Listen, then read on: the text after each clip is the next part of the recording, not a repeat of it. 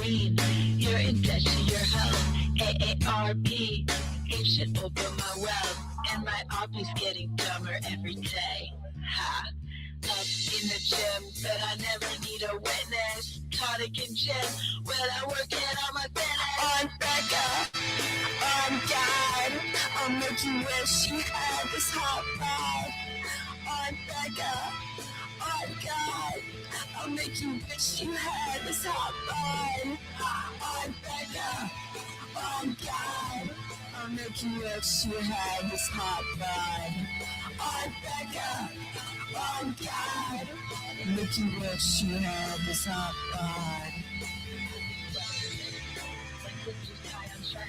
All natural, better give her her sense. They say Blondie, how you getting those abs? Hey Bobby, let me call you a cab. Long legs, I'm a woman in STEM. My eggs, fertile, healthy and STEM. My traits. Flowing free like the Thames, and my haters getting madder every day. Ha! I'm Becca, I'm God.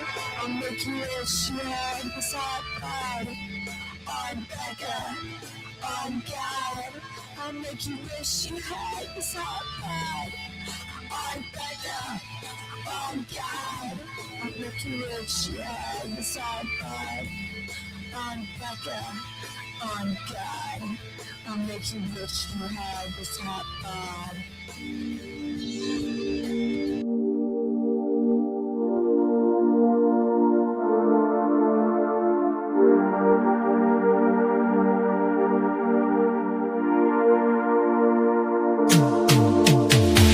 Every booking is golden, you see. Perfect cards crafted for you and me. Yeah, the best guys, Tony Khan, is true. Triple cup.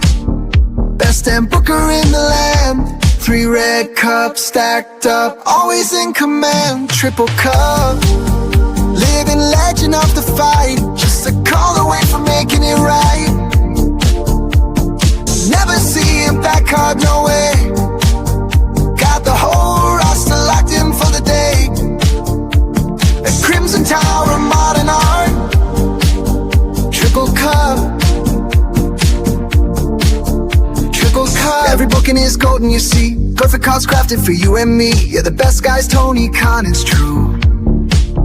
Triple cup, best damn booker in the land. 3 red cups stacked up, always in command. Triple cup, living legend of the fight. Just a call away from making it right. Never see him back hard, no way. Got the whole roster locked in for the day. A Crimson Tower, modern art. Triple cup. Triple cup. What's happening, everybody? Welcome to another eclectic edition of PWT Live Show. Yeah, I am your host, the infallible Phil S. Marks. You are a naive, brainless, pathetic, idiotic, clueless, dumbass Mark. And I need everybody to hit that like if you're watching on replay, hit the hype, hit subscribe if you're not.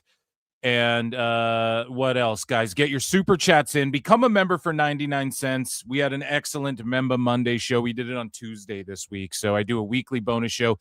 Patreon.com/ProWrestleTimes. I talked to Matt Morgan today. He's going to come either watch some Tough Enough Season 2 with me and JJ Alexander, or he's going to jump on and discuss with me after I watch his episodes or whatever. I am Phil S. Marks. Again, hit like, hype, show your support. We have a jam-packed show today only here at PWT Pro Wrestle Times. Are you going to get all of this? And it's hard. It was hard to title this thing. There's so much going on in the IWC right now. Particularly AEW lies. Some of them get exposed. I have an allegedly that might blow up somebody's spot. Just saying. Everybody's signing. Tony Khan, he's sweating it. He's cringy. We got some clips from the post scrum of Forbidden Door. WWE is signing everybody. Making everybody go to sleep. Making everybody go to Connecticut. Right? everybody getting signed. I'm sorry, it was that 2 Cup Tone song we played during the intro, if you're just tuning in. But WWE signing up everybody, old school, new school, need to learn though. I burn, baby, burn like Meltzer Inferno. And Jim Cornette destroys Paul Walter Hauser. That's right. We are A-logging Paul Walter Hauser. We are continuing our A-logging of Paul Walter Hauser. And we're going to go over a little bit of what we talked about on Saturday's mega stream, Sunday's mega stream, 10-hour-long stream where we watched TNA Slammiversary, AEW Forbidden Door, WWE. All of that and more. I talked mostly about Raw on Memba Tuesday, though. Memba Monday, Memba Tuesday. So make sure you become a member. Okay? Because I talked mostly about Raw. We're going to touch on a couple things that we talked about then, but just touch on them briefly. And there's so much to get to. The Vince tapes leaked of him, and I want to say Ari Emanuel or someone on the phone, and that's a shoot. We have Wrestling's Not Fake. We have Ratings Wars, guys. We have the Forbidden Door Google Trends. We have Paul Walter Hauser versus Jim Cornette. We have John Alba getting felted by the IWC. We have fucking everything, okay? Everything you could ask for and more in this show. It is jam-packed. I don't even know where to start with all of this stuff, okay? So shout out everybody. I appreciate you all for tuning in. Let's get into Phil Marks bookmarks.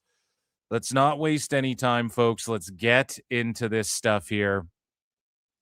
And here we go. We're getting like fucking responses live in real time from Jim Cornette and stuff like this. So this is spectacular. I'm just going to quickly throw this in the bookmarks here because I didn't see this before live on the air. So, and yeah, officially the segment is called Jokes Aside, Wrestling's Not Fake is its own goddamn segment as well. Okay. And so this is just a fucking jam-packed show. You don't want to miss an inch. That's what she said. Are you missing an inch? That's what she said. Go. I'm over it now. So let's get into, my dice is just getting like all whiny and let's get into some miscellaneous news, which is controversial and wild to say the least. Like it's crazy. Okay. So ladies and gentlemen, this is crazy right off rip. Okay. This is miscellaneous news. Fucking Mark! And for the third time, StreamYard mixed my sounds up. So I just give up. Sure thing, bro. Sure thing. I'm just over it. But ladies and gentlemen, it is time for miscellaneous. Let's talk about it. And so MLW can keep Riddle. We have Matt Niggle. Now, I don't even know if I'm allowed to say that, but that's his name, I guess. Or that's what this guy's calling him. I don't know. But here we go. It's a guy cosplaying as Matt Riddle.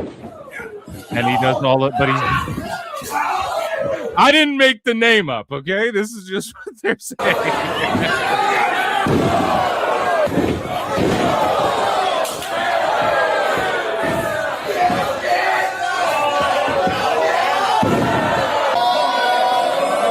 And again, I don't know if that's his real name either. Like, I don't know if that's Buddy's real name, but that's what they're calling him. So that's what the streets are saying, right? So, and he just did that fucking power bomb. He does all of Riddle's shit, right? Which he does it clean too. It's not like a bad knockoff. And hey, Vincent and Dutch, or at least which one is it? The guy with the dreads in The Righteous started as like, well, I don't know if he started this way, but he did play like a Randy Orton cosplay wrestler, right? And then remember that guy Jay Batista who pretended to be like Batista's brother, and then that other Nature Boy, you know?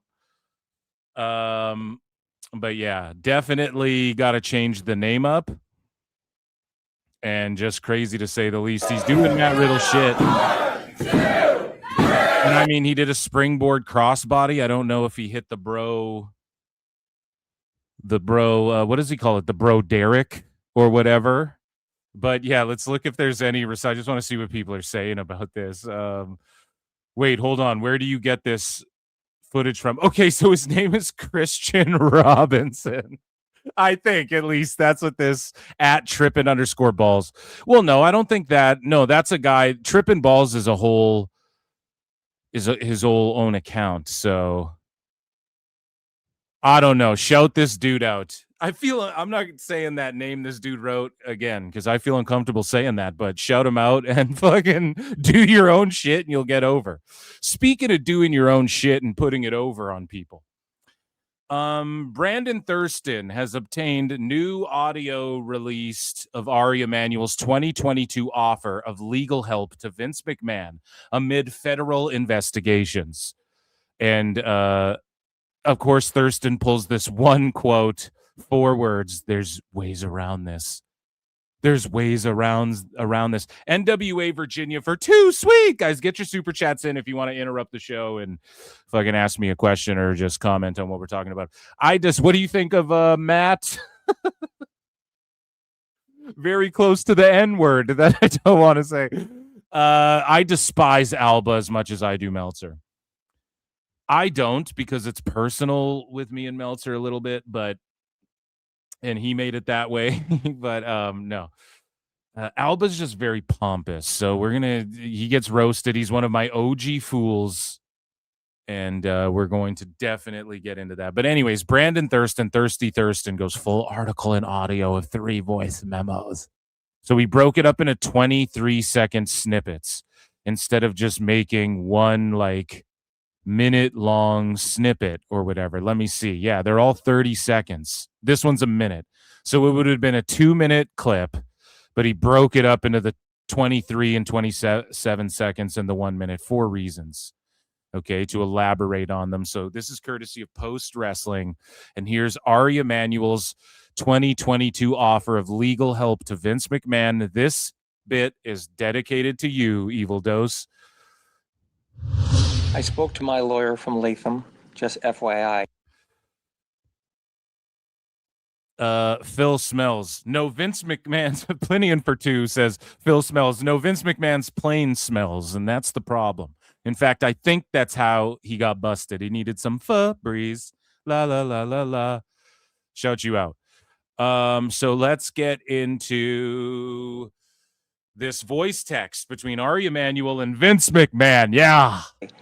Everybody at the DOJ is former Latham lawyers, so on that side will be helpful. SEC, of course, it's SEC, but that's just a penalty.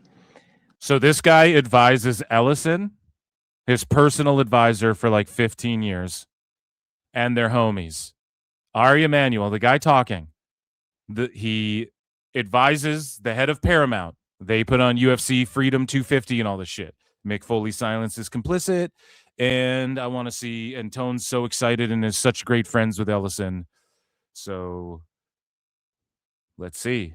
Let's see what's up. I guess they're a MAGA company, and Mick Foley silence is complicit. As it relates to everything else, yes, we can indemnify you, and we will. If it's criminal, of course, you can't stop criminal, but this is not criminal. Call me when you get a chance. Okay, so nothing too crazy there. Yeah, I'll phone you right back, pal. I'm just finishing cleaning this dookie. I'm eating a turkey sandwich. Yeah. So this next clip here, Thurston says Ari Emanuel in another voice message on September 19, 2022 to Vince McMahon. I think whether it be the DOJ or anything, there's ways around this to figure this out. I'm sorry I'm a pain in the ass calling you, except the fact that, that's just my MO as you. And I really do think that we all need to get together and talk through all the issues. Because I think whether it be the DOJ or anything, there's ways around this to figure this out. And I don't know what, you're hearing or thinking. So he's guilty. Put them in jail. I don't know. Is this this isn't really anything we didn't know. Of course, you would assume Ari was on the phone saying shit like this to Vince. Give me a call if you have 5 seconds. Yeah, you always tell me to call you when I have 5 seconds, pal.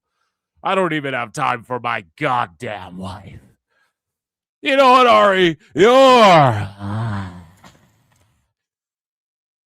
So after this one's a little longer here, okay? That's what she said. After a December 22 dinner meeting with McMahon family members and Endeavor top executives, Vince told banking advisor Jeff Sine, I don't know, that he's pretty sure. I'm pretty sure. I'm not certain, pal. Well,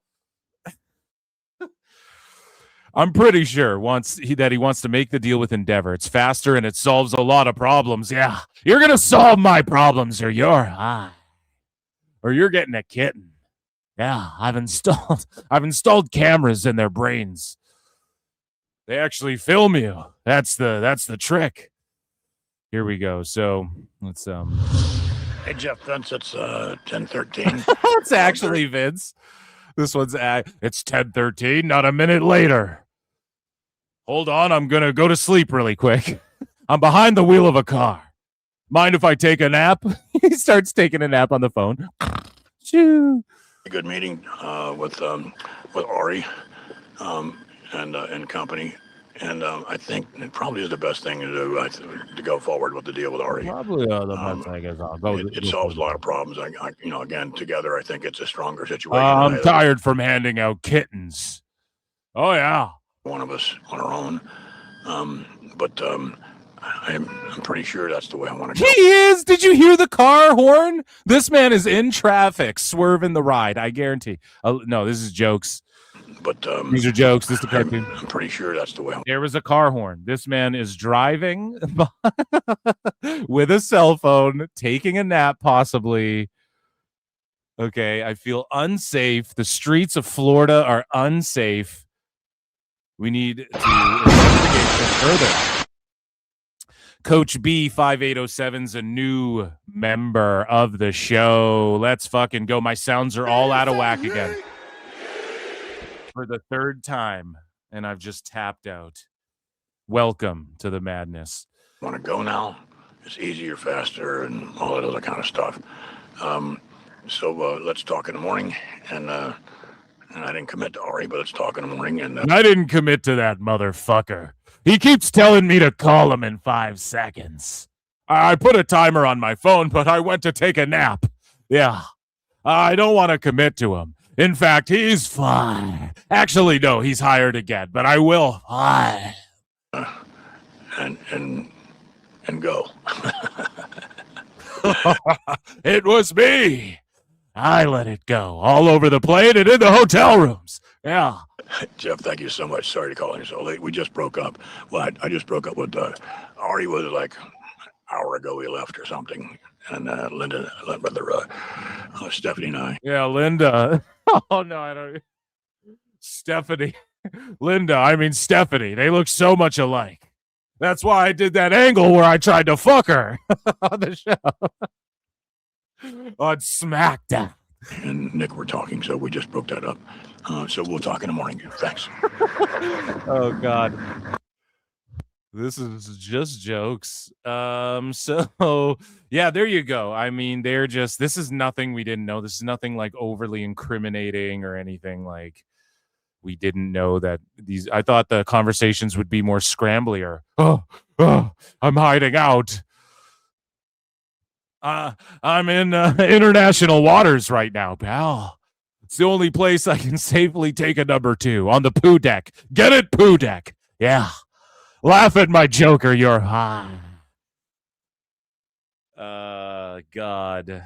The evil laugh on the phone. Yeah. It was me. He's all out of breath. Sorry, I was just in a police chase. They were just chasing me. I took a nap, actually. This was the same day he got pulled over for crashing into shit. They're actually coming to my car right now. That's who he was on the phone with. Oh, no. Oh, no. That, ladies and gentlemen, was, what do we call it? We called that miscellaneous news, and I just cannot find my bad news again after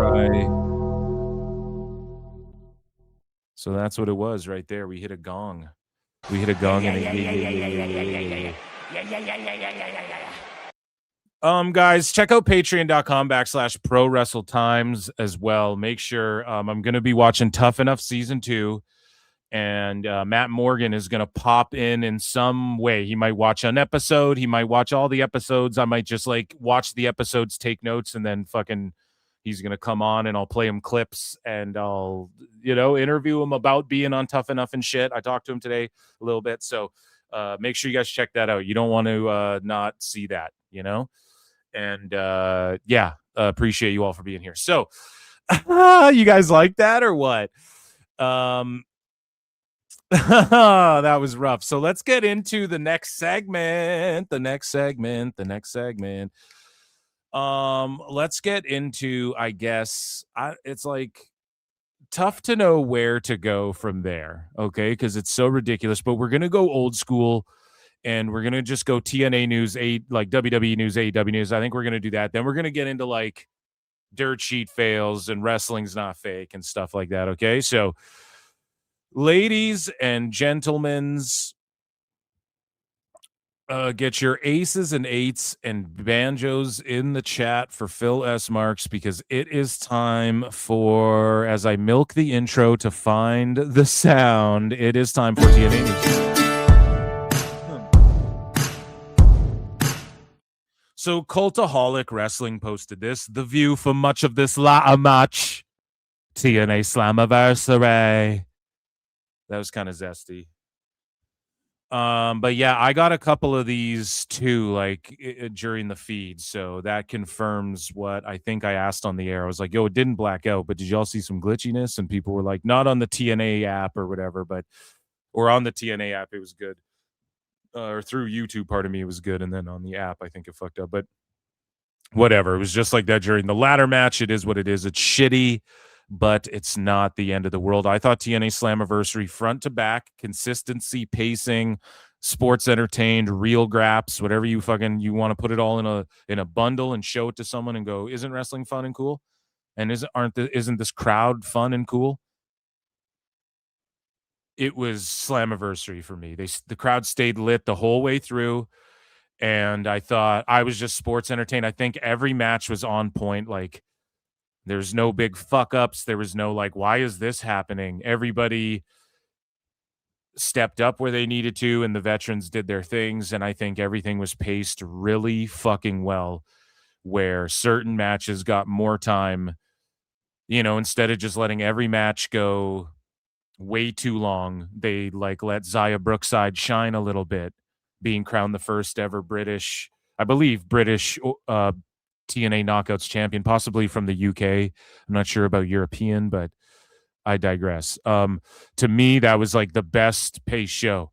Great American Bash felt like all of a sudden we're getting this really long fucking Miles Bourne match or whatever. Like, it just felt like things were misplaced a little bit. They could have reordered things, and putting Tony D and Naraku on very first, I don't know if that was the fucking move, but I think it kind of is, because if they ended the show with Tony D just retaining, I think that's way worse than Kendal Grey winning, whatever. We're talking about TNA. So here's the full bracket for the Knockouts Division title tournament. Again, another fucking tournament. And this is the Knockouts TV tournament. Indy Hartwell versus Vicky Venuto. Harley Hudson versus Thea Hale. So we're getting NXT and Indie crossover here, okay? Now, Harley Hudson, I'm pulling for her. She should just be on TV more. Elena Black versus Wendy Chu, former Evolve champ. M by Elegance versus Rosemary. Jada Stone versus Alicia Edwards. Jody Threat versus Gabby Forza. Mara Sade versus Tasha Steeles. Heather by Elegance versus Allie. So this is a stacked up fucking tourney, and again, make a star here. Like, I like what Tone did with Maya World and the Owen Hart women, whatever. And I felt like she rose to the occasion at Forbidden Door against Mercedes Monet. Shocked the world. Obviously push one of these NXT gals a little bit, like let her get a little deep in this tournament, and then have her like lose to someone you're really trying to smash over in the semifinals. You know what I'm saying? Like, pass Thea Hale through the first round And then fucking, yeah, let's see here. I'm just looking at the name. Or like a Wendy Chu. I think Wendy Chu already did some shit in TNA, though. Whatever. It doesn't matter. Hopefully they book this correctly. I mean, this will get you excited to watch TNA TV. And probably Explosion, where a lot of the ladies go out there and fucking have bangers. You know what I mean? Rabid Wolverine Elsa Killer 17 for 2 sweets. Says if Team USA don't win tonight, I will crash out. Well.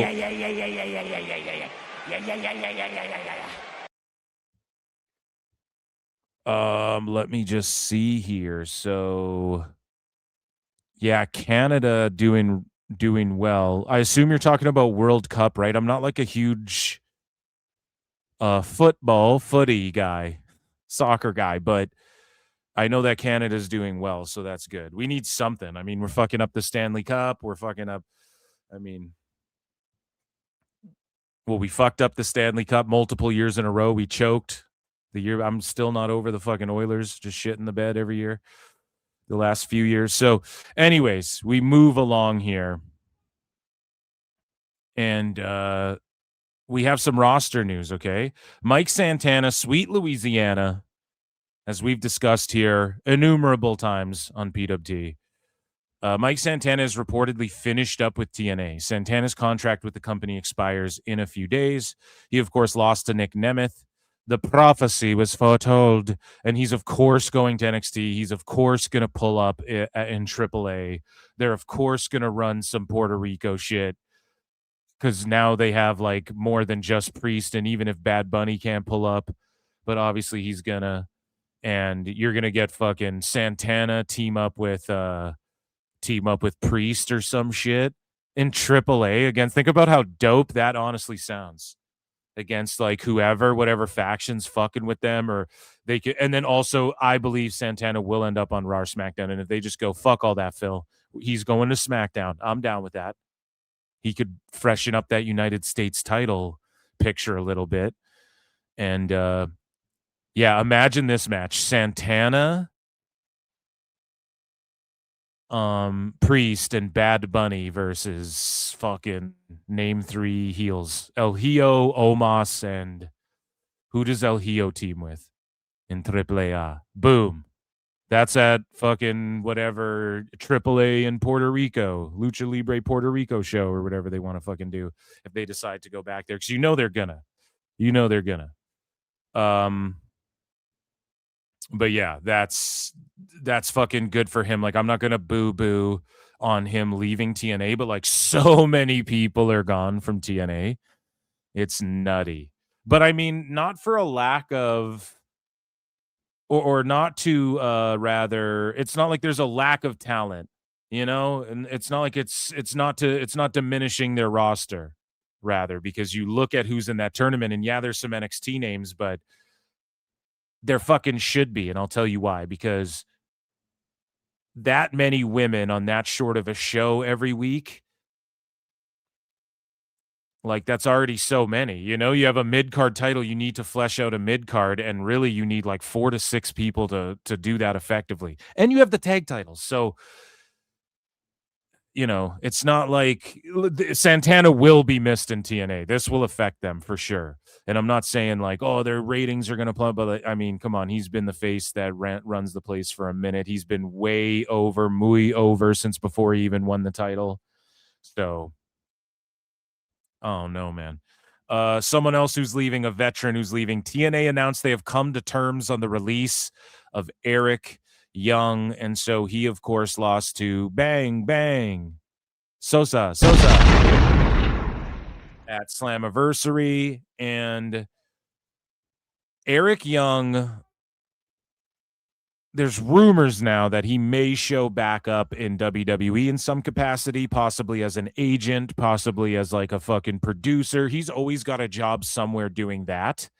But if they bring him into NXT for like a couple matches here or there, and he can just lose to guys that, you know, he just gets some guys over who are like what Tony D's doing. You got to give some guys the rub, you know, especially right now in NXT. Like Will Cruz needs the rub. Fucking who else needs the rub? some of these people, man, like some of these NXT people, man, they just people on the come up, right? Like the Mr. NXT, for instance, and Miles Bourne and fucking Keanu Carver, who's taken L's. He stays taking L's for some reason. He lost all that momentum. Shaquan, fucking Dion Lennox. You have all these people that you could have like beating veterans who, if Eric Young's just there like producing / losing here and there, or maybe getting a couple wins against some Evolve kids, but then to like give him some on-screen presence, and then he does his psycho shit, then loses at a PLE. That could be cool, but am I clamoring to see that? No. Do they need him? No. And he'll have a job somewhere behind the scenes. He could pull up to NWA. I bet MLW, he could go and have some matches. Like, there's options out there. But again, another guy leaving TNA is Eric Young, and he addressed him leaving. He said, the internet is effing wild. 3 things to know about the news today. I asked for my release. They granted it. So they didn't release him. He asked for it, okay? Yeah. And if that's what he asked for, that's what he fucking asked for. There's just a better opportunity. What more can he do in TNA as well? What are they going to book him as a world champ? Like, come on, man. That time's come and gone. And that's not even knocking Eric Young. Like, he did a great job. He does a great job getting these young guys over. I think he went with Slater there, who WWE's about to poach. I think he just, he got help gets Sosa over more. He put him over. And he goes, I was never on a handshake deal. I've had a binding contract the entire time. No shit. I will work where I want, how I want, and for whom I want. My track record, resume, accolades, and reputation are proof of that. See you soon. So he'll just work wherever the fuck. And again, he can work behind the scenes in any company. And if Tone brought him in, oh my God, would that be funny? Shots fired. But I think Tone is done. He's not done, but he's just not like really beefing with TNA.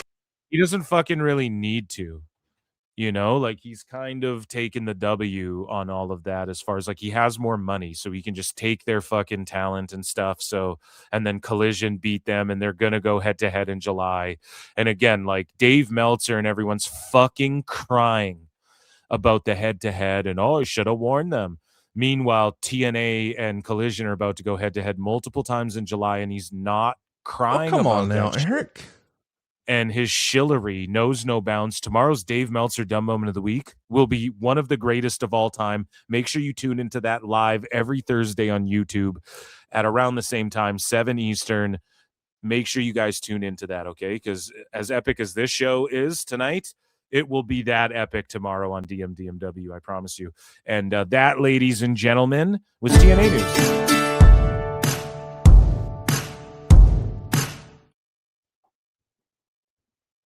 Okay, let's get into, we were talking about AEW a bit. We might as well do some AEW news here. Up next is what I'm thinking.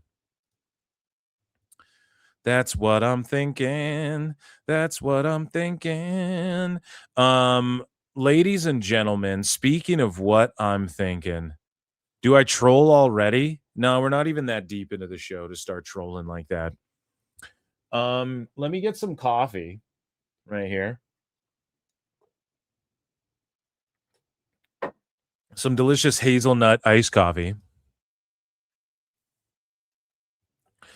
And let's get... Oh, guys, I watched Obsession. Have you guys seen Obsession? I finally saw Obsession. Oh, my goodness. I don't even know if you guys want to talk about that shit. If you haven't seen it, you need to go out of your way and watch that film, okay? It's a fucking absolute must that you go and watch that film.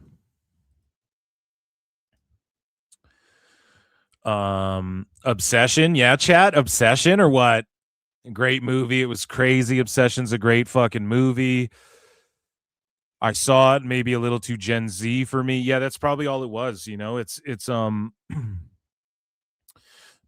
man, Obsession is just, I'm obsessed with Obsession. What can I say? It's just a tremendous fucking film. No second of it is wasted.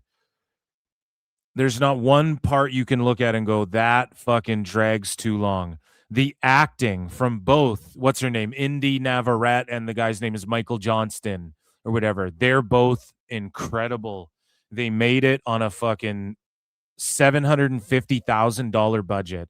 The guy who and it outdrew, by the way, like Supergirl, Mandalorian, I think, fucking every movie. It beat every fucking movie. It's the biggest movie. And we're talking like the guy who edited it is also the guy who like wrote and directed it, the YouTuber, right? And he also edited it. And when I saw that in the credits, I was like, holy fuck, that makes so much sense too, because like the thing with YouTube is it's just all about retention rate. Like you're just trying to keep people hooked into your shit as long as you fucking can. Okay. And so that's why Mr. Beast, his editing style is his editing style. And that's not how the movie's edited, but he knows how to make every millisecond of time that I'm investing watching a fucking thing work. I think it's just one of the best movies overall that I've seen, just on that standpoint. And yeah, just the acting's incredible. I'm not gonna like spoil stuff, but we'll talk about it more in depth maybe sometime. I don't know. Maybe I'll go on my other channel, Phil Marks Out, and talk about it, or maybe we'll just like I'll give you guys a week. It's on digital now, so everybody should be able to watch it. And I didn't see it in theaters either, but just a fucking spectacular movie, okay? And it's good to see like Hollywood be like, oh shit. Like they have to take a step back and go, look at Backrooms and Obsession or whooping our ass. Like we need to figure this out. Now Backrooms a way bigger budget, I want to say, but under $1 million. The credits for the movie Obsession are like 2 minutes long, 1.5 minutes at the most, because there was so few people in the film. The most famous person was Andy Richter in the film, and I didn't even notice he was in it till after. Okay, so go and check that shit out. Anyways, let's get into, ladies and gentlemen, speaking of horror films, it is time for the best guys, Tony Khan. It is time for AEW news.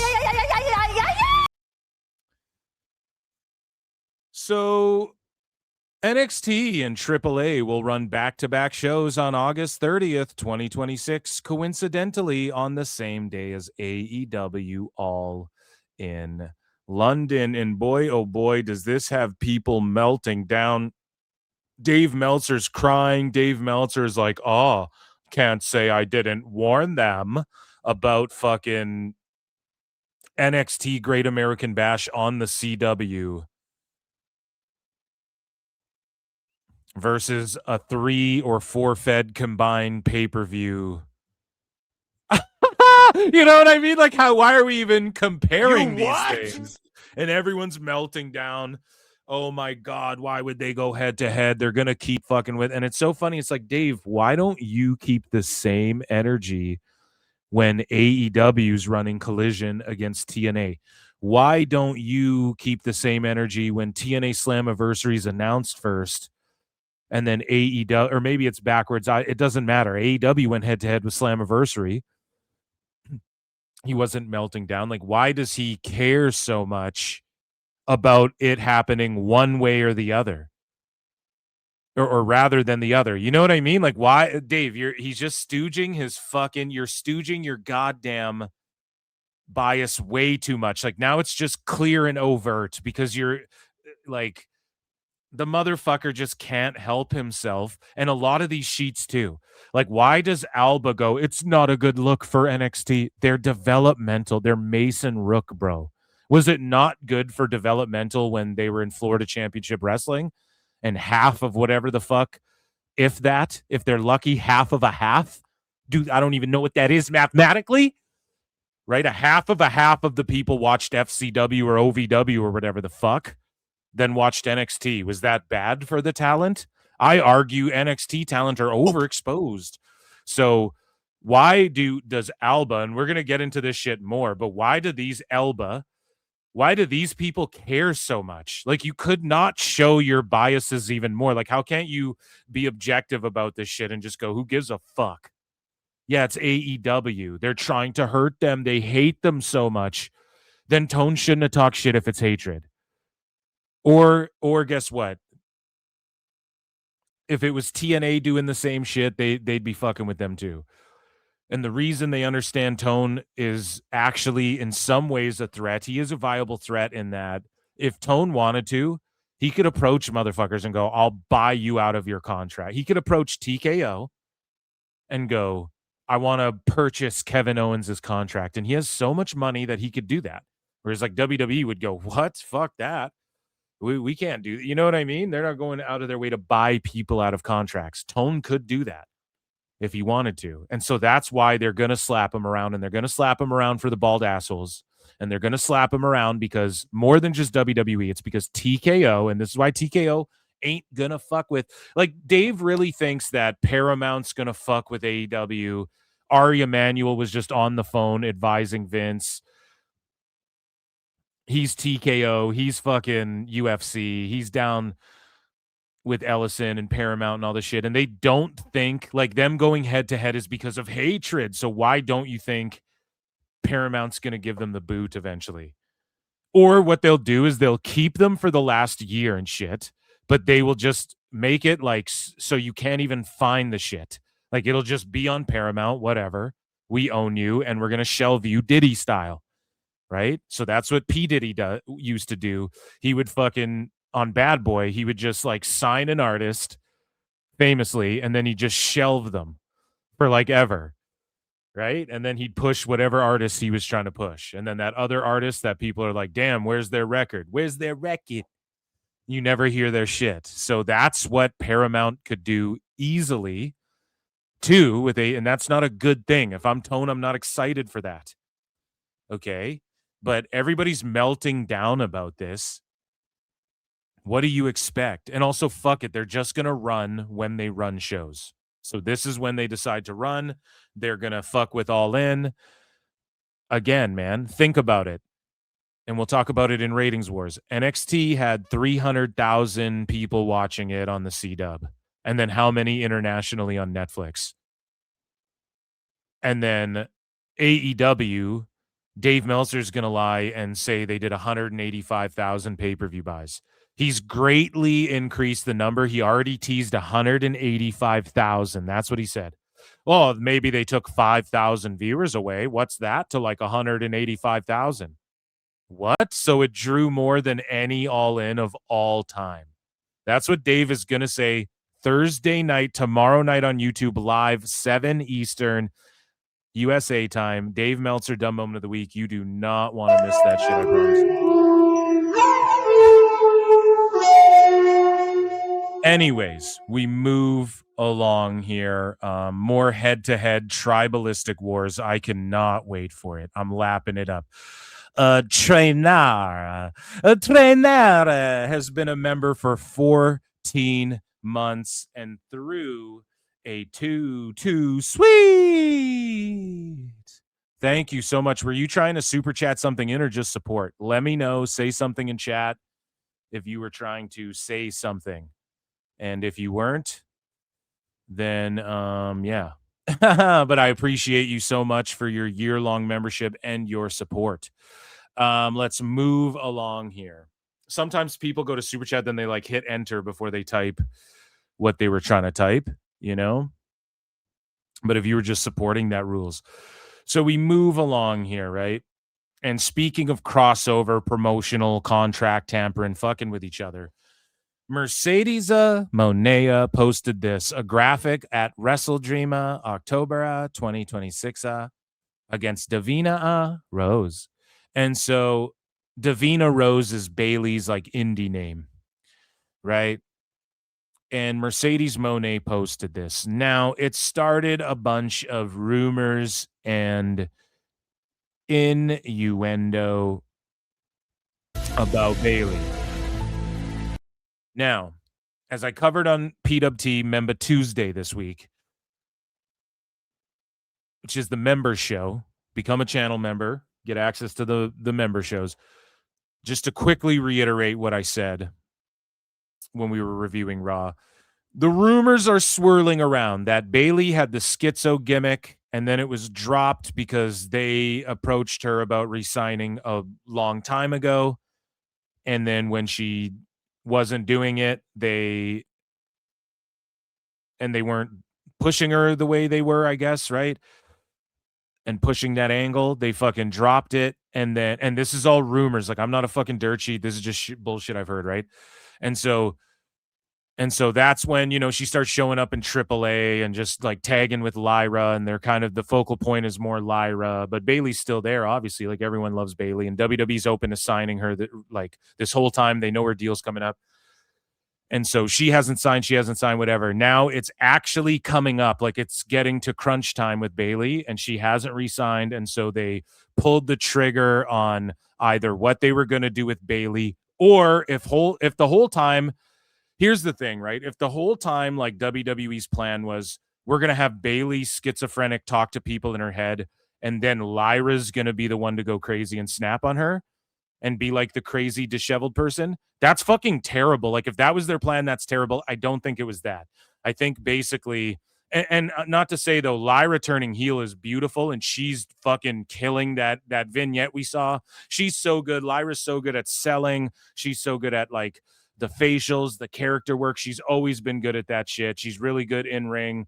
She sells really well on offense as well as defense, which is just selling. But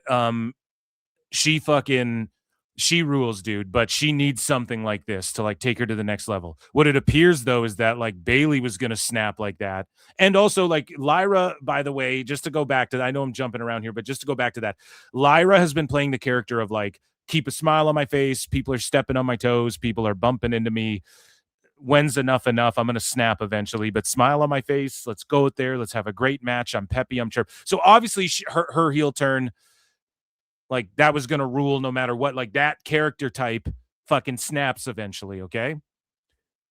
So I'm down with that, but it could be possible. I'm just throwing that out there that now they went with Lyra doing that because Bayley's not doing that. And then Lyra will, I'm assuming, beat Bayley.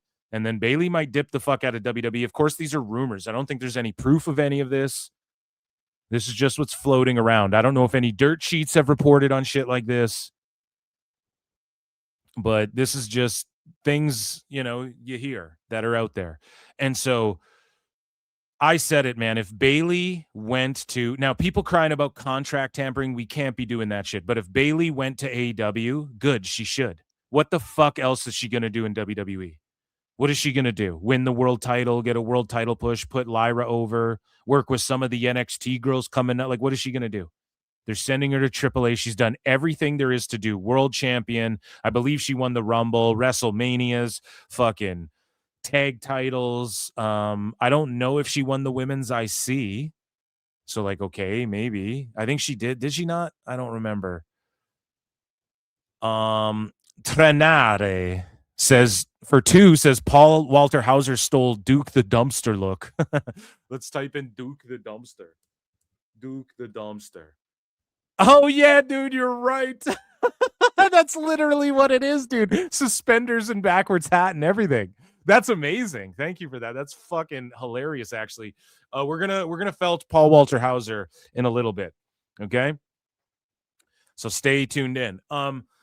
But Bayley, Davina Rose, whatever you want to call her, she should go get the bag. Same with New Day. There's nothing left to do. Go get a giant-ass bag of money. Go to Japan if you want. Do whatever the fuck you want for Tone. Sign for 2-3 years. Go back and get inducted in the Hall of Fame. You can still go back to WWE in 3 years. Fucking Enzo, Cass, Corbin, fucking Eric Young. There's rumors he's going back to the Fed. All of those guys are going back to the Fed. You mean Bayley can't leave for 2 years with a 1-year option if AEW's still on? Well, I mean, Tone will still pay it. Tone will pay everybody. No one will get released because they're not on TV. Like their contracts will expire and shit. And maybe cut some people, but he'll keep people signed. But Bayley, like, Tone's so much of a mark. Go get all that money. Do your seminars. Wrestle a few people. Have this dream match against Mone. It'll only make AEW better. to have fucking Sasha Banks versus Bayley and the New Day versus Edge and Christian. Oh, a bunch of WWE guys who know what the fuck they're doing. Yeah, that might just make their show better. Okay, so anybody hating on this, you gotta stop. Be happy for Bayley. Now we hate Bayley. Now we hate BBL Bayley, and we're upset about her doing. And if this is true, like obviously this is just Mercedes Moné drumming shit up in the IWC. All of that shit that I said is probably just rumors again. I don't even, it's all allegedly. We don't know. Even when the dirt sheets say shit, you really don't know. And it's just funny though, because AEW, and I want to point out like all the dirt sheets as well, they are like keeping AEW shit under wraps, but they're pumped and poised and ready to leak every little detail about WWE lately. It's like a concerted effort to try and help AEW turn the tides or whatever, and the perception where. Like, the problem is that they're doing this shit for internet sickos, and none of us give a fuck. Like, we're already over. It's just lol AEW now at this point, right? But I'll never be mad at Bayley. She needs to go to AEW, actually. Yeah, I wrote this. I do think Bayley is a WWE lifer, but I also thought that about the New Day. She should absolutely go get TK Bucks and have a match with Mercedes Moné if that's an option. She's done everything there is to do in the business, right? Like, what else is she really going to do? So here we go.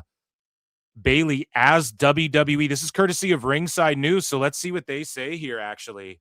So there is a dirt sheet report on this. The timing couldn't be better for speculation either. Bayley is entering the final stretch of her current WWE contract, which is set to expire later this year. So whoever hit me up, and Steve Carrier's reporting this, and laid out this timeline, it seems very logical. No, they dropped the schizo bit. They had Lyra do it and turn heel because they need a heel anyways. And then she's like a schizo. Bayley just has not re-signed, and now it's nut crunching time. Or nut cutting time. I don't know the saying. Right? But Bayley, yeah, maybe headed out to AEW. Bayley herself hinted more than a year ago that her future wasn't set in stone. During an interview with CVV, she admitted she has interests outside wrestling and wasn't sure what the next chapter of her career would look like. Go do it, Bayley, but just talk Tone into like a 2-year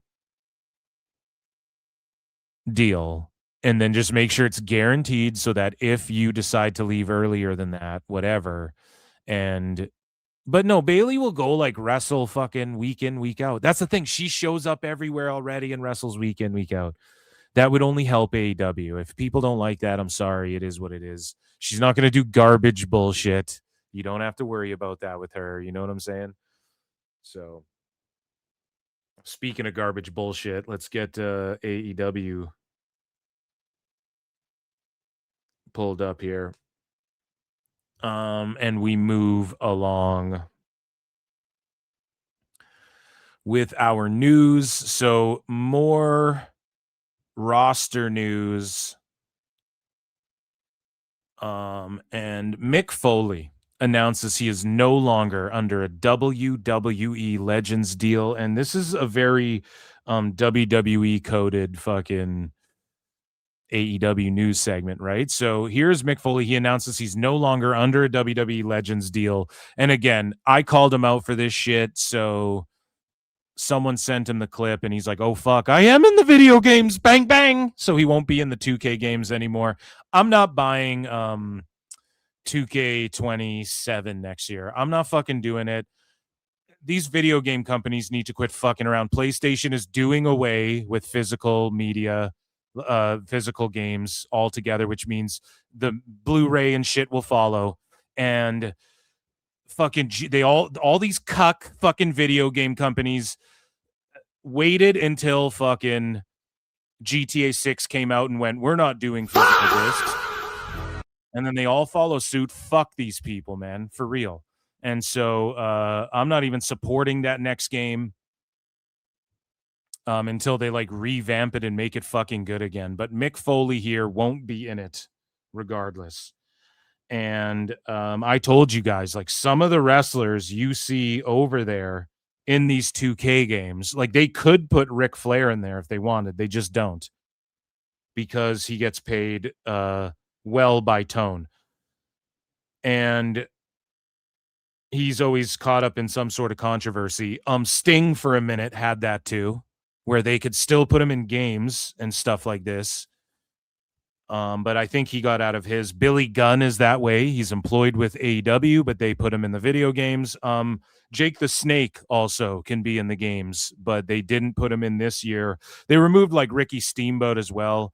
And that's just because like they're like, oh, it's Attitude Era. So they just remove some people for other people. And I don't know.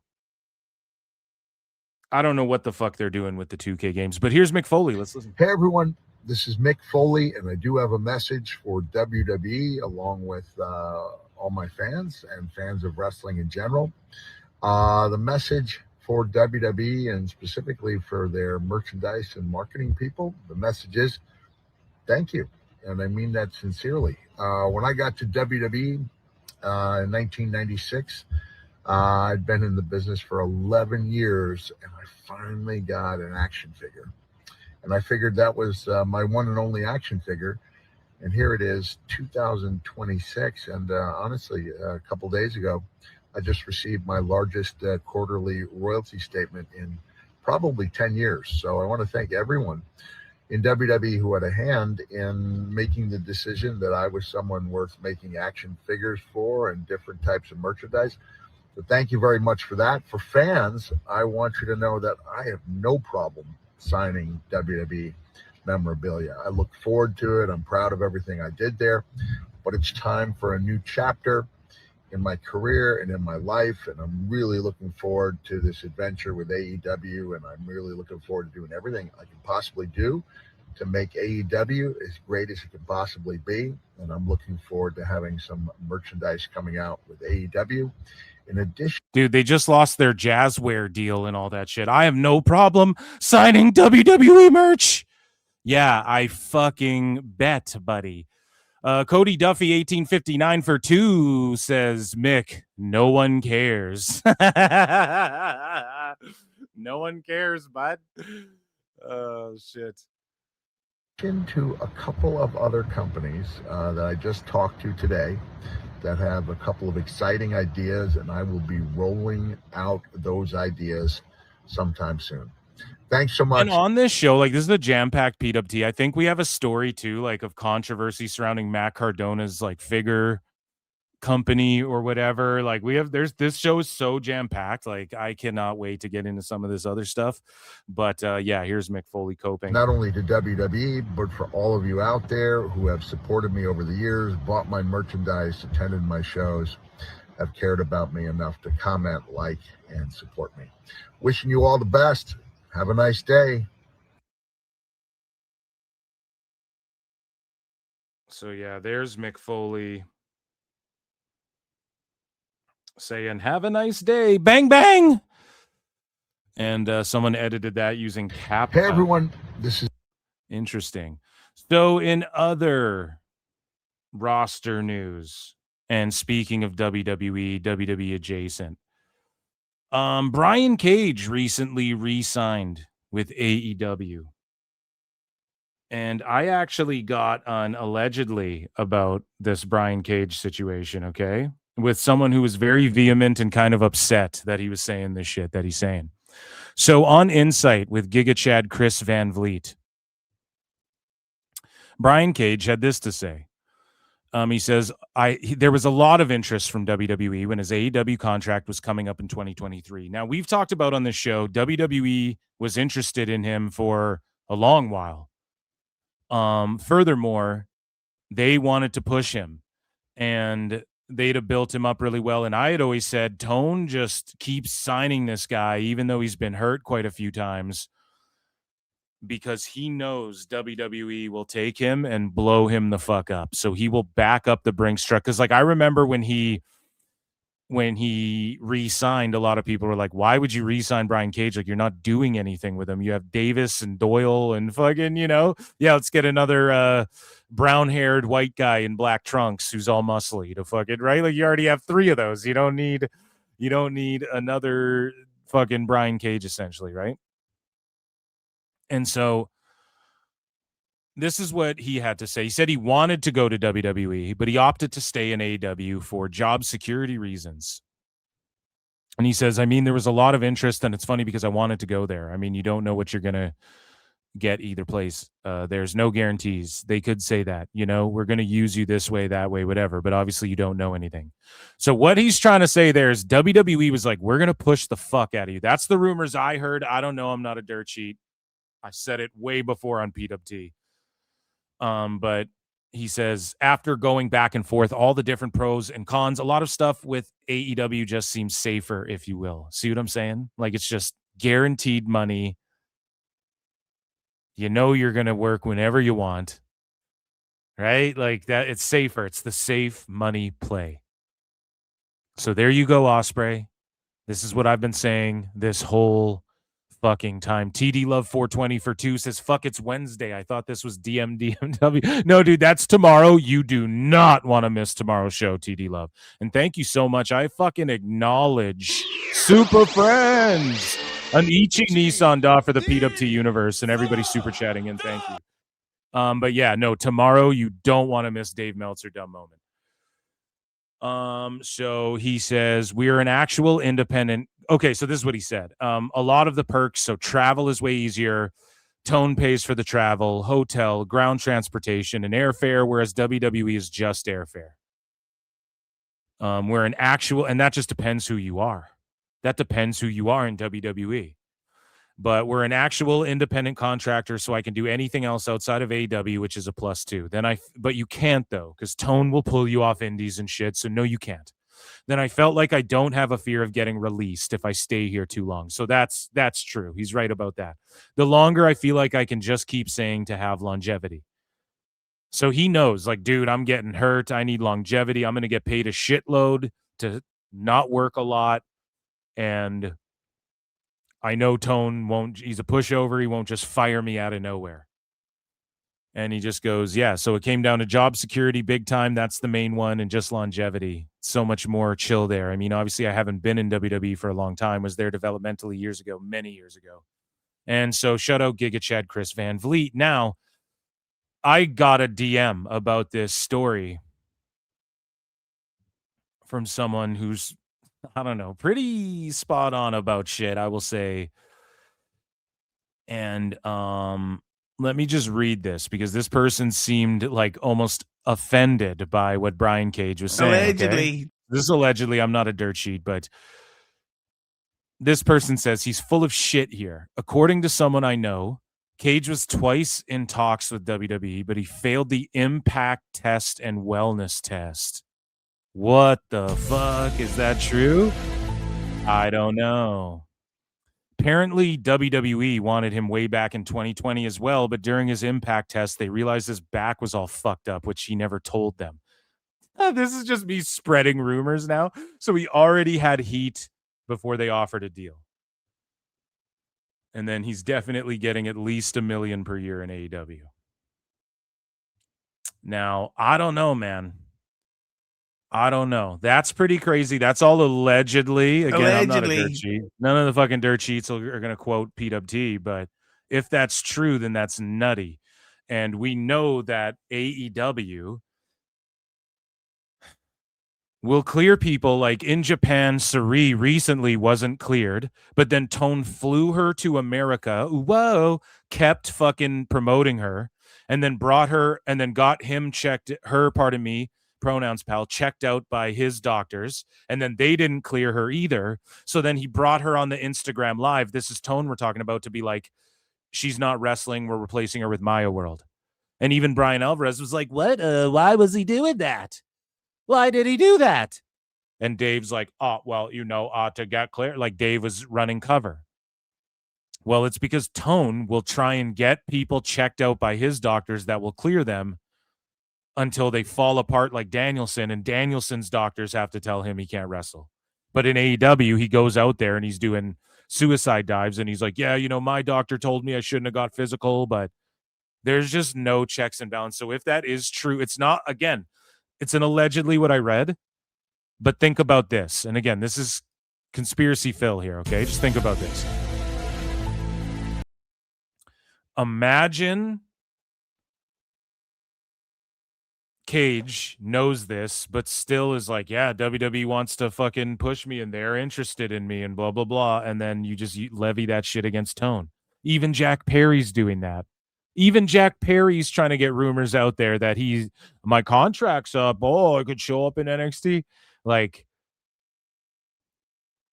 they're all just working Tone, and he just admitted it. Same with Mick Foley. Mick Foley's fucking coping and crying and seething on Ariel Helwani. And then what does he slip in there? And I mean, I'd have to work 6 dates. Or I could work 6 dates in AEW and make what I would make in WWE doing fucking...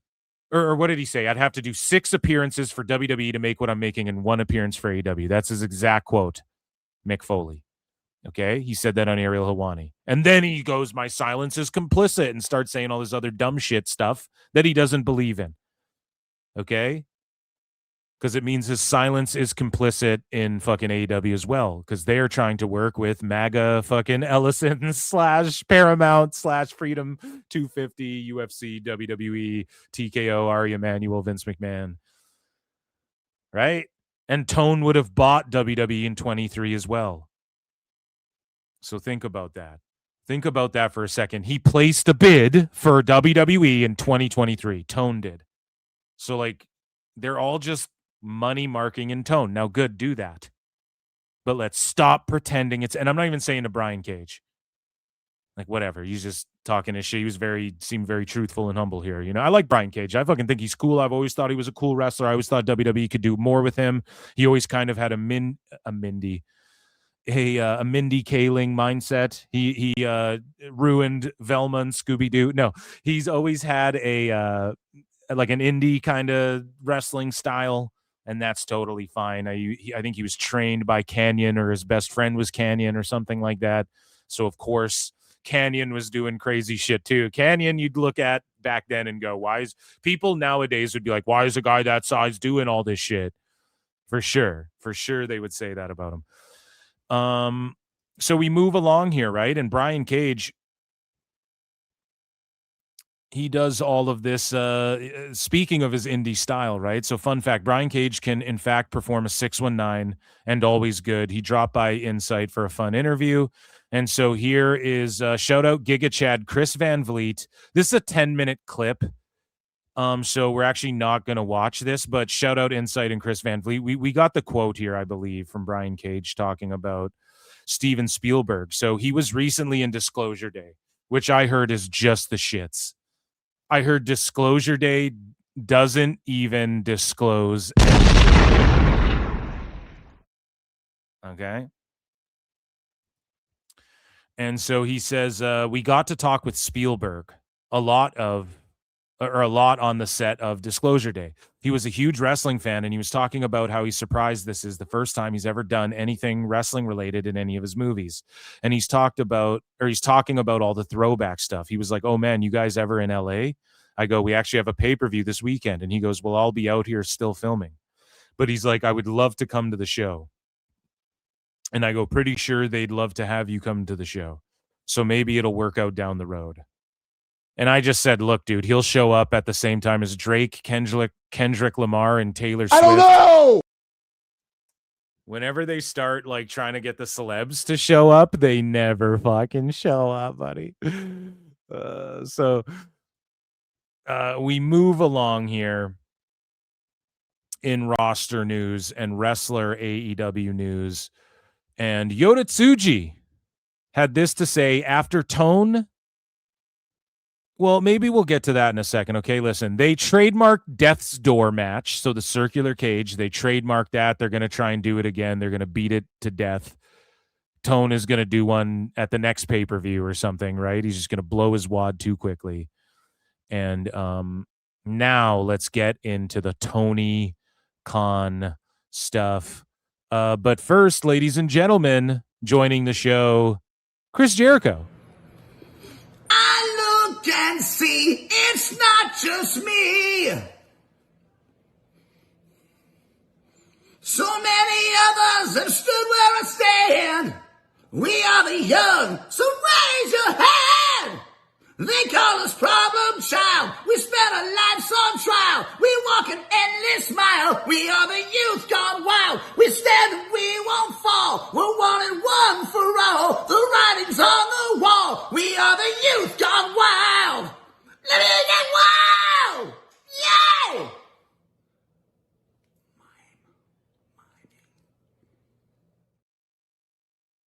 So, ladies and gentlemen, it is time for the best guys. Tony Khan. And with that, Great. so Tony Khan, we talked a bit about the roster, and Tony Khan had this to say about Yota Tsuji. I think I bookmarked it. Yeah. So he was asked at the Forbidden Door press conference about Yota Tsuji. And again, I feel like so many people are like responding to PWT here. Like, I've been harping on this tone. I'm like, he doesn't like Yota Tsuji. He didn't like Sonata. He doesn't like Evil. He doesn't like Takahashi. And that's why these guys go to WWE, or they just like don't really do anything in AEW. I mean, you might have a match, but you're forced to go to the limit with Jack Perry or some bullshit. And that's what what's his face did with Pac. And not to undermine Pac, but it's like, come on, man.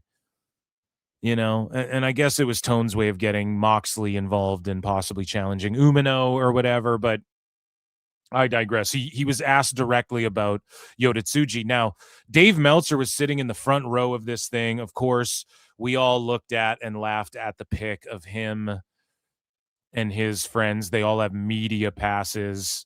This image right here. He'll be there for Nuge. Even if it's in LA, he'll be there for Nuge. Especially when it's in San Jose, he'll be there for Nuge. Because Nuge is, and he's there for Tone too. Down, down, and down, down, down, down, down, down. Right? And so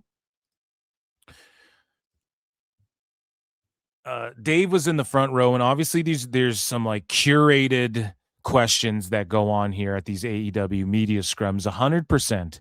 These are curated. They call WWE the competition. They don't refer to it as WWE. And if they start again, it's because they're listening to PWT Confirmed and they're fucking mentioning it again because I called them out for not mentioning it. But Yota Tsuji, finally people ask Tone about this shit. And he had this to say about Yota Tsuji. I really am a big fan of Yota Tsuji. I have a lot of respect for Yota Tsuji and the IWGP World Title, and I would love to have him here. I've been a fan of his for many years. You know, I appreciate you bringing up what he said, but to be fair, there was another side to what he said. I think he said, I've always shown great respect to him and the wrestlers, and he's always felt very respected. Yeah, that's true. And the thing is like, I'm glad actually Tone addressed and said this, because he's like, you're focusing on one part of what he said, but here's also what he said. And I'm actually glad Tone's saying this, because I pointed that out too. I'm like, he's right. Like, his assessment's fair, level-headed. And then what did Bruv do? He had a fucking little ninny meltdown on Yota Tsuji and then buried all of current Nuge that he abandoned. So it's like, fuck you, you know? Let's move along here with Tone's comments. AEW, when he's come here and he feels like the New Japan wrestlers get a lot of respect from the company and from me personally. So I acknowledge what you said, but I also think there was another side to what Tsuji said, and I did appreciate that, because it is true. I am a big fan of his, and when he's come here, I've tried to let him know that and always make him feel welcome here. Thank you. I really am a Holy fuck, did Tone? Was that just a based Tone felt in the I love that shit. Okay, so we move along here, and Yota Tsuji had this to say to Tokyo Sports like the next day, 23 hours ago. Yota Tsuji says he respects Tony Khan, would like for him to be at the G1 Climax event in Chicago. You know he will be. That's my hometown, Champaign, Illinois. We pop in champagne like we won a championship ring.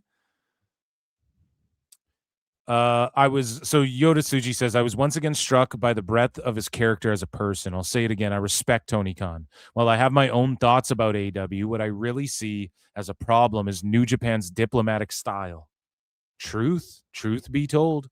I think we can build a new relationship by reevaluating those aspects. If his schedule allows, I'd like Tony Khan to come to Chicago as well. I think this is our chance to show AEW's champion right here in the US. what the IWGP is all about. If anything, I'd even like to play a round of golf with him afterward.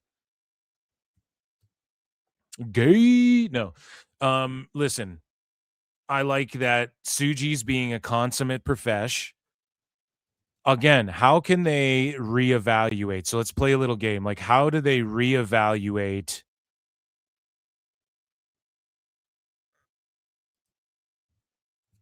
how can you reevaluate and reconfigure, I guess, how this relationship works?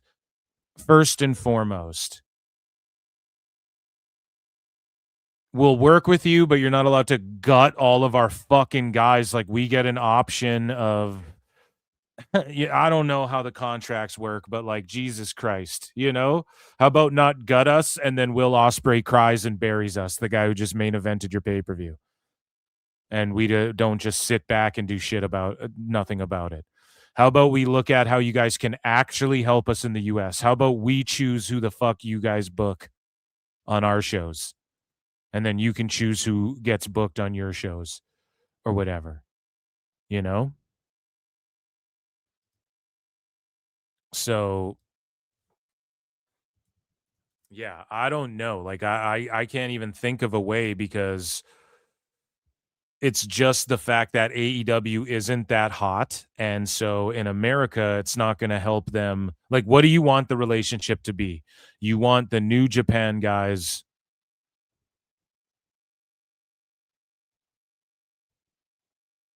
to get over more in the States and be effective. Like, okay, imagine if Okada a decade ago walked into WWE, or like, let's say AEW was around, like, that would be a big fucking deal if he showed up to have a match. How do you get that? Like, when there's a crossover, it's not just like MLW. It feels more like when Jericho showed up and attacked fucking Naito, or fucking fought Kenny Omega or whatever. Like, that's what you need. That's the vibes you need to try and capture. How do you get there? I don't know if it's possible anymore, you know? So we move along here with more Tone cringe. And he hasn't been live in a while, but he had this to say about AEW Redemption in Montreal. And Tony Khan has announced a new start time for AEW Redemption.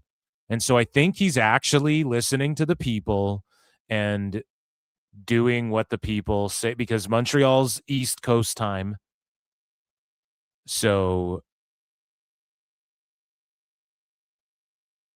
I mean, here's my only thing, though. Does he just make the show go extra long, or is he actually going to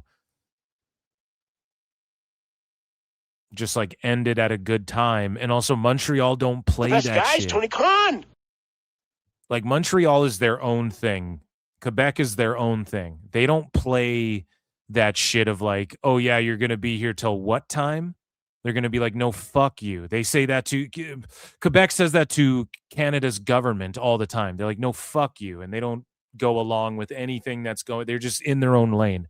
So they're not going to let Tone go late. And people don't want to fly from Canada late. Like, it's not the same thing as you're in the States already. Like, I don't know. Thankfully, Tone is doing this, but don't get used to this. And maybe we should get used to it. I don't know. But he does say that in Montreal, it will begin with 1 hour earlier than recent AEW pay-per-views, which is still too late. So it's like, okay, it goes till midnight on the East Coast or whatever. So it's going to go till 11 on the East Coast. Like, no one wants to fucking do that. Still, people still don't want to do that. It's got to go earlier than that even, or just shorten the length of the fucking cards, dude. Just take some of the matches, tell stories, and do them around the pay-per-view. Do them at the go-home. Do them at the fucking after the post Dynamite, right? And Dave already laid out what's going to happen. Kenny Omega is going to beat MJF for the fucking title at Redemption, and then it will be Kenny Ospreay at All In. So that means Darby got his hometown win, MJF got his hometown win, Kenny gets his hometown, home country win, and then Ospreay will get his home town, home region, home country win. You know what I'm saying? So Tone is just a fucking hack. I mean, say what you will. I'm glad he's like putting over Tsuji, but he's a complete and utter creative hack. So Tony Khan was asked about the possibility of holding a future All In at Levi's Stadium. And Tony says, that's a great idea.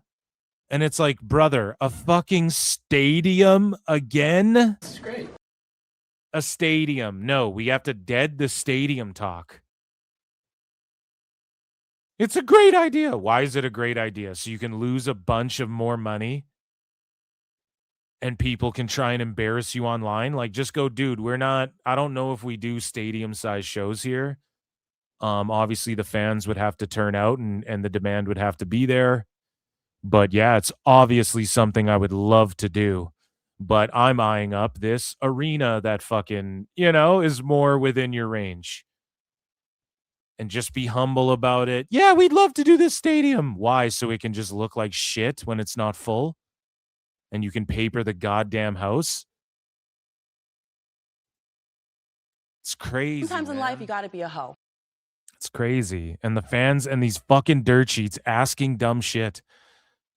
What kind of fucking journalists in any other field, they'd go, well, you have, like, you're running these stadiums, you're not filling them. So do you think it would be, is that like a tax scheme that you have going on where you get more fucking tax cuts or something? Like, what? Why do you keep doing that? Would it benefit you more to do an arena or whatever the fuck?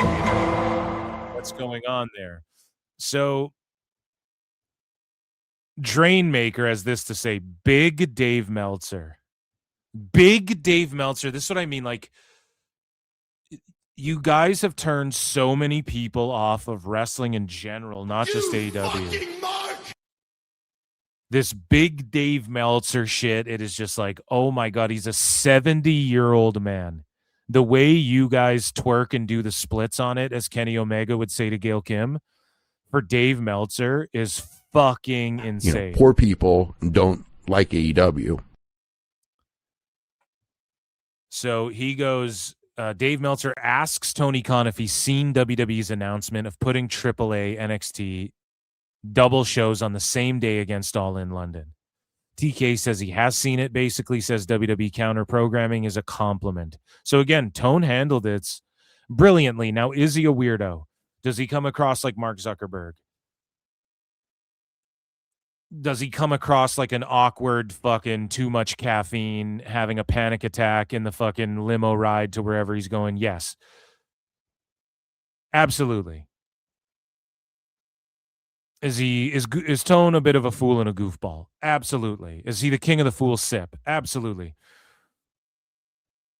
Is he 2-cup, triple cup Tone? You guys see triple cups here. Triple cup. He's got 1, 2, 3 triple cup Tone in this motherfucker.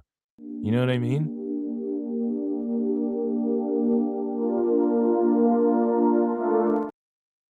He's living the goddamn gimmick. And that being said, he has given way more professional and like laid back. That's what Jesus would do. Well, Jesus would give a professional answer and not say some crazy shit about Harvey Weinstein and Pepsi or whatever. Right? So again, another good answer from Tone here. Did you see the And listen to Dave. Did you say he's nervous? Tone. Did you see? Did you see the WWE announcement today? I didn't. What? The WWE announcement today? Did you? Now, Tone 100% saw the announcement. Yeah. In fact, he was the first one to heart it and then go, "Oh, actually, I shouldn't do that." And then Dave He had was Cuervo with him the whole time too. Dave's the one who texted it to Tone. So Tone's like, "Oh, I didn't see it." He fucking saw it for sure. Right? And then Dave's like, Did you see what WWE did? Holy fuck, Dave. But at least he is asking him a real question. But listen to how giddy Dave is. Did. And then Tone goes, "No, I didn't." And then Dave goes, And this is what it is. It's forbidden love, Brian. Tonio, Antonio, wherefore art thou, Tony Khan? He's in love with Tone, right? And he gets nervous around Tone, and he's just smitten that a billionaire respects him and calls him and fucking. But in person, Dave is real nervous, right? So it's not even like Dave is Tone's daddy. It's actually the other way around, chat. And we're just discovering this here. Actually, Tone is the daddy.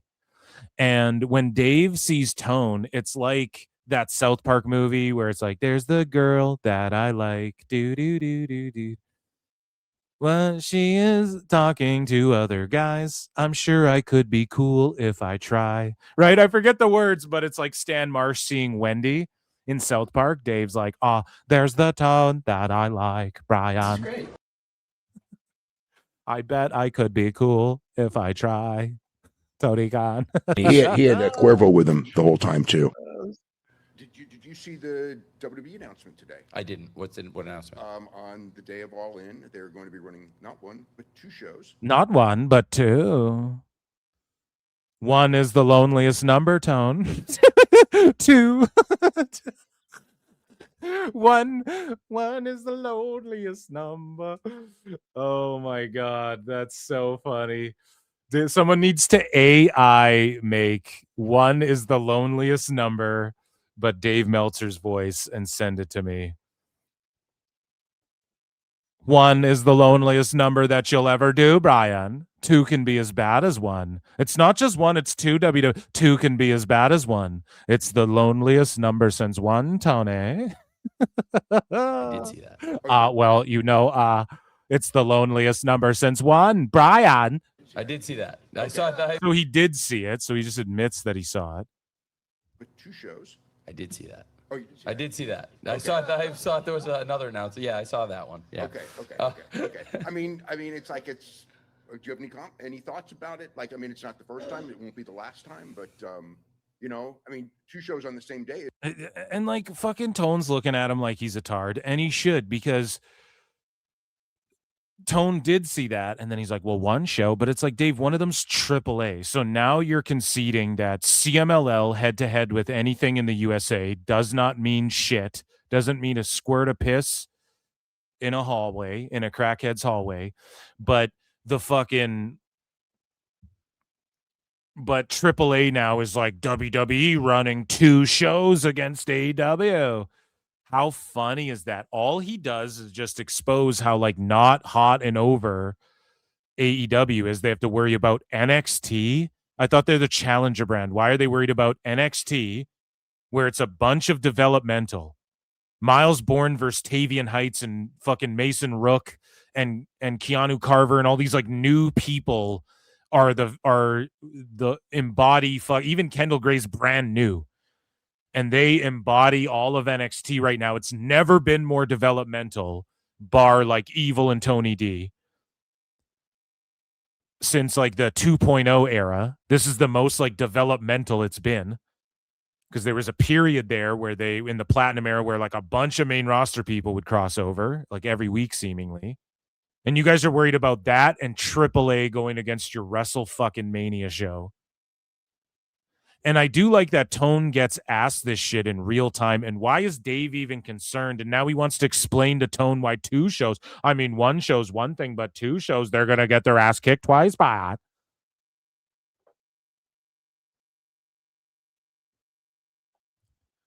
It's fucking mentally ill. You couldn't prove, or you couldn't just showcase that you're a fucking shill more than Dave Meltzer has recently.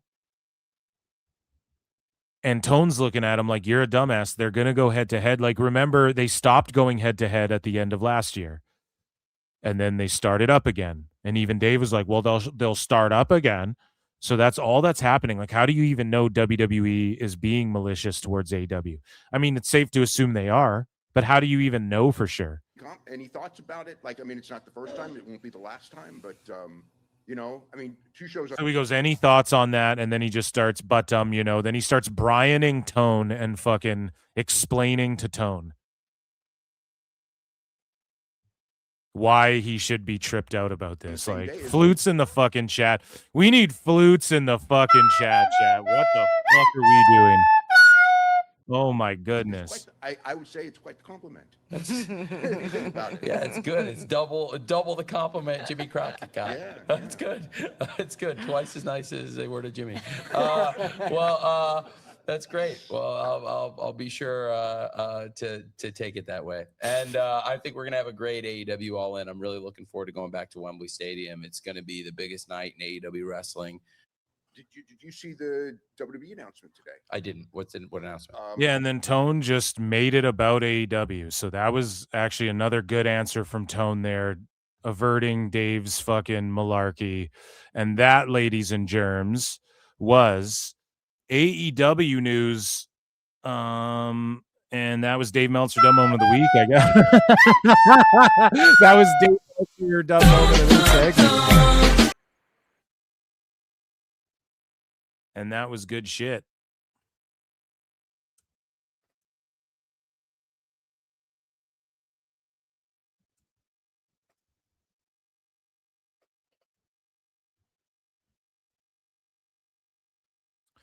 So let's get into, we're going to do WWE news next.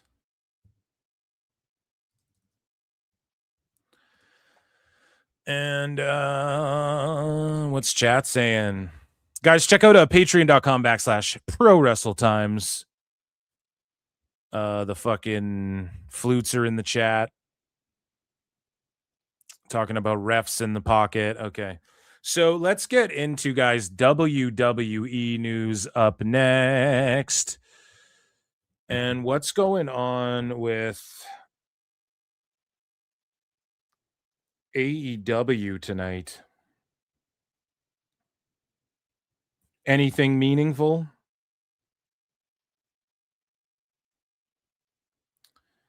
Let me just see here. So, ladies and gentlemen, WWE news. We have so much to get to still in this show. I cannot wait. And we have some controversies in WWE news. They are signing everybody up. And everybody hurts if you're Dave Meltzer.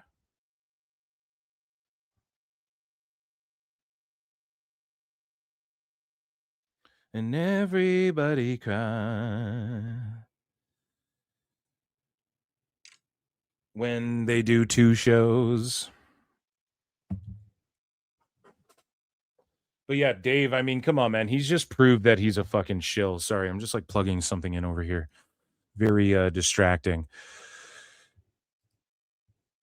So yeah, guys, hit like, and if you're watching this on replay, hype the video. That's important. And also on Patreon, I'm gonna be watching season 2 of Tough Enough, and Matt Morgan is on, I think, like half the season, or he's on like most of the season. He's gonna come talk about it in some form or fashion. And so yeah, Kenny Omega tonight. So I just want to talk about this. So MJF tonight on Dynamite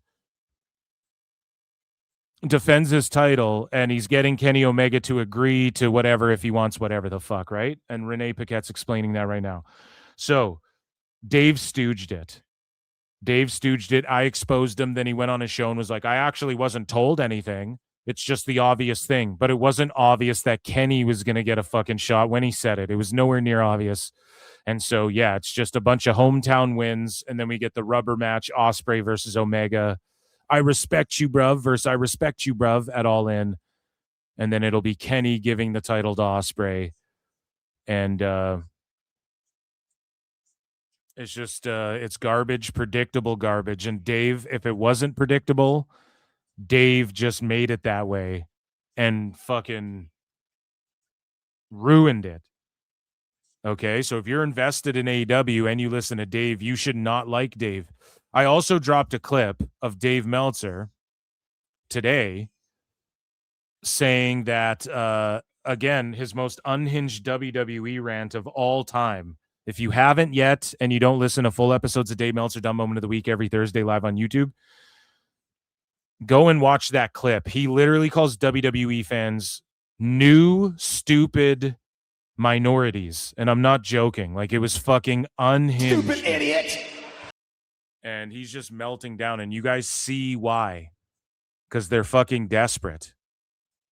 And you have MJF cutting like an impassioned babyface promo almost right now. Like, they're just ass backwards and nobody cares unless they're talking about WWE. Also, we have MJF arguing with sickos in this show, okay? So, again, guys, let's get into some WWE news.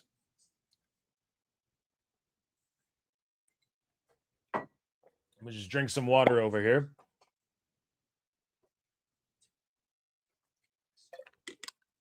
Everybody hydrate. And get ready for WWE news. Where's the drop? Fucking StreamYard fucked up my drop. Dummy. Yeah. Right here.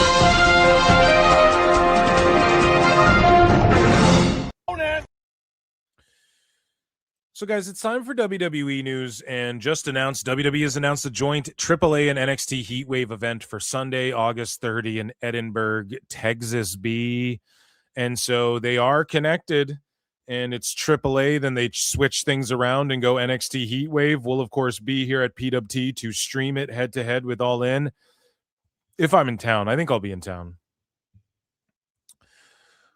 But yeah, I am excited for this, and it'll be cool to see AAA, what they have to offer in America. You know what I mean? Because that's where you can spice things up a bit. And that's where the fans aren't seeing the shows every single week. You know, like in Mexico, they're seeing those goddamn shows every week, and those crowds are hot as shit. But in America, they're going to want to see some El Grande action. So your boy Phil's excited for that. I bet those crowds will be pretty lively. Speaking of liveliness in AAA, El Hijo del Vikingo was injured earlier today going over the scheduled match with EK Prosper. It is currently unknown how serious the injury is, and he was supposed to, I think, defend his Latin American Championship on NXT. He was not able to do so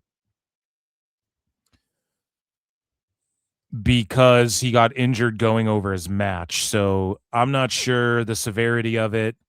We'll see. Hopefully he's back in time for that All In show. That's all I can really say about that. Speaking of like injuries, Netflix is censoring Braun Breaker's face on the Night of Champions replay due to his cut. And I mean, that is lame as fuck. I need it. Price is wrong, bitch. That's honestly whack as fuck. Like, WWE, talk to Netflix. TKO, talk to Netflix. Netflix, figure it out. Quit being pussies. You guys say fucking stuff like that. You guys, like, stop it. Now I'm starting to get pissed off with the way TKO and Netflix do some of this stuff. Okay? Like, cut it out already. Show the fucking blood. Nobody cares. Like, you don't need to make it black and white. That's why you're on streaming. There's shows where titties are out and people get maimed by demogorgons and shit. Like, you can show blood in a wrestling match. Fucking stupid. So we move along here. They're blurring his face like he's fucking Christian. Yeah, I know. I got a gimmick for you. We're going to blur your face out. Actually, we'll put a fucking blue dot over it. Yeah. You know? Like, we're not babies. I get it. You want to show the shit to kids. Fuck around, you know? Speaking of WWE and the way they're doing things as of late, JD from NY melted down about Obafemi and Brock Lesnar on Raw and the Seth Rollins Braun Breaker match. Now, I'm not going to nitpick this the way I did on Memba Monday, but I just wanted to bring this to the masses on the regular live show. So JD feels as though WWE's insulting our intelligence and stuff. Now, I'll say this. WWE's insulting our intelligence if they want us, if Bayley doesn't leave the company and then the plan was always just for Lyra to go crazy, that's insulting intelligence. Doing things like blurring out Breaker's face.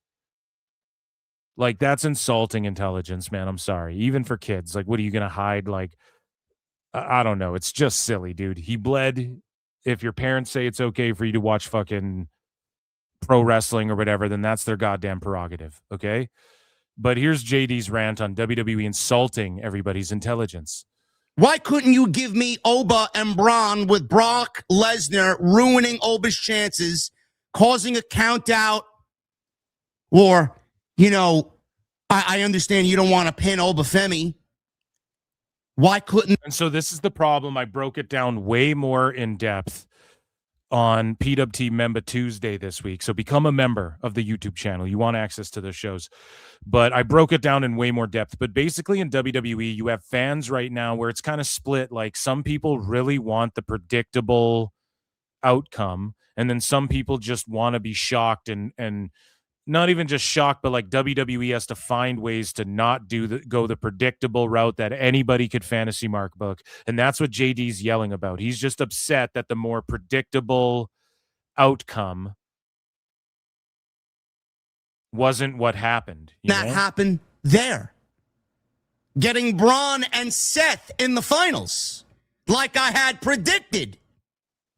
You know, the Braun Breaker and Seth Rollins match in the finals. I fucking predicted it. And if you fucking don't do what I say, you can keep the cannoli. Go. That we got anyway at Crown Jewel, at Night of Champions. They put them in a steel cage match. They ended up working the show together anyway. Yeah, so Seth was going to get his win back, and you don't want to put the King of the Ring on Seth. Right? You want to put it on Oba. And all WWE is doing is they're trying to draw parallels between Brock and Oba and their rookie runs the same way they did Rock and Brock. I'll elaborate in a second. Why didn't we just put them in? And I elaborated way further on Member Monday. The King of the Ring final. If we were only going to do that match anyway, minus the steel cage. Because Oba deserves King of the Ring more, and he should be over. If Breaker won it, people would have been like, whatever. And he's the ruler. He's M'Baku, so he's going to be the king. It doesn't do anything for Breaker, and Seth was obviously going to get his win. He wasn't going to go 0-3 against Breaker, and so they did it in a cage, and you don't want Seth to be King of the Ring either because that's redundant. Like, you want to use it to make somebody. And also Brock was King of the Ring in his rookie year. Then he went on to win the title, and he had a big match at SummerSlam against The Rock, becoming the youngest champion ever. And that's what they're doing with Oba, but he's going to beat Brock and retire him at SummerSlam, possibly in a Hell in a Cell, and then go and win the title, because you got to keep Oba away from destroying everybody. And then the main event guys like a Jacob Fatu, a Cody Rhodes, CM Punk, the wily vet. Cody Rhodes, the guy who fights from underneath and can go to the limit and pull out the impossible. Also a fucking Jacob Fatu, a Roman Reigns. They can go the limit with Oba. Everybody else can't. And so that's how you get him there. And then also with Sami Zayn being the champion, he can beat Jey Uso at SummerSlam. And then fucking when Oba just squashes and squishes fucking Sami Zayn, you're not triggered by it because, like, they have it laid out. JD's just getting triggered because his uber predictable, like, everybody and their mom and their mom's dog went, Brock's going to cost him the match. So JD's just like, why wasn't it the way it's not what I thought it was. That's what she said. Go.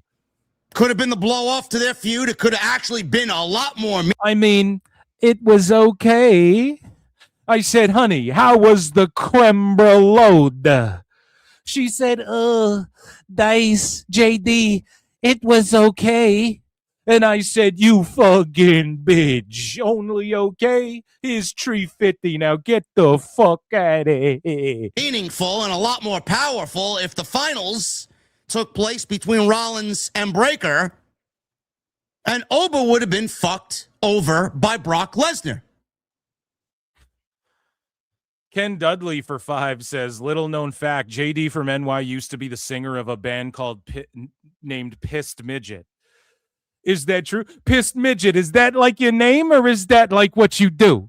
Go! I'm over here now. A Pissed Midget? Is that true? That's fucking crazy. And then Ken Dudley's also been a member for 15 months. Fucking spectacular, supporting the channel for that long. And he members on Mondays. And I'll give you an I will rule you because my sounds are all over the place. Thank you so much. So let's keep listening to JD here. Which would then bring us to tonight. Rollins would beat Braun Breaker, which he did at Night of Champions. Rollins would then call out Roman Reigns to get a championship match at SummerSlam, which he did tonight. And then Brock and Oba could have a match at SummerSlam, which Oba challenged him tonight, like the way it ended up. Right. And like, exactly. It ended up this way. So, I mean, and none of it was bad. Just you want what everyone predicted was going to happen. That's all JD wanted. That's fine. I'll read my tweet response to this in a moment. But they decided to turn the King of the Ring crown and the King of the Ring tournament into a de facto Money in the Bank contract. And it's also just to help get Oba over because he's the Rula M'Baku. You got to like understand his character. I figured everybody understood it by now. He's not going to, the Rula ain't going to win T'Challa's crown. You know, he ain't going to go after the crown of Wakanda, dude. Like, you got to be shitting me, JD. Chat. And it was always a title shot. Well, not always, but most of the time it's a fucking title shot. To the point they even were like, oh, it's for the Intercontinental title one time or whatever. There's legitimately nobody watching me right now that can refute anything I said.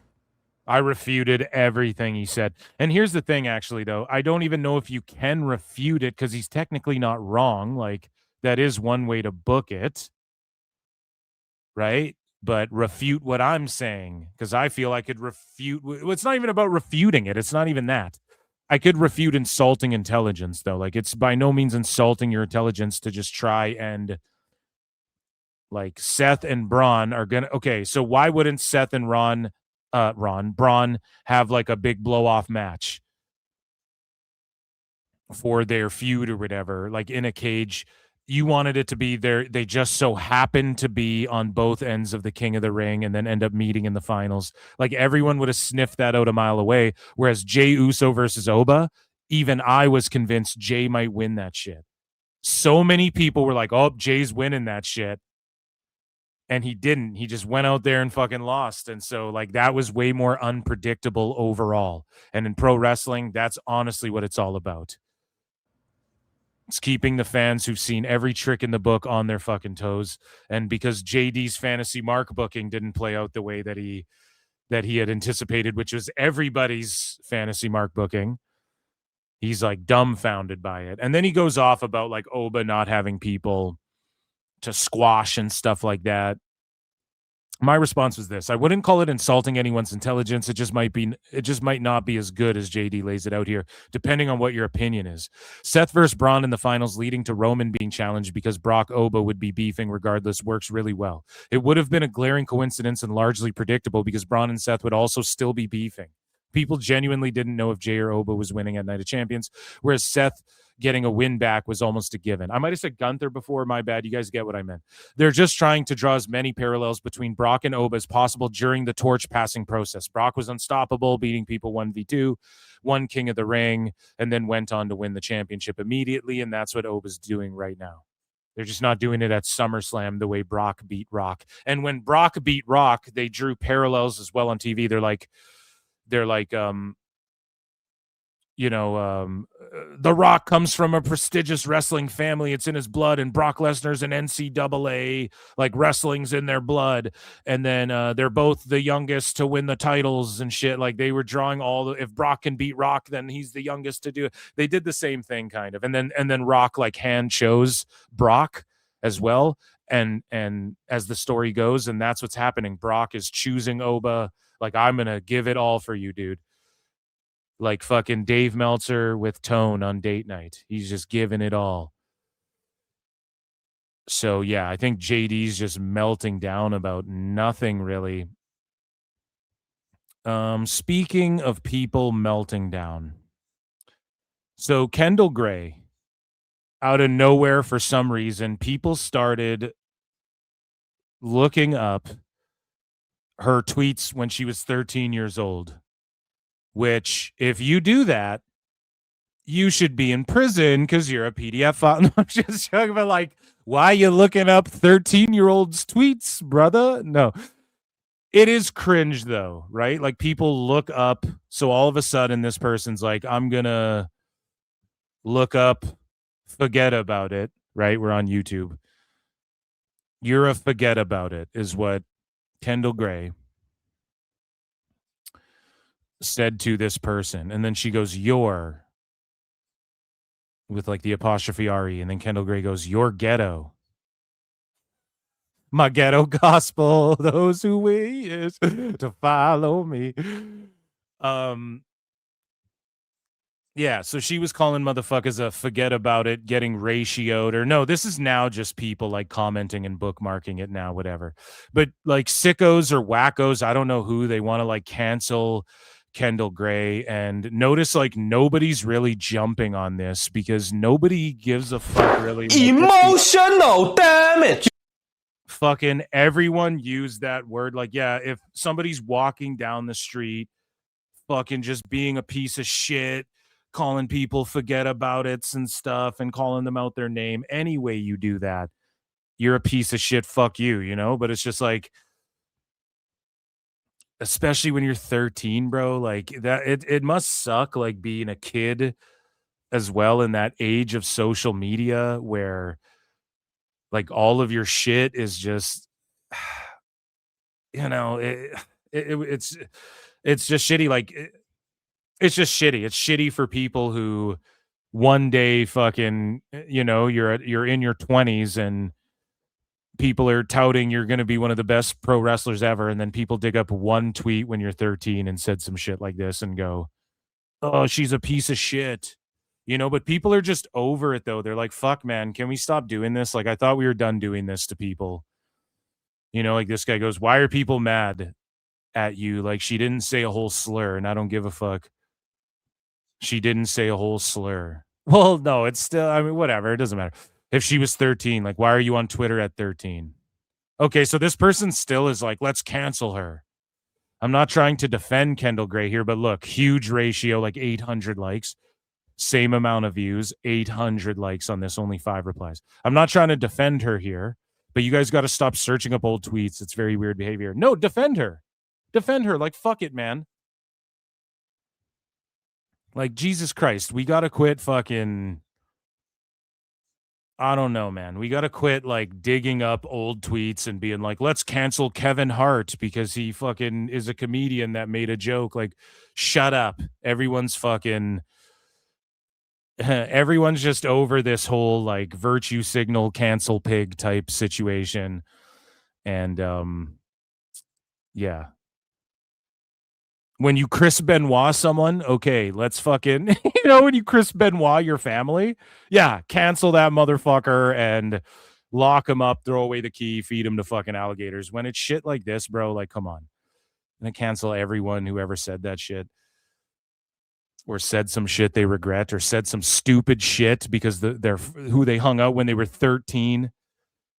You know, you just say shit. And especially in that era, think about when she was 13. That was probably like the most ruthless internet blood sport era of fucking internet. Like the early Xbox, even to this day, but like the Xbox chat back in the day. Like, come on, man. People said the craziest shit. Go and cancel Eminem then. But no, you all will twerk. You would fucking do the splits on it like Kenny Omega says about Gail Kim for Eminem. Right? Let's cancel him too for fucking using that word so much in his songs and doing the theme song of Raw. Like, grow the fuck up, man. So tired of that shit. So anyways, we move along here and shout out Kendal Grey. Like now, it's so funny too. Like Dave hypes her up as the next best thing. Everybody wants to take a shit on her now and fucking trash her and all this shit. It's like, fuck off, man. Dig up old tweets. Why? Because she's about to cook AEW. And now you have Dave glazing her and saying it's better than anything on the AEW women's roster. So now sickos want to what? Look up your old tweets. You're there. You're on your 100th account. Look up fucking your old tweets. It's crazy. So anyways, Ren Sinclair, it is Ren's Day. We're talking about youngins on the come up, and it is Ren's Day here at PWT. First, John Cena is bald, though. So again, like MJF, it's like unless your doctor tells you to shave your fucking head full force, you don't do that unless you're like really committing to the treatment, because they do stuff early to see if it sticks, and then if you want to fucking whatever. So Cena shaved his head right off, and he's a cue ball, and he's trying to grow his hair back. So speaking of social media and social media posts, WWE is accused of using streamers' clip after getting her TikTok clips channel banned. Now, here's the problem, okay? And I'm not trying to call anybody out, but here's what a lot of these influencers do. They fucking sit there and then they just make faces at this. So this is what like Wheezy Blonde does. And I'm not trying to like make fun of her or anything. This is what a bunch of these girls do. A bunch of these other streamers. They sit in front of like their toys with the blue black light, and then they fucking do their makeup, and then they fucking like just make faces, and then their content is just straight up taking WWE's clips and putting it right underneath and then reacting to it, and then they're getting pulled for audio because they just sit there and go, do overreactions. They don't have like hot takes, right? They don't have fucking like, they're not entertaining really. They don't really add anything. So WWE loves to use them to be like, look at these people, these influencers reacting to our shit. But then they're going to copyright strike you for like just blatantly playing their stuff. They do it to me too. Like I end up having to edit out of my live streams after like all the clips from the WWE. And that's why I appreciate when you guys become members and super chat in and check out Patreon, because it supports what I do. Because a bunch of these streams get fucking yellow flagged after, like they get fucking flagged after, you know, and I just live with that, whatever. I want to put on a good show. I want to be entertaining. I'm going to show a bit of the clip too when I think it's worthy of it, or it should be shown. But a lot of them rely on that. So what do you think is going to happen? Of course, they're going to copyright strike your shit. This is why Matthew Gregg Botchamania can't exist. And he didn't for a long time. And now he figured out a way around it. But it's not even really around it, because a lot of times these shows get pulled, or you just have to accept that I'm not going to make money. Like WWE's going to block it in a bunch of countries, and WWE's very gracious. Honestly, what they mostly do is just block it in a bunch of countries, or they'll just block it and then you have to sort of edit like portions out.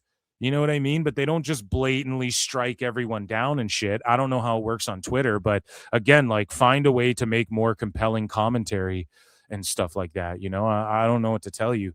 And so Monday night's Raw opened with Night of Champions recap.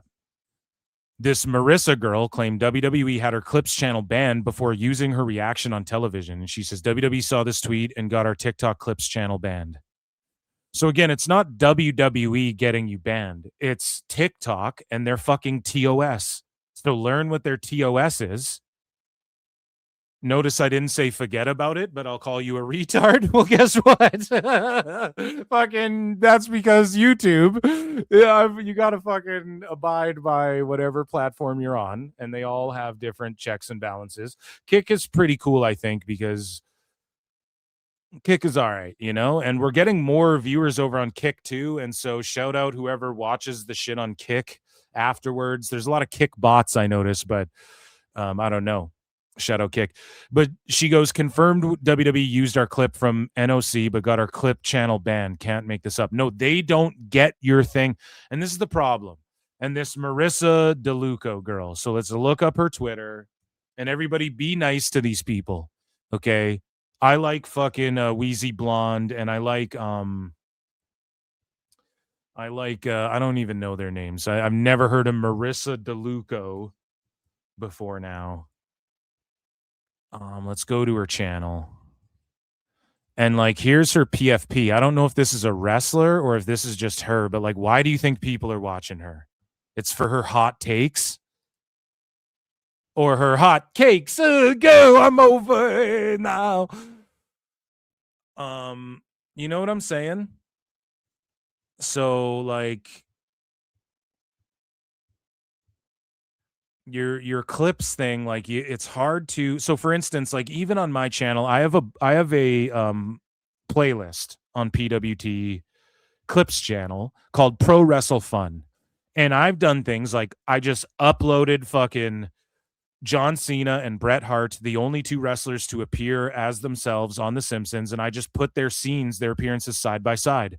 Now, that shit got flagged, and I still just do it for people who might want to see cool pieces of wrestling media like that, and I ain't making no money off that, and I'll still just fucking upload it. Like, if Matt Groening or The Simpsons or Fox or Disney or whatever goes, hey, we take the revenue from this, then that's what the fuck they're going to do. But it's AI that's notifying people is the point I'm getting at. So you're like, WWE took us down. No, TikTok took you down.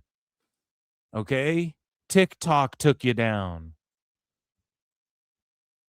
It wasn't like Triple H is sitting there taking you down. You just have to kind of know how to play the game. It's all about the game and how you play it. All about control and if you can take it. So it is what it is, but when people are like, WWE struck us, no, their AI flags their content, and then they give you the option if you're on YouTube. They give you options on what to do from there, okay? And you just got to be wise about it. And that's why I have been uploading shit. That's why I go on Kick as well now. That's why I also upload the clips of the shows and stuff to Rumble for fucking 30 views. Just, it exists somewhere else. You know, you never fucking know. So it's good to spread your wings, but you can't blame WWE for like you just taking clips of their shit. Again, I made a fucking review, a video review, like a video essay review of Clash in Italy. And I had to re-upload that shit like 4 fucking times because WWE kept sniping little parts, and you have to vastly transform the content, especially on like TikTok and shit. So blame TikTok. Don't be on TikTok. It's not like WWE themselves are like, nuke this bitch, you know? Speaking of TikTok and Reels and people who just are masters of social media, it's Ren's Day, everybody. Two's in chat for happy Ren's Day. Let's check in with our girl, Ren Sinclair, our speed champion, Ren Sinclair. Oh, my stomach hurts from all the cake. Hey guys, happy Ren's Day. So a lot has happened in the past week, so let's go ahead and do a little Ren's Day Rencap. So let's start with the Great American Bash. I retained my speed championship, and it took me less than 5 minutes. It took some people almost 20. And I even took a little detour to put Charles back in his place again. I'm just saying. Pretty fast.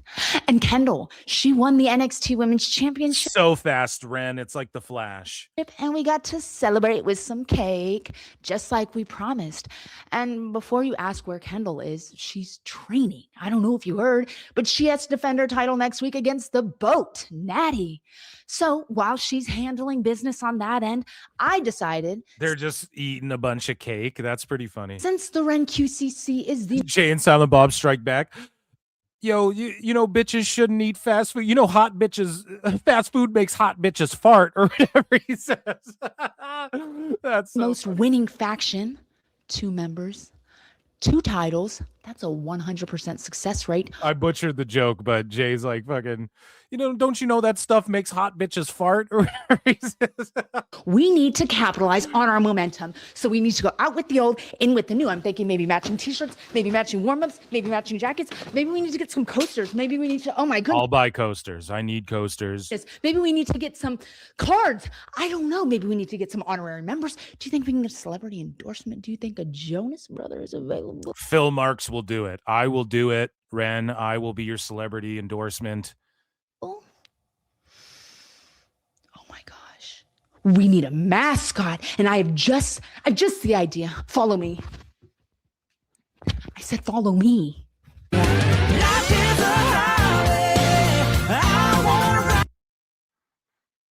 So there's her pooch. Speaking of flagging, like, music is the worst. Music is the fucking worst on YouTube. You get flagged just immediately. So we got some like roster news and stuff. There's actually one thing. Let me find it quickly. And in the meantime, guys, am I cooking tonight, chat? Let me fucking know. We still have so much show to go. So much fucking brilliant show to go. In the meanwhile, Chris Jericho wants to say something while I find this post.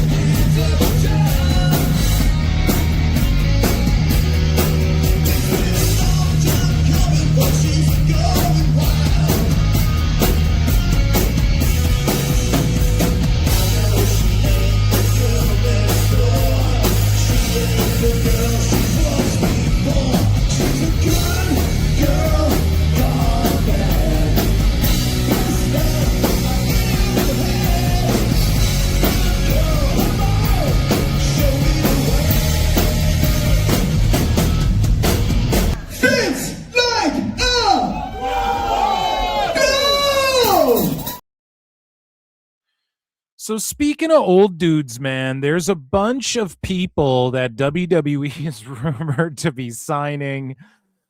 I don't mean you, Baron Corbin. He'd fucking stretch everybody. But Zilla Fatu's one of them. And, of course, they've been signing some young talent and featuring them prominently. But somebody who's rumored to be making his return to WWE, there's quite a few people, one of which is, according to False Finish HQ, which is that Corey Haynes or Hayes guy that used to be with Body Slam. So I don't know how reputable this is, but I'm just throwing out there that it's that guy. If you trust him for what it's worth, right? He's like just because False Finish, there's so many of these accounts that have popped up now that kind of just do what like Wrestle Purists do. They don't really break news. They just kind of like post other people's news. False Finish HQ is not one of those. Like when they report something, it's actually like that Corey Hayes guy. He took his connects from Body Slam, obviously, and shit.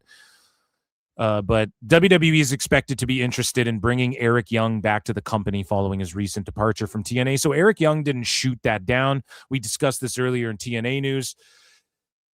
He has a job anywhere he goes, anywhere in the wrestling business, either producing, agenting. He could show up in NWA and be the world champ. He could show up in MLW, give people some proper matches. He could show up in WWE and put like Will Cruz and some of these kids over while producing and agenting.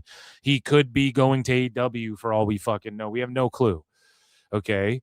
But if he does return to WWE, I don't see him like being wrestling super prominently, which is why he, I guess, left in the first place.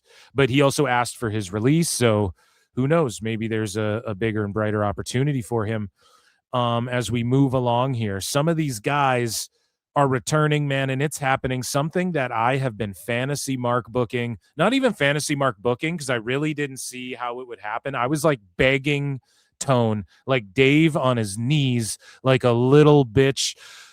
Tone, wherefore art thou, Tone? Right? I was begging Tone forever, like, dude, put Big Bill with Enzo Amore. Like, book this shit already. I can't find my cup of haters, but how is no Fed MLW? How is none of these Feds put Enzo and Cass back together? It makes no fucking sense. because they worked, they were money. And maybe that incident in Ring of Honor that went awry with Tama Tonga and them, like, may have soured some people, but just fast forward. And this is what I also want to point out. Okay. Let's talk about it. Enzo and Cass 10 years ago were both, I would argue, in worse shape. Not that Enzo's really been out of shape or even really Big Bill, but he would say he was, but he's in tremendous shape now. They were in worse shape. They were worse pro wrestlers, and that's not a knock on them. Like, I'm saying these two guys have come along, both managed to get over in other companies with different names, saying like different but similar shit. Big Bill and Brian Keith were starting to get over, and the crowds were reacting to them, and Tone just buried them in fucking Ring of Honor like an idiot.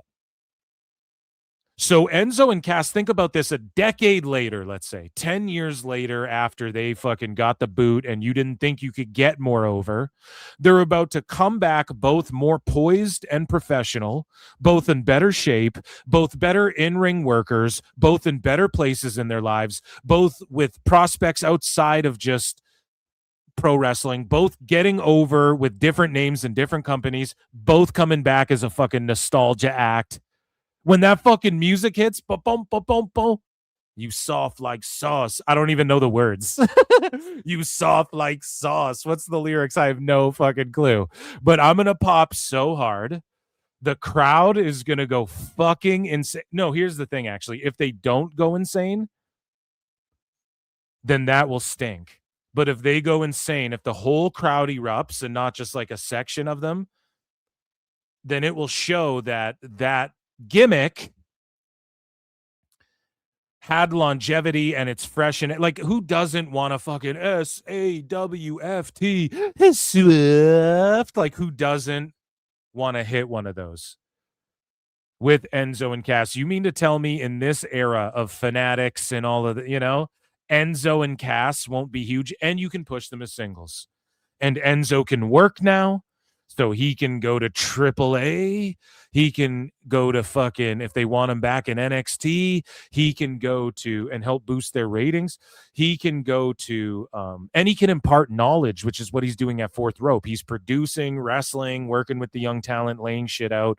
He's a creative force, which he's always been, but he's proven that it can work because Fourth Rope sells out their shows. They don't even announce the fucking matches, as pointed out on Enzo Amore's girlfriend wife's vlog that she does. They'll announce like one or two matches and then they're selling out. And then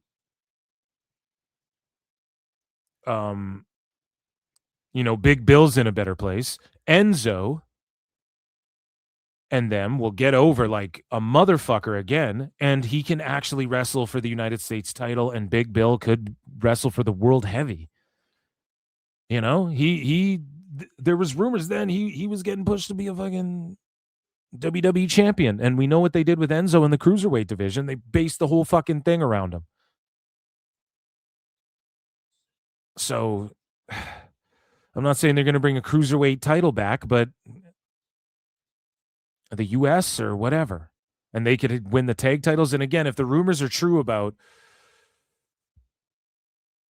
WWE wanting to push guys that are more like singles as tag guys as well, which I don't even really know what that means, but I guess like Viking Raiders, you guys take a back seat, and the Street Profits, even though those teams are world champs or champs in Mexico and Raw respectively.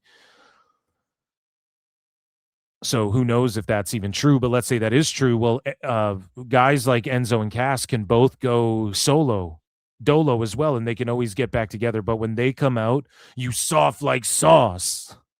Oh my goodness. Like, people are going to lose their fucking minds for that. At least I am.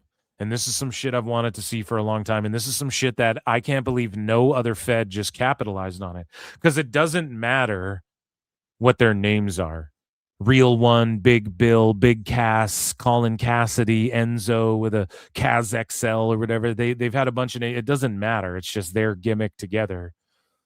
And the fact that Big Bill was able to like get over even with the AEW audience when he's a guy that you wouldn't think would get over with that audience at all. And he was able to get over with them and just the WWE fans as well, obviously.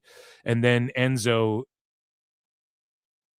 is obviously over. Like, come on, he cuts such good promos. I just love this so much, and I really hope they do return. Now, the dirt sheets couldn't wait to leak all of this shit for WWE. Notice that. They can't wait. They were talking about this months ago.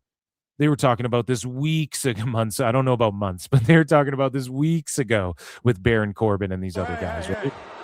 Hey. Let's just be fair. We got a couple haters. So Big Bill, a.k.a. Big Cass, is leaving AEW and rejoining WWE. He is expected to be joined by Enzo Amore. And they are, of course, bona fide G and certified studs. And you can't teach that. Right?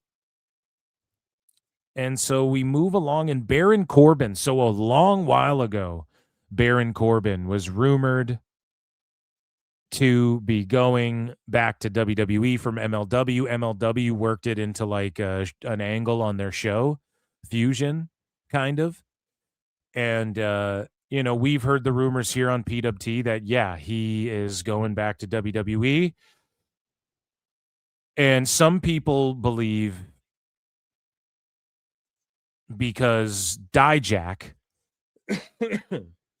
and Corbin got over as the Skyscrapers in MLW and on the indies, that they will take Corbin and stick him with Briggs and then create like their version of the Skyscrapers in WWE or NXT or just in general. And then you could push both of them as singles. Like we already know that because Corbin is a singles guy, but he's all, and this makes a lot of sense too, that they would do that because Briggs is a guy that they see a future in.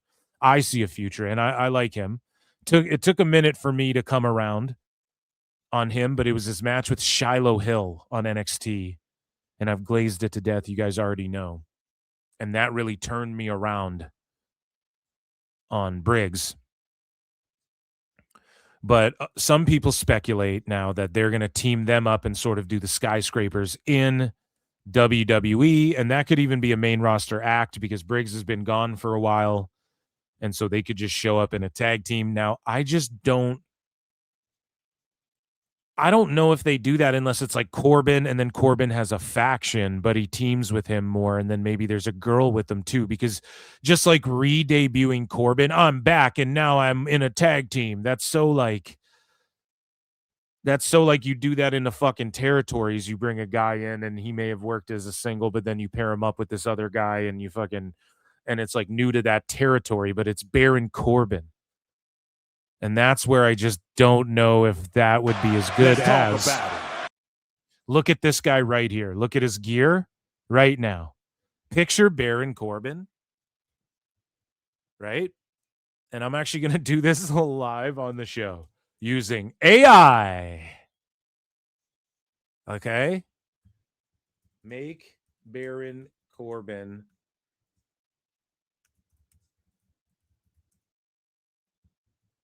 face paint and attire.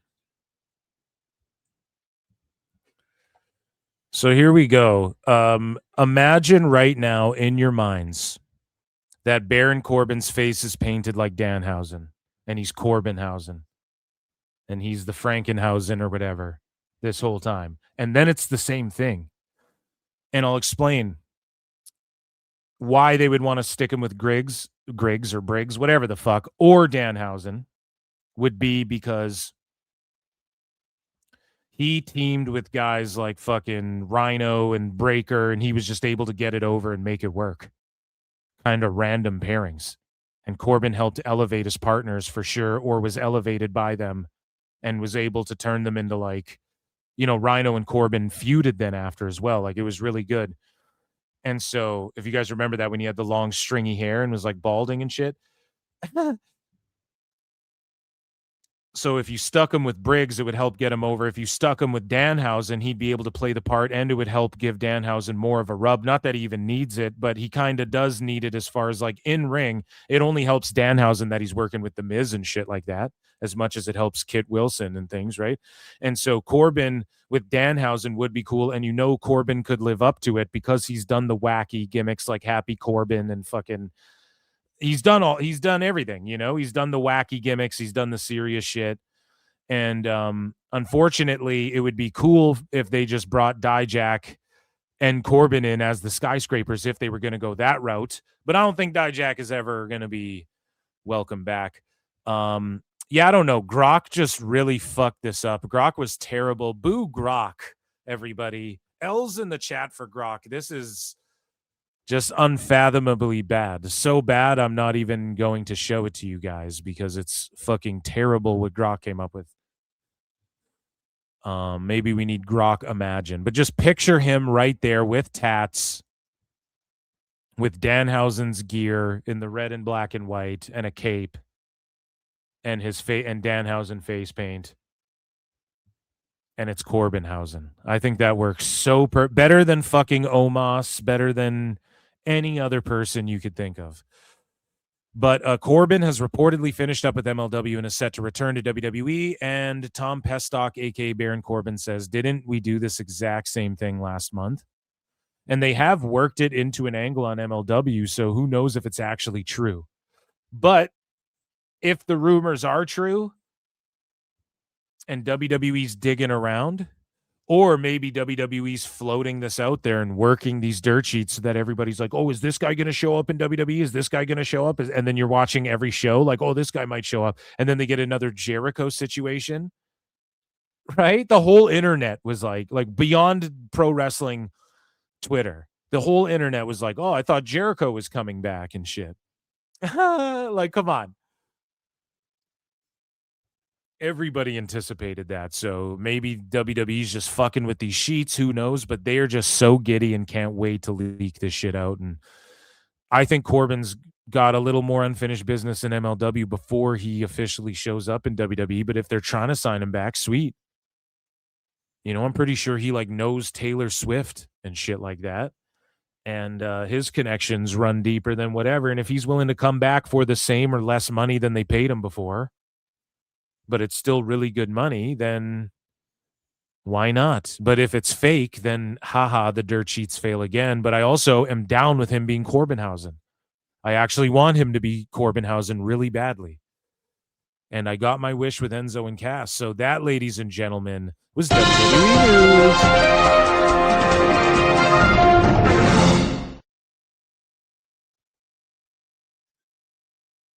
We got the Bang Bang Gang in full effect, in full force.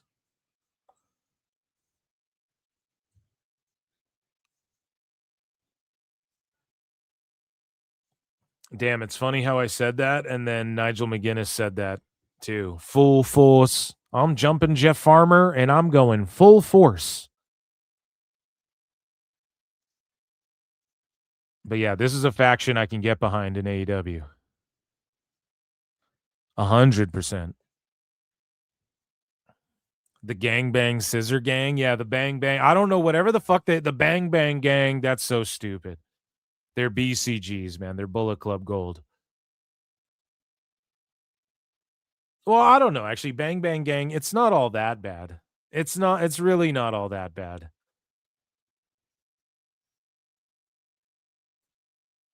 It's just like your Bullet Club, though. That's why you guys do the shooting guns thing, and you have the guns in the group, and it's obviously just the black and gold extension of Bullet Club. So, what do you guys think of Corbinhausen? I think that's the way to go. The best guy is Tony Khan. 100%. Guys, shout out to everybody watching tonight too. It's like 250, fluctuating a little below that. So thank you all. Shout out the PWT universe. We still got more shows, so stay locked in. 240, 250. So shout you guys out. Hit like, hit heart or retweet if you're watching on X. if you don't mind. And yeah, check out patreon.com/ProWrestleTimes. And if you're watching on replay, hype the video. Shout out to everybody who super chatted and become a member.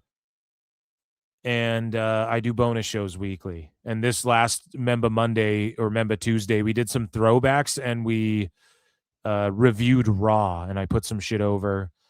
And I made fun of JD even more. I don't know, just a little daddy magic taste tonight. I'm just listening to Jay White here.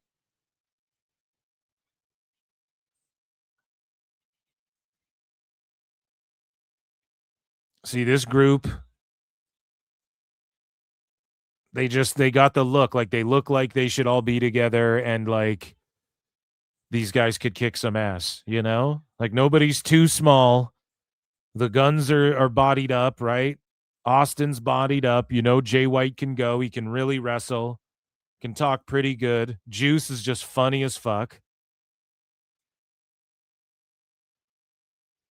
And I don't know, the Bang Bang Gang, it's an okay name. We'll roll with it. Oh boy, do we have some stuff to get into here next.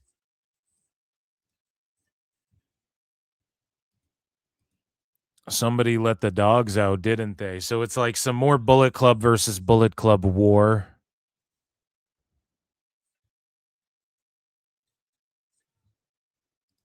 Now they're doing a who let the dogs out chant.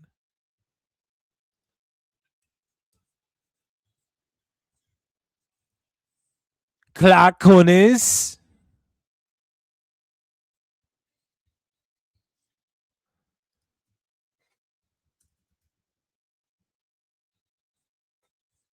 David Finley Jr. Okay, Jesus Christ. We have Jim Cornette just going off.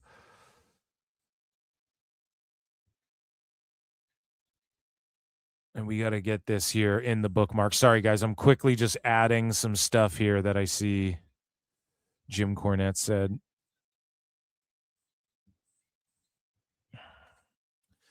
Okay, guys.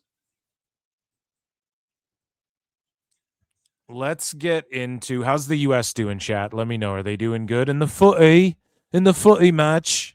Canadians fucking love soccer like more than Americans, but it's good to see like Americans in my chat being like, let's go USA for the fucking World Cup or whatever. Like, that's cool. And soccer is honestly cool as fuck. And I just don't keep up with it too much, you know, as I'm more invested in like all the drama in the WNBA lately, just online, not even the games, just the highlights of them fighting. And then like people bitching about it online, like Sophie Cunningham and shit, and then beating up Caitlin Clark. You know, it's like fucking every game she just gets scrapped out by the other team. She's like fucking, she needs a gooner, dude. She's like the Wayne Gretzky of the WNBA. Gretzky always had whatever team he went to, he had to bring his gooners with him, right? So they could just fucking beat the shit out of anybody who fucked with him, you know?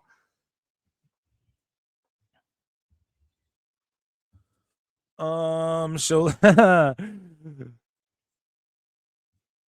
is that Sophie Cunningham girl her gooner? I don't know a lot about the WNBA. I just saw like they left. I saw a clip where Sophie Cunningham's like, yeah, I'm on this 30 years of WNBA thing, but Caitlin Clark isn't. And she was like burying herself and putting Caitlin Clark over. She's like, I can't believe I shouldn't even be on this shit. And they didn't put her on the poster for the 30 year of the blah, blah, blah. And she was trashing the league and shit. And I was like, damn, this is fucking Real Housewives of... No, I'm joking. But for real, I don't know. There's more. It seems like the WNBA, when you watch highlights, they're like fighting. It's almost like roller derby, where it's like they're kind of half fighting, but they're kind of half like trying to race. But they're like half fighting, half trying to like play basketball. It's cool. It's almost as physical as slam ball. Do you guys remember slam ball, where it was like trampolines and they tried to push that? That was pretty funny too. Okay, so we're going to do this next segment. Oh my God, guys. Strap in. We have fucking Niccolo Piccolo and the entire Inoki scarf and Rikidozan watch saga. Okay, we have oh my goodness, we have Val Venis versus Sami Zayn. We have Joey Janela melting down. We have the Paul Walter Hauser saga. We have fucking Jim Cornette in here. We have Max Jacob Friedman going at AIR Gold. And this is just fucking spectacular. This next segment we have lined up. Okay, you want to be tuned in for this shit. Ladies and gentlemen, let's get into the newest segment of PWT. And it is called... Oh, yeah, I have to find the sound. They mixed up my goddamn sound. Emotional damage. It's called Emotional Damage because I'm going through it once again on this fucking site. But anyways, ladies and gentlemen, it is time for the newest segment in PWT, okay? And this is my favorite segment. As Tone would say, it's the greatest segment in all of PWT history. And if you can't tell, I'm talking to try and find my fucking sound. Scrolling through, and it is called, ladies and gentlemen, Wrestling's Not Fake! And it's where wrestlers and people in the biz melt down on each other. Sometimes it involves dirt sheet, but it's not dirt sheet specific. And it's when wrestlers go at each other, beef with each other, work themselves into shoots. It's essentially the sicko segment, but more focused on the wrestlers and people in the business themselves, okay? And chat, one more time, what is it called? It is called, everybody in the chat, give you some time for the delay.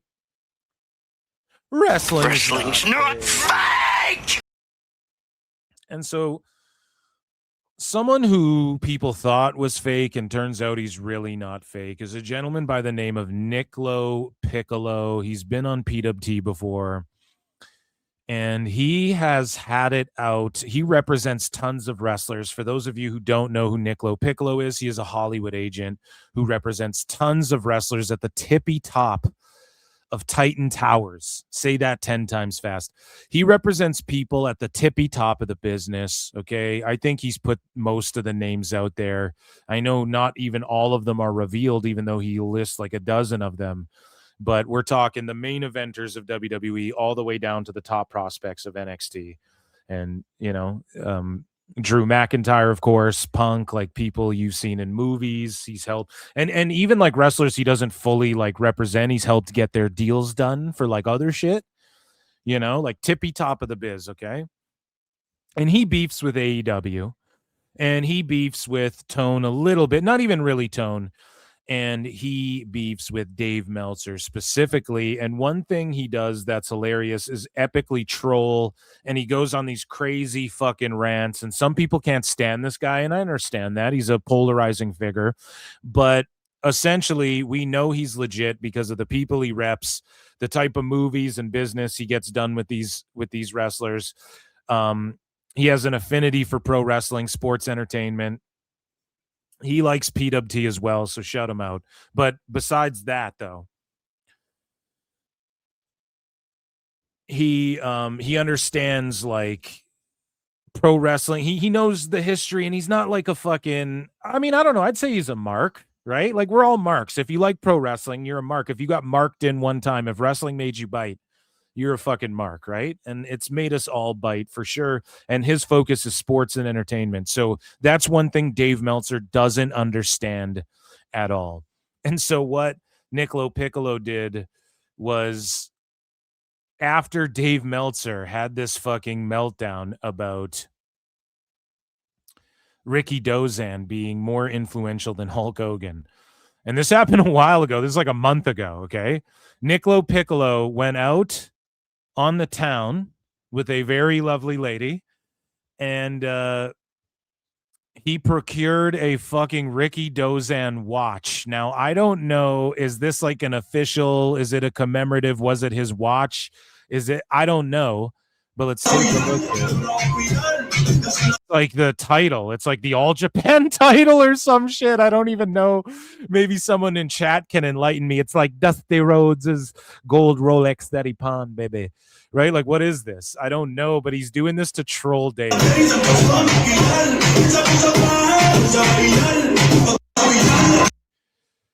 And it's like, this looks like a fun ass time. He's in some club, right? And he's with some hot lady, and she's using this, with all due respect, sir, I'm not sure how far their relationship goes or who this is. But yeah, you know, he goes, I don't own the Rikidozan watch. The Rikidozan watch is allowing me to participate in its story. So look, he's like out on the town, and this lady here, this lovely lady, and you got some fine honeys in the back, you know, and she's like wearing it, throwing it around. They're like abusing this Rikidozan watch. Let me actually Google Rikidozan watch. Like, what is the significance behind this other than it's like commemorative or something? Okay, so the Rikidozan watch refers to a highly collectible limited edition timepieces honoring Rikidozan, the legendary father of Puroresu, who founded Japanese pro wrestling. 2 major official releases exist for fans and collectors to track down on the secondary market. So Dave is like the biggest Rikidozan mark, bigger than Hulk Hogan, Brian, right? And Niccolo Piccolo is like, here, I have one of his collectible yeah, really? You're a Dozan mark? I have one of his collectible watches, and I'm gonna throw it at this hoe. Dude. Nick, it's a comedy show. Look, dude, I'm fucking joking, okay? Hopefully she's a good sport. So yeah, she uses it as a hair tie, right? And he's just out on the town here. Dave would, of course, just squish a banana in her face if he was out with this.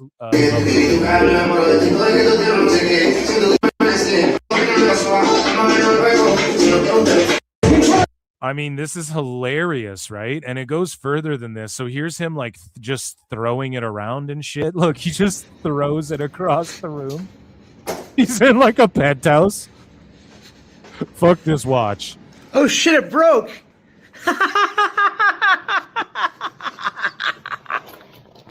And then he broke it.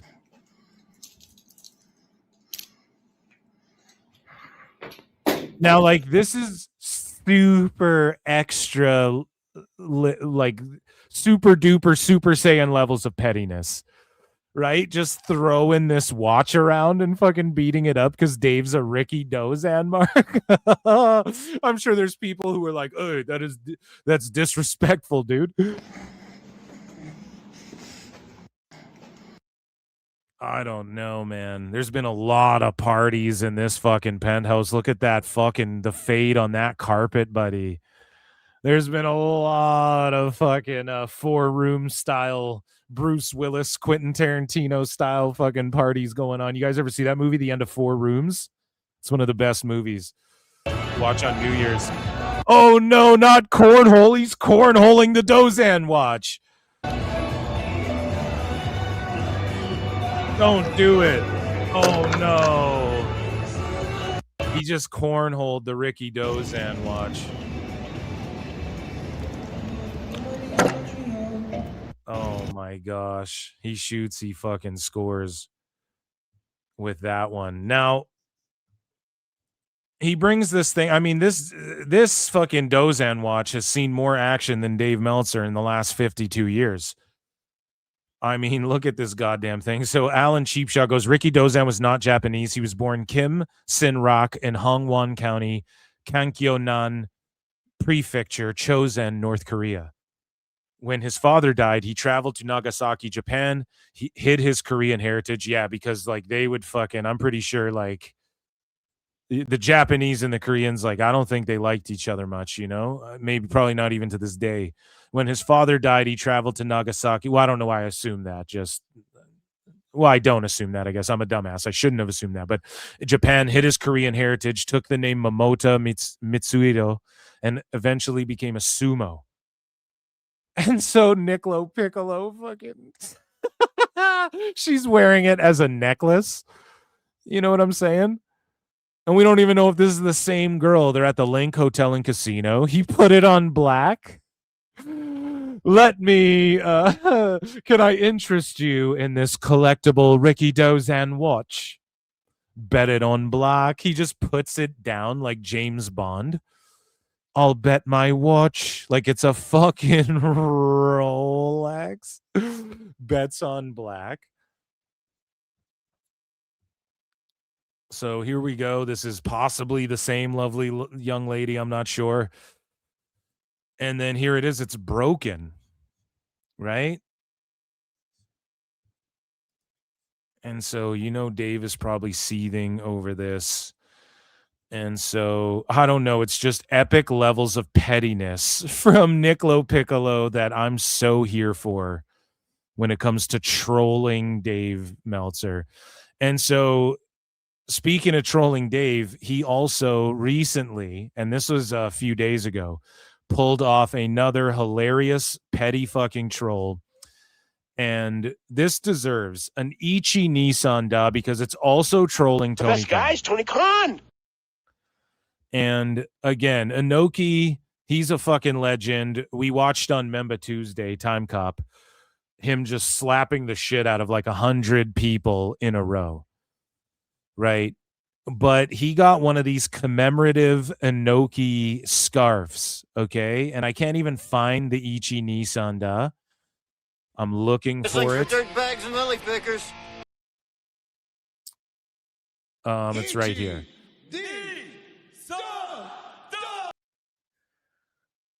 And this is an epic troll to not just Dave, but also Antonio Khan and I guess Antonio Inoki, but not really. I mean, he just bought the commemorative scarf.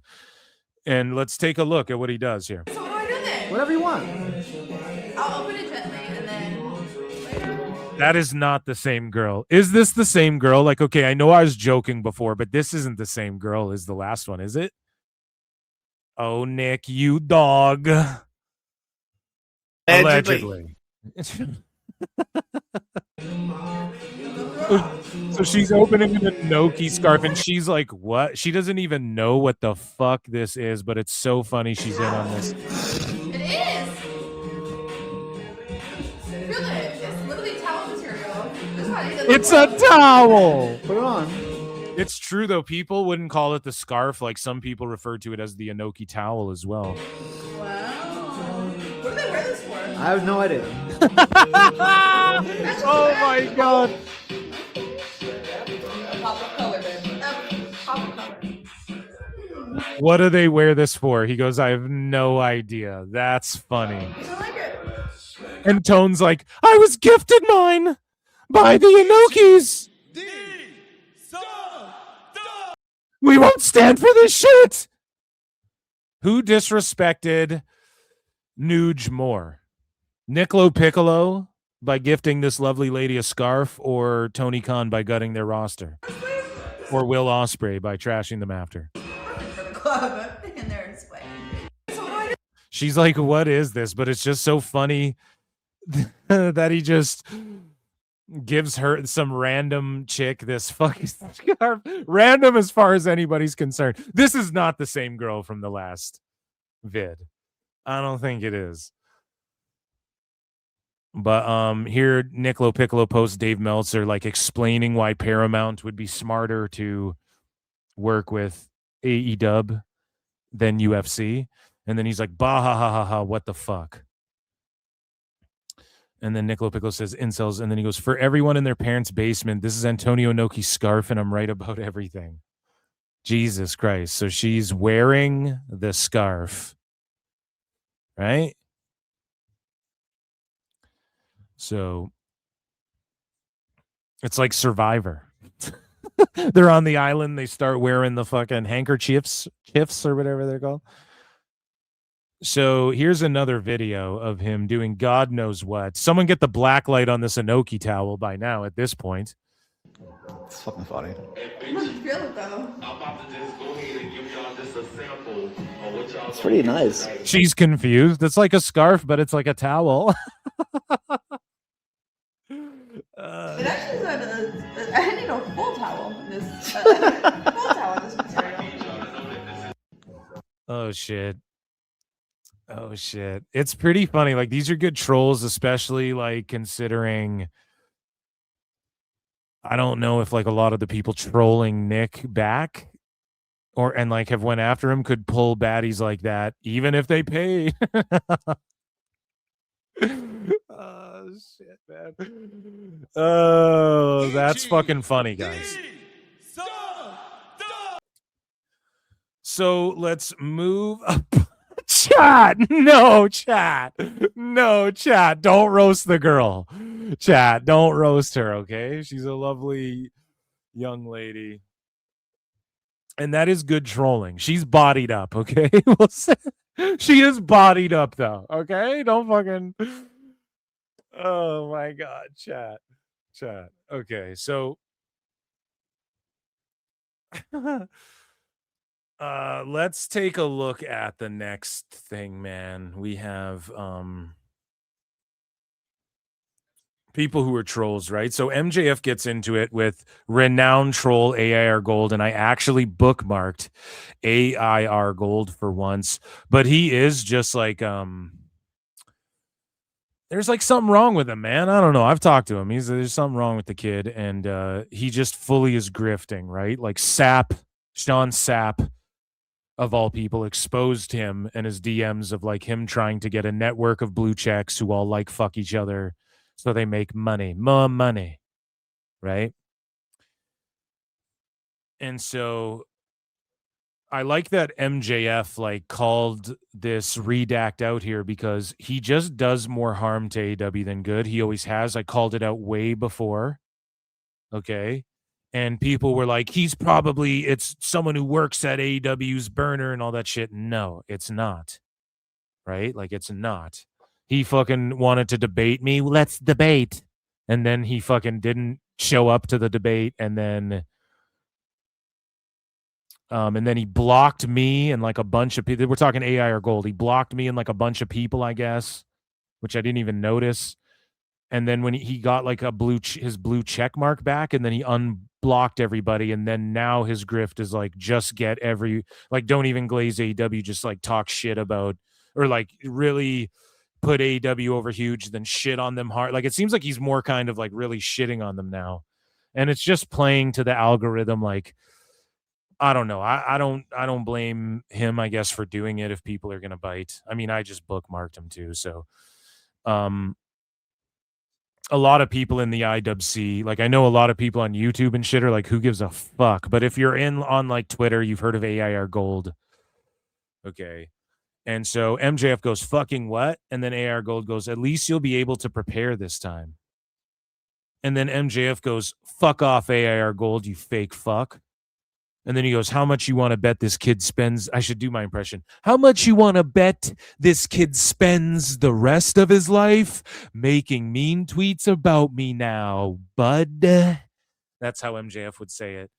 But he's going to. That's what AIR Gold will do. Actually, no, what he'll do is like put over MJF next time or something to try and fucking get people to click on it more. Is that what more people would click on? I'm unsure. But they could be working. When I first read this, I was like, they might just be working a little bit too, which I wouldn't put past MJF. But I just think the follow-up of him being like, he's going to spend the rest of his life making mean tweets about me now, bud. And that could still be working too, but then AR Gold like went off here because he does spurg out. Like he fully does spurg out, right? And I talked to AR Gold once, and basically the discussion, I was like, how do you want, he got triggered because I was like saying, how do we quantify what good and quote unquote good and the best wrestling is?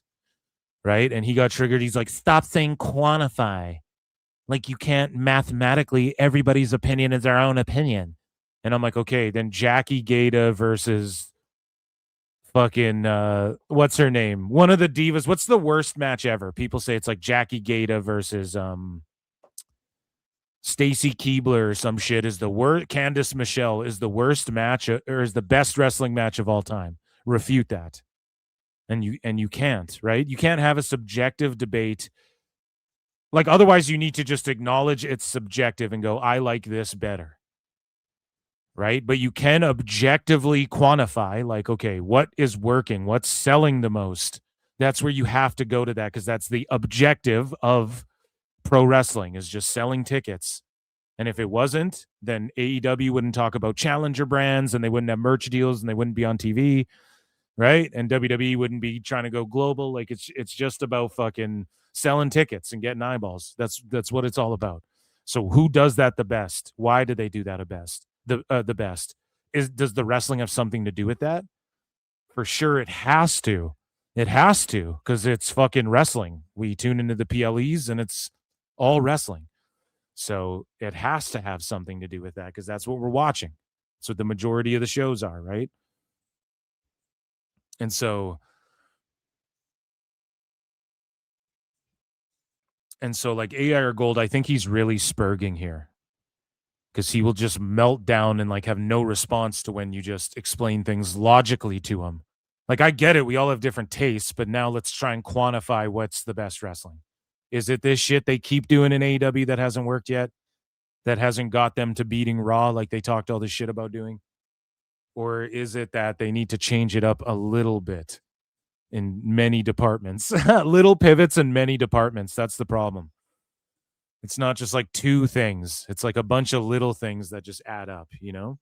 But anyways, AR Gold goes, Max, you are an excellent promo. You are a very good pro wrestler. You're on your way to being Wrestler of the Year. You should be happy people talk about you, because it means you're one of the most prominent people in wrestling. I get you're using me for a cheap pop, but your hair is fake. Your tan is fake. Your muscles are fake. You wear the merch of a Discord dirt sheet that has spread rumors about you, claiming you started fights amongst other things with CM Punk. They've spread rumors about how much power and influence you have in AEW. That same Discord has spread rumors about your boss, accused your coworkers of cheating on their partners, speculated about the sex lives of people, and labeled some of your coworkers as racists. Those are all the people whose merch you wear and promote. So he's talking about self-made and shit. And yeah, I call MJF out for this.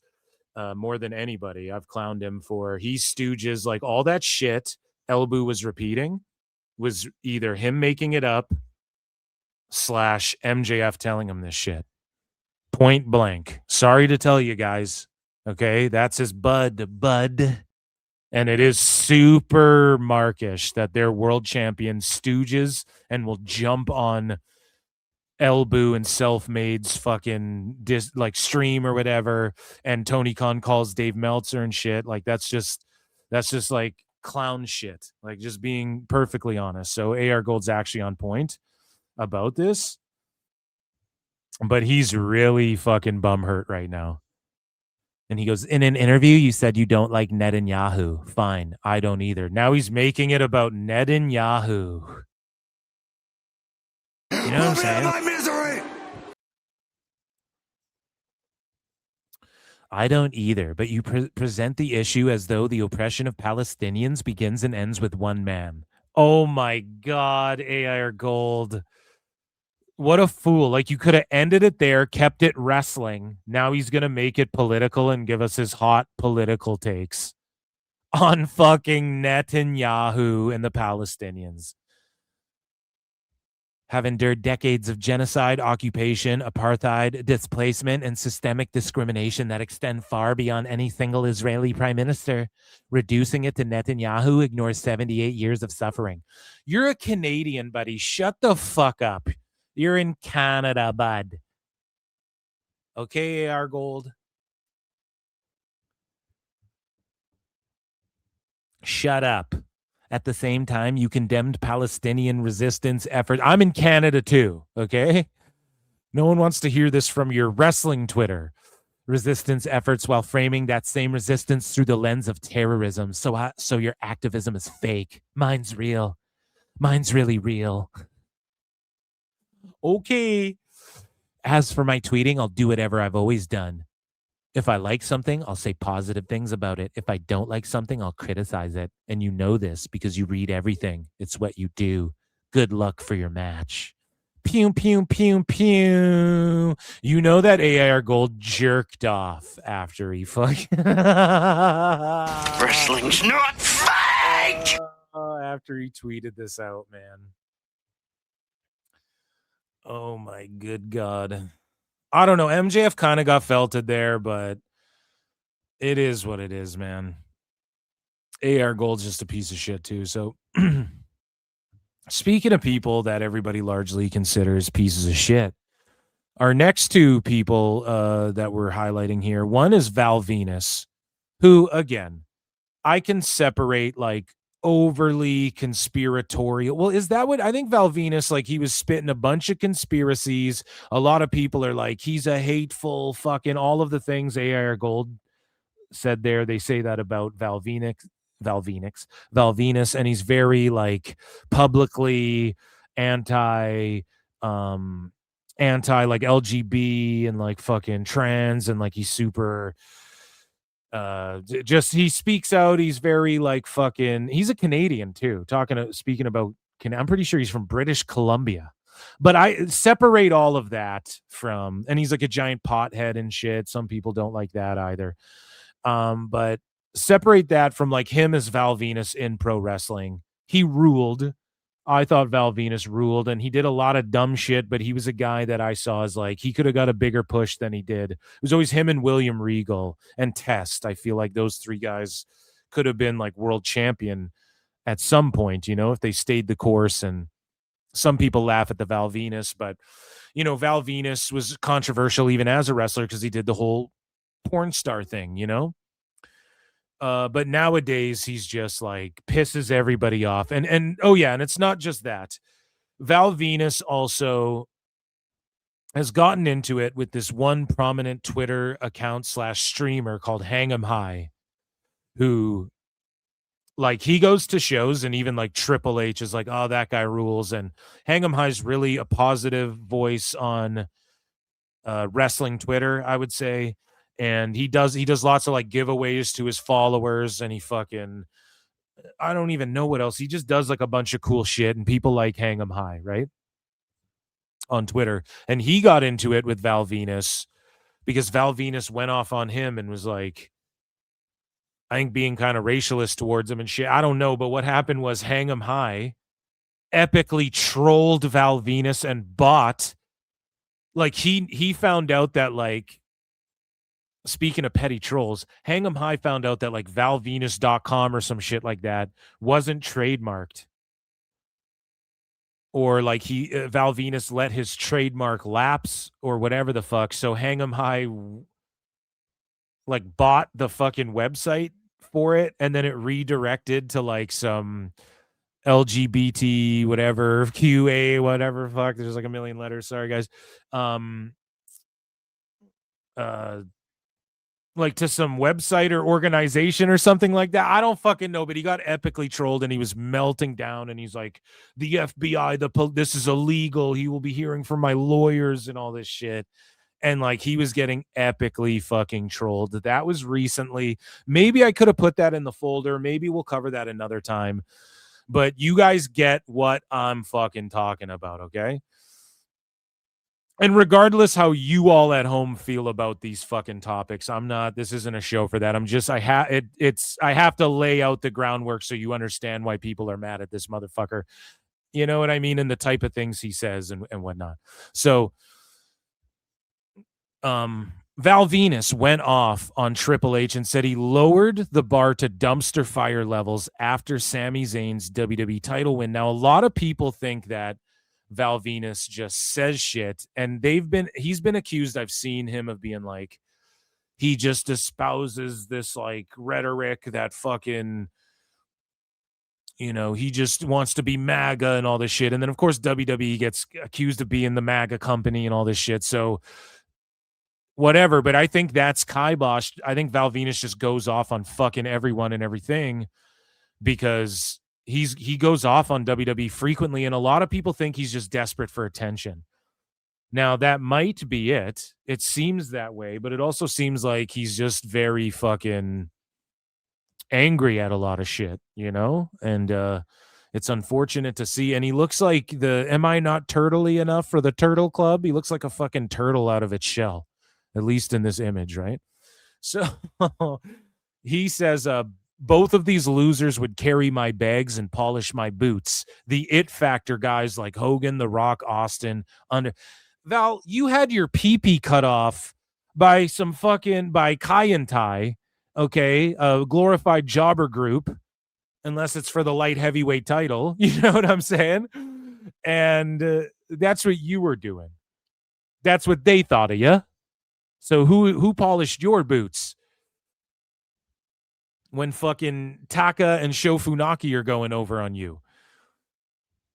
When Dick Togo's fucking chopping your dick off and emasculating you on fucking television, who was shining their boots then? The Rock? Like, Jesus. So he starts comparing himself to Rock, Austin, Taker, Triple H when they raised the bar of eligibility to unheard of heights. It's super cool that boss man Triple H lowered the bar to dumpster on fire levels so the less fortunate could get a shot while the corporation looks to discover their next it factor guy like Hogan, Rock, or Austin. What the fuck does that even mean? They would just put it on Oba, you know? So plenty of people jumped all over Val Venis for saying this shit, right? And then he followed up. He tagged Cody Rhodes in a tweet. And he said, Cody Rhodes, you absolute loser. You lost to a communist who could not lace my boots on his best day. Now, this is where I almost feel like it's for attention. You're calling him a fucking communist. Well, a lot of people call Canadians communists these days, but Hey. Let's just be fair. We got a couple haters. But yeah, he's just going off at Sammy. And for the people triggered by Sammy winning the title, I mean, like, fuck, guys. You're still crying about it. That's the point. When he loses, you're going to lose your mind and be parading in the streets. That's the point. Welcome to pro wrestling. So, what's his name? Morley, Sean Morley, the big Valboski, Val Venis says, you know what? You're damn right. I deserve it. 20 plus years in the game at the highest level. I don't think you spent 20 plus years at the highest level. I don't think that's true. 10 plus years chasing this title. Never got the recognition. I don't care what happens to me tomorrow, next week, next month, next year, forever. I will be Sami Zayn, WWE champion. Oh, so is that what? Okay, sorry. I think that was Sami Zayn's response. So everything Sami had to say is true here. You know what? You're damn right. I deserve it. 20 plus years in the game at the highest level. I don't know. Has Sami Zayn been in the game 20 plus years at the highest level? 10 plus years chasing this title. True. Yeah, never got the recognition. Whatever, man. Sammy's WWE champion. It rules. Fuck Val Venis. Even though he follows PWT. And fuck anybody crying about Sami Zayn being champion. I love you. Still come hang out with me. I don't want you to go anywhere, but anyways. Another person who a lot of people think is a big piece of shit is Joey Janela. And then Wrestle and Rob posts white fucking trash, but fuck ice. A very political PWT today. A lot of people letting everyone know what they feel politically. And so at Darby Allin's wedding, the people were being slammed on tacks and eating chops and fucking hopefully filming something for Jackass, or what a waste of everyone's time. Steve Borden's over there like, what the fuck? He's like, I know actual celebrities who are fans of my dad. What the fuck is going on? And so Joey Janela goes, brother, you're from Keensburg. Where the fuck is Keensburg? And then Wrestle and Rob goes, I knew this crybaby bitch would come for me one day. You lived in a trailer park down the road and begged girls for hugs in school, pussy. I've seen you mad times and you've never had a word to say to me. Don't be internet tough, Joseph. And then he tags the Fight Factory, New Jersey. And then Joey Janela goes, I don't know you, man. I don't ever recall meeting you. I just know you from being a weirdo on here. I never lived in a trailer park either. Maybe begged for hugs, though. And then this guy goes, you're full of fucking shit. You went to school with my baby mother. Ugh. With my baby mother. God damn. The mother of your children, dude. Come on, show some respect. And you would come to my job to eat. Don't play stupid. I'm not Bubba Ray Dudley. I actually know you and the girls you'd beg to hang out with. Talk about Keensburg. And Joey Janela's triggered. He's triggered. Otherwise, why the fuck would he respond? The Berg is as white trash as they come in NJ. It's a charming town, though. I have no idea where you work, nor do I beg to hang out with girls in 26. Yeah, that's not what he's saying, Joey. So Joey's felt it here because he's like, in 26, I don't. Stop acting like we've ever had a conversation, LMFAO.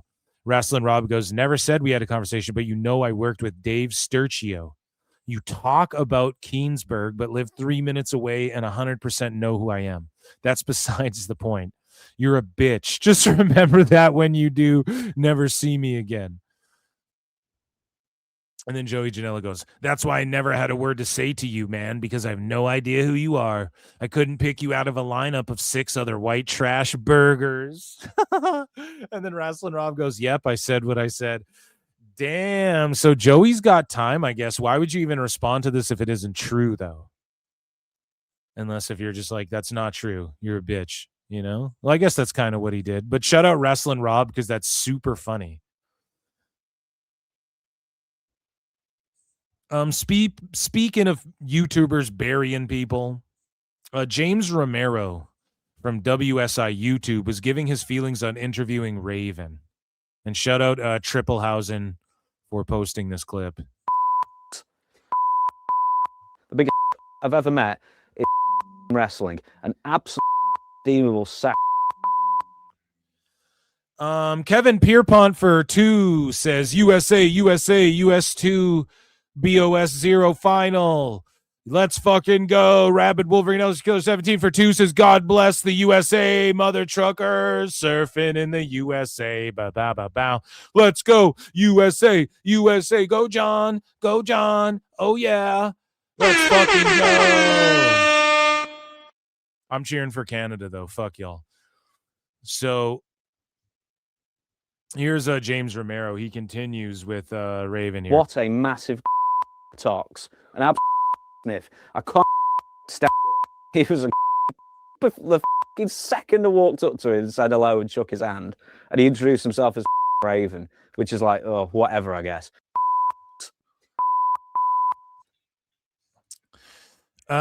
Is James Romero a bit of a mark for himself? Yes or no? Let me know. So speaking of being a mark for yourself and YouTubers going off on people who are much more prominent and famous than them, Paul Walter Hauser and I got into an argument, and we're going to recap it in full. Now, if you're unfamiliar, Paul Walter Hauser plays Stingray. He plays Mole Man. And I kind of called him out during Night of Champions, and he vanity searched his own fucking name. And then I fucking destroyed him going back and forth. Back and forth. Check out my battleship. Right? And, you know, I think most people agreed with what I had to say. And Paul Walter Hauser does this thing where he's like, Mick Foley is objectively one of the top wrestlers, top 10 of all time. And if you don't think that, you don't know a lot about business. And one time he spurged out on Conan in Instagram DMs. And he was telling Conan that, because Conan's criticism was like, yo, he's this schlubby fucking guy, right? Conan! And Paul Walter Hauser was like DMing him fucking pages, paragraphs and paragraphs and pages of him being like, well, Bam Bam Bigelow didn't have the best body and shit like that. And it's like, whoa, dude, are you fucking comparing yourself to Bam Bam Bigelow and shit? Like, it's crazy. And he has this crazy self-entitlement, it feels like, and he doesn't understand how it feels a lot like Dave Meltzer's, like, poor people don't like AEW. It's this elitist Hollywood pompous fuck, nose in the air. He's got a couple awards and he's fucking in the MCU. So now everybody is a piece of shit and he looks down on them. And if you don't think the way he thinks, and it's the same thing with him going off on Roman Reigns for being a dork. right? But meanwhile, he's going to stand AEW and Mick Foley when they're fucking excited to go work with Paramount that put on UFC Freedom 250 that Paul Walter Hauser was mad at Roman Reigns for going to. And he said in the past, he's like, it's gross that WWE is going to Saudi Arabia essentially for WrestleMania. He's like, it's gross. That was his words before.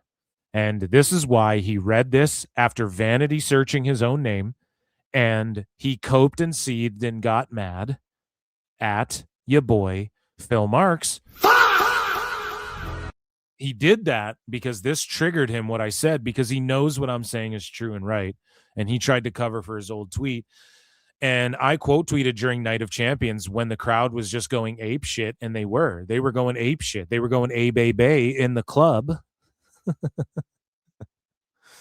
And for WWE Night of Champions, the Saudi Arabian fans. And again, they deserve all the shows. Like, there's real people out there. There's real fans. You don't have to agree with their government's fucking politics, but you don't choose where you're born. And if you're a fucking wrestling fan, it's not gross. Is it gross if they go to Canada? Is it gross if they go to the UK? And then you hear how electric the fans were and how they were doing their own thing for Obafemi, and they were doing with the lights. They were doing like their own chants and shit for some of the wrestlers. Like, they're educated fans now if they weren't a decade ago when they started doing shit with Saudi or whatever. Has it been a decade? I'm not sure. Either way. So I tweet this out, and Paul Walter Hauser vanity searched his own shit because I didn't tag him. And I go, it's gross these fans get a WrestleMania. Paul Walter Hauser probably. And then Paul Walter Hauser goes, I'm fine with them bringing live events there, but depriving us Americans of WrestleMania, not great. And a ton of people agree with me. Bro. And I knew what he meant. So when this exchange happened, I was live on the air. And if you've already seen this, whatever, fuck it. We're recapping it because it pertains to what we're talking about. But on this was on Night of Champions Saturday during the day. Time cop, depending where you are. So you can go back and listen. I literally was tweeting this and asking chat, should I say this? Should I say the next thing I'm about to say? Or should I just say, I was going to respond to this and go, so it's America first. And that would have just pwned him. And that would have been me being a dick. And I even deliberated with chat. I was like, no, I'm not going to be a dick. I'm going to actually engage him because I was kind of a dick to start things off. So let me just actually engage this and see if he can follow the trail of logic, how he got triggered and called Roman Reigns a dork, but you're saying America first for WrestleMania? Why is it gross if they go to any other country? It's like you're an elitist fuck who calls the rest of the country flyover states between going to LA and New York. And I know what this is, and I want him to confront this. And because if you do a show in America, it's mostly Americans. If you go to Canada, it's mostly Canadians. If you go to Saudi, it's mostly Saudis. Like, what's the difference? If they go to Mexico, All In goes to fucking Wembley. If they go to Australia, are you mad that only Australia? Like, why is WrestleMania exclusively American? And then I also called him out. I knew every step of the way logically where he was going to go with this argument. I went, he's going to try and say that that Canada and Mexico is North American. It's all America. Even though Mexicans are Mexicans, Canadians are Canadians. We are all, it is the Americas. Ooh, whoa. But that's like also saying like, well, South Americans, I guess technically they are Americans. They're South Americans, and I guess we are North Americans, but do people in the UK be like, bruv, I'm European? I mean, you are technically, but you're from the UK, bruv. It's kind of like Canada. We don't go, yeah, we're North Americans. Well, I mean, we do, but we're not like we're Americans. So he just said Americans, assuming. So I knew he was going to go, well, Canada counts too, because that's North America. Like, I'm 10 steps ahead of this fool. So I respond to this and I go, if WWE went to the UK or Canada again for WrestleMania, would that also not be great? Because most Americans can't attend.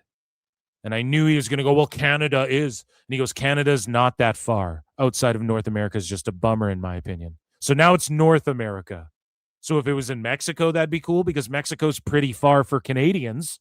And Mexico and Canada's pretty far from people who live near Mexico in the States.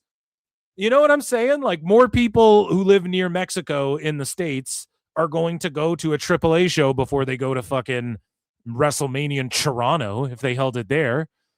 You know what I'm saying? So, and I find him being racist against Canadians, okay?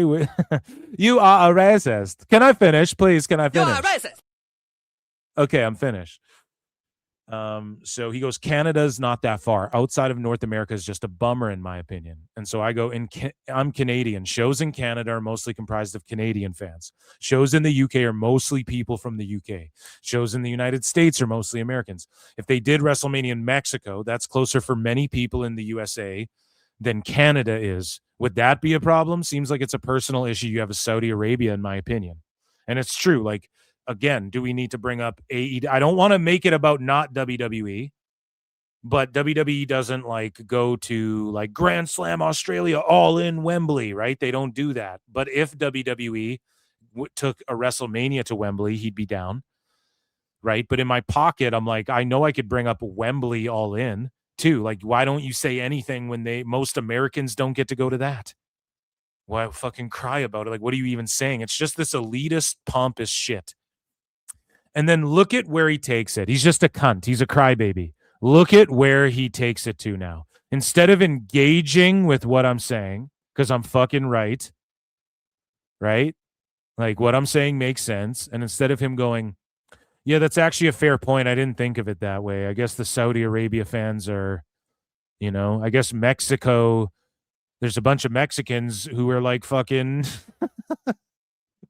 not down with America and shit, like what's the, like, it's just like this, we Americans deserve, but then you're getting triggered by Roman Reigns being at fucking UFC Freedom 250 that's celebrating America. And I should have just hit him with America first and just ended his shit.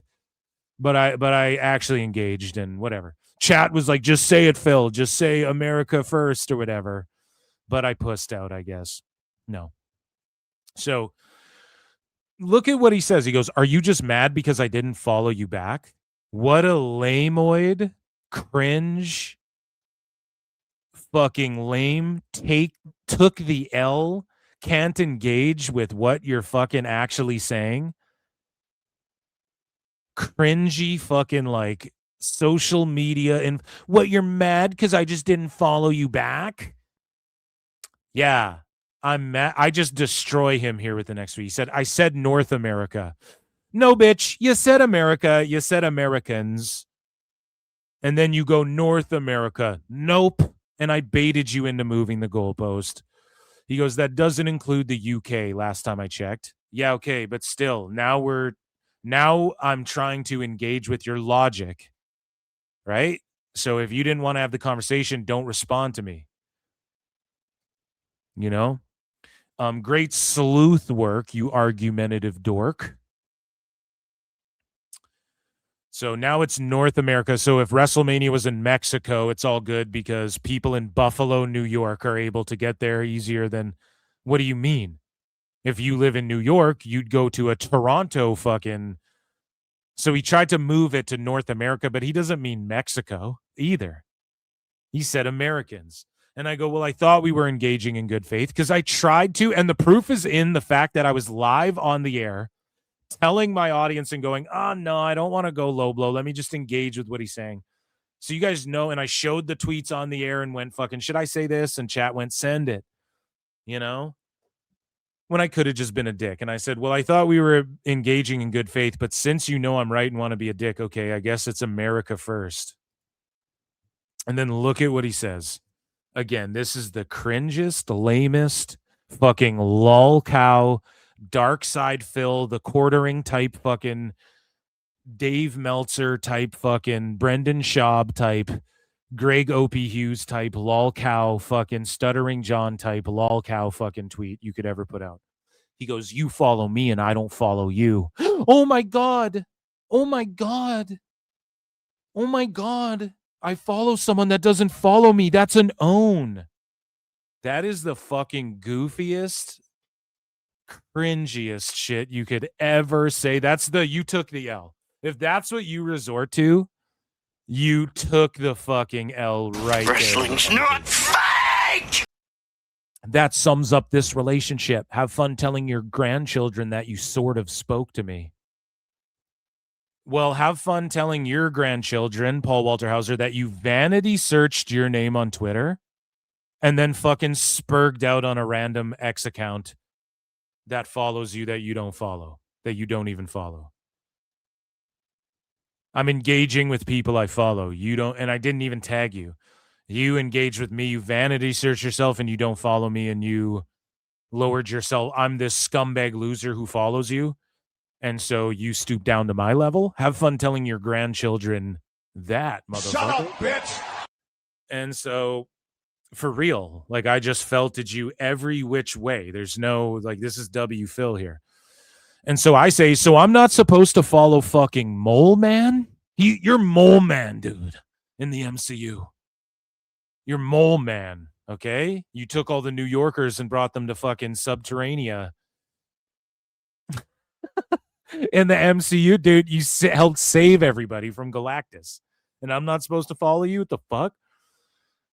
And I go, I follow every wrestler I see that has an X account. And again, I follow the same amount of people that follow me. I follow over 3,000 people, mostly all just wrestlers and wrestling news sites and shit. Like, if I see you're a wrestler, even if you have 50 followers, but you're an actual pro wrestler and I can like see you're on your pro wrestling journey, I drop a fucking follow. Right?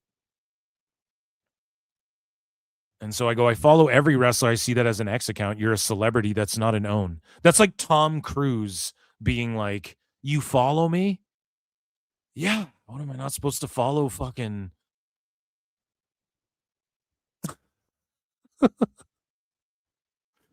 What movie? He's in so many fucking movies. You can't. What am I not supposed to follow? Mission Impossible? Ethan Hunt?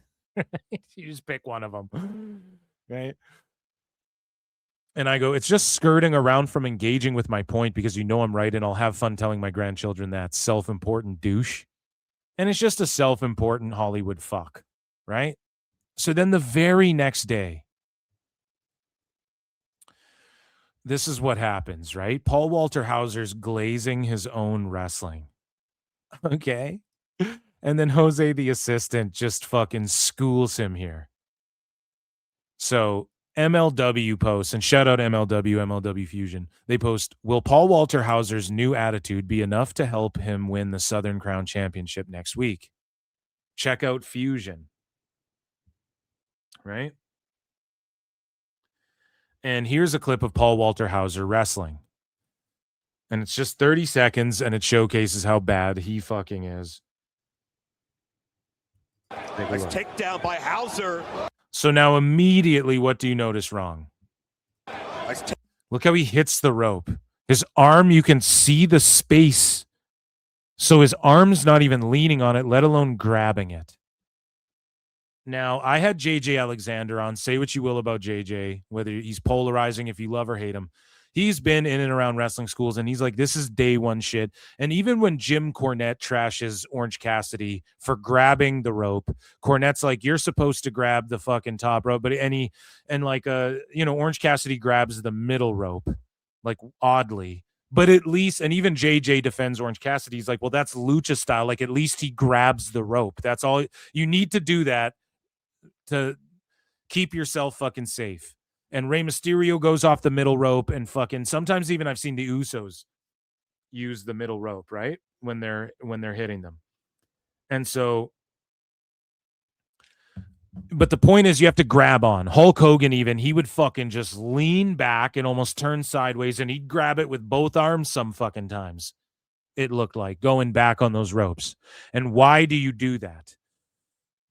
And look, dude, he's not only not grabbing it, but his arm's not even like leaning on it to where he could get a hold of it. Like, you can see the space in his arm, and he's like going up on his tippy toes to hit this rope. And this is a guy melting down, comparing himself to Bam Bam, calling Roman Reigns a dork, and spurging out on me about WrestleMania. Can't even hit the ropes. Nice takedown by Hauser. Right? Like, that's pretty bad. And let's watch this. Been training very diligently. We do understand, Tom, that an inaugural Southern Crown champion will be crowned next week. Oh, look at that shitty super kick. Oh, my God. Oh, no. Crown champion will be this is literally like every fucking... You guys remember the Star Wars guy who like was... he went viral, like in the early viral days where it's like that dork kid like spinning the lightsaber around. This is what every dork kid like that who does pro wrestling shit in their house, like every backyard wrestler back in the day. This is how they look. Next week, right here on Fusion. And then look how he hits the ropes again. Literally, like this is how bad, like he puts that arm up. Now look, here's the problem too. So when he hits, God, fuck, this is so bad. This is even worse than I remembered. So when he hits this rope, watch, he puts his right arm up. Oh my God, look. Oh, no, it's his left one and his right one. So he's putting both of his arms and elbows way up high. Look. Oh my God. And the way he's leaning, it should be his right arm holding on. And I don't actually know with the footing. If your footing's like that with right foot up and left foot down, someone who's a pro wrestler would have to come on here and explain to me, do you then go left side support, grab the rope, or fucking right side? I don't even know, but the way his body's leaning and then his footing's all wrong here.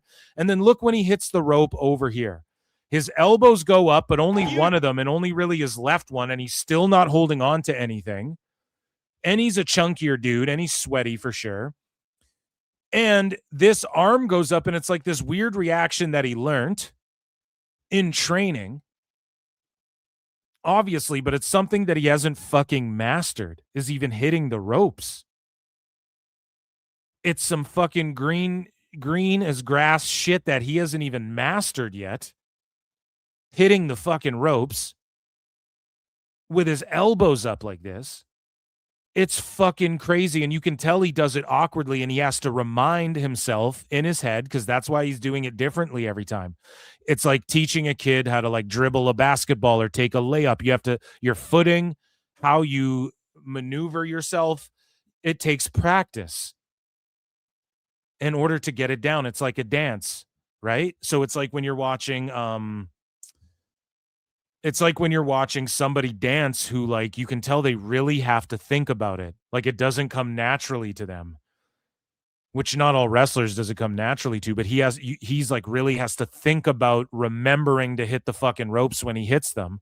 And that's why he doesn't even have that down yet. He's not even grabbing the ropes. Next week, right here on Fusion, we know that 10 wrestlers will do battle bunkhouse style in a cover for one in the ring right now. We don't know the full list of 10. We know Hauser is one. And so he does a little dog pant, and he thinks he's cute. Oh yeah, anything. dog He wants to pant. be the first. Oh, look at that He's gotta shitty right hand. Oh my God, look how bad this punch for is. absolutely anything if he wants to be the first Oh Southern my Crown champion God. next week. Let's take Oh my God, and you're letting him chop you, and then he goes dog's pant. Now let's see him melt down on Paul Walter Hauser. He fucking won't. He won't even acknowledge Paul Walter Hauser, but he's got time for PWT. And so he goes, hold the top rope. If that shit snaps, you're fucked. Okay? So shout out Jose the assistant for letting it be known. And then this guy, Pro Wrestling Fan, goes, can you elaborate? I've watched this clip multiple times. Where is there a spot where he should be holding on the rope? And again, this is why you don't listen to wrestling fans, folks. And Jose goes, when you run the ropes, it's universally taught to hold on to the top rope when running the ropes.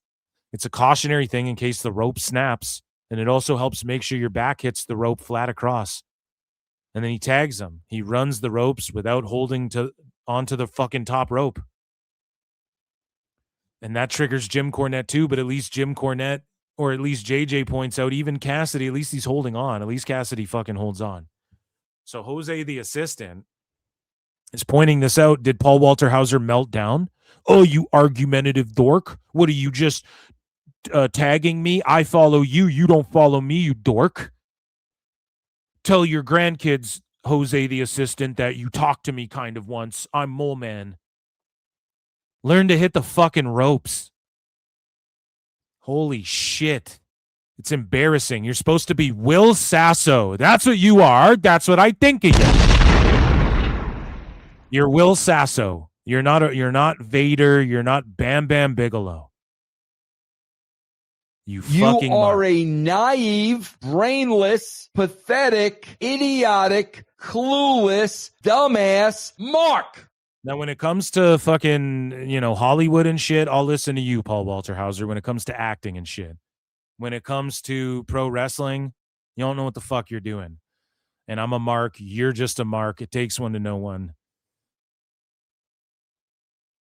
And somebody that Paul Walter Hauser did respond to was one James E. Jim Cornette, who went off on not only Paul Walter Hauser, but Mason Rook, Will Cruz, or whatever the fuck his name is, whatever you want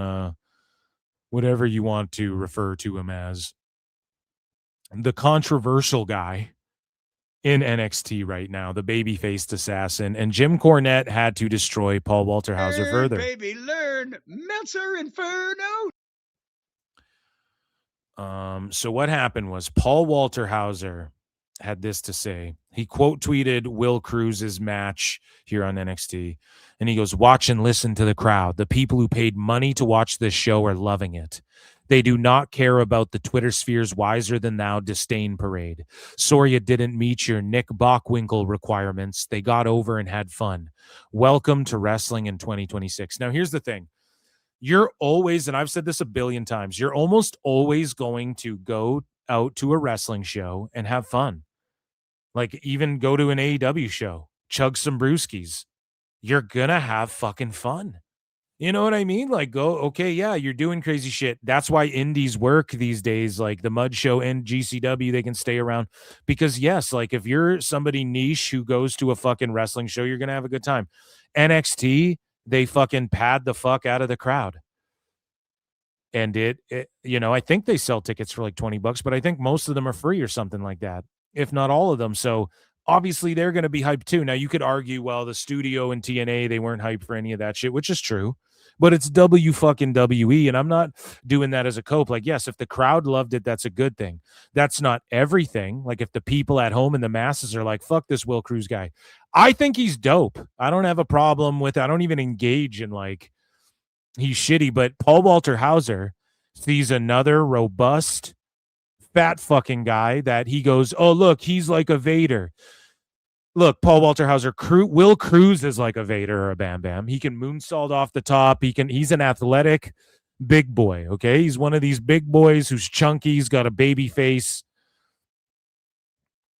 And not like his character. He has a baby face, and he's one of these kids who, like, is athletic. Like, if you shave that fat off, he'd still be athletic. Like, he clearly has athleticism that you do not have. He knows how to hit the ropes, first and foremost.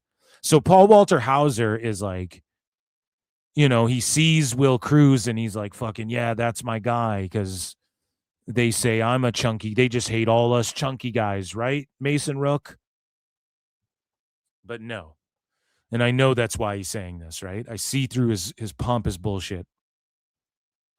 And he goes, the people who paid money. And then some people were like, dude, it's a free crowd. They're like, it's a free crowd. So, and I don't know if that's true. I think people pay $20. That's the last I heard. But anyways, Jim Cornette says, it's friends and family who got free tickets watching Chaz Bono. Oh, no. Oh, Chaz Bono, Cassius Bono. Fucking Chaz Bono, he calls him. That's ruthless. Learn, baby, learn. Jimbo. Meltzer Inferno. Thank you, fuck you, bye, boom. So Jim goes, endure oxygen deprivation, turd blossom. You couldn't have parked Nick Bockwinkel's car. Fuck off. Right? And then Paul Walter Hauser, look at him. He's such a little baby ass. Like, look at he does this. That's like, look at how he responds to Jim Cornette, who's more respected in pro wrestling than Paul Walter Hauser will ever be. And he does this condescending, boo-hoo, old man. Like, he's one of these guys who is like, yeah, I mean, rich Americans, am I right? The rest of these poor flyover states, people who paid money, boo-hoo, old man. Oh, you follow me. He's just a fucking nerd. He's a fat dork that people would make fun of in high school, who now has clout in Hollywood. And he's in rooms with people he never dreamed of. And he just fucking thinks his shit don't stink. Right? And so Paul Walter Hauser goes, my children and their generation will never know or care who Nick Bockwinkel is or was. Doesn't diminish his legacy talent, what he gave. It's just the truth, Jimmy. This coming generation will likely watch and enjoy Mason Rook and Jackson Drake. Boo-hoo. Here's the thing now. Paul, you literally brought Nick Bockwinkel into the conversation. So saying my children and their generation will never know or care who Nick Bockwinkel is or was. Imagine saying that about like Rikidozan or so. Like, this is what I mean. So he's allowed to say that about Nick Bockwinkel, but when I go, dude, in 50 years, Will Ospreay will be remembered as the fucking guy that Meltzer like spurged out and ruined his credibility over. He had that Cuervo with him the whole time too. But no, that's not acceptable, right? But Paul Walter Hauser can go, oh, no one will even remember Nick Bockwinkel and shit. Meanwhile, he's the one who brought Nick Bockwinkel into the conversation and reminded everybody of just who he is. So Jim Cornette says, Rook won't be around long enough for a housefly's generation to enjoy. The problem is idiots in the business who are marks for showbiz assholes who are marks for wrestling. Okay, so he's saying the problem is idiots in the business who are marks for showbiz assholes who are marks for wrestling, letting them play in our profession and making them believe they should have opinions. See Hauser, dumbass. So he just completely destroys him, and Paul Walter Hauser's been getting destroyed like this whole time. Right? Like he's been getting fucking destroyed. And so Mason Rook responds to the Chaz Bono comment and goes, thanks, Jim. I'm so grateful. All my friends and family from England were in attendance last night. So he's like, Jimbo, I'm from England. Like they weren't family and friends. And that's the thing. People diminish the NXT crowd. I don't like that either. Like, I don't care if they pay cheap or they get free tickets. Like, it's their studio development show. Who gives a fuck? But Mason Rook is like, okay, Jim. And then Cornette goes, I didn't mean your specific friends and family, you human waterbed. Oh, fucking no. Oh, no. He's fat. Oh, no, Jim. He just fucking went off on this guy, dude. Oh, my goodness. Thank you, fuck you, bye, boom. Chaz Bono than a waterbed. Or there wouldn't have been enough people in the crowd to count to 15 on their fingers. Okay, so again, I don't know if I need to see Mason Rook and Jim Cornette beefing like this. It hurts my heart. Not that I'm like the biggest Mason Rook mark. Like, obviously, NXT's where he belongs, but god damn. And yeah, Jim Cornette just basically destroyed Paul Walter Hauser, and then he had nothing to say to that. And you don't even know how to hit the fucking ropes. That's why you cope and seethe when people who you look down upon, like he probably looks and views Jim Cornette as like some sort of fucking hillbilly hick. And yeah, that, ladies and gentlemen, was Wrestling's Not Fake. Wrestling's Not Fake segment here at PWT. That was amazing. Guys, make sure you hit like, make sure you hit retweet and all of that good shit. If you're watching on replay, hype the shit. Patreon.com/Pro Wrestle Times. I'm going to get Matt Morgan to talk about on Patreon to talk about his time on Tough Enough Season 2. And we're like doing a watch along of the episodes and stuff like that. So make sure you check out Patreon and become a channel member. Okay. Make sure you member, or else what the fuck are you doing? And you can super chat in or just hit like, retweet, heart, all that good shit. You guys already know. Those are my plugs. Let's get into, I want to do a little more, shall we? I told you guys, it is a jam-packed show. Now, I don't know if we're going to get to dirt sheet fails. We might have to fucking save some dirt sheet fails and get into, do you guys want ratings wars, or no, we have to do ratings wars because it's like, it's timely, it's timely. So everybody, let's head over here in Phil Marks bookmarks and let's get into ratings wars.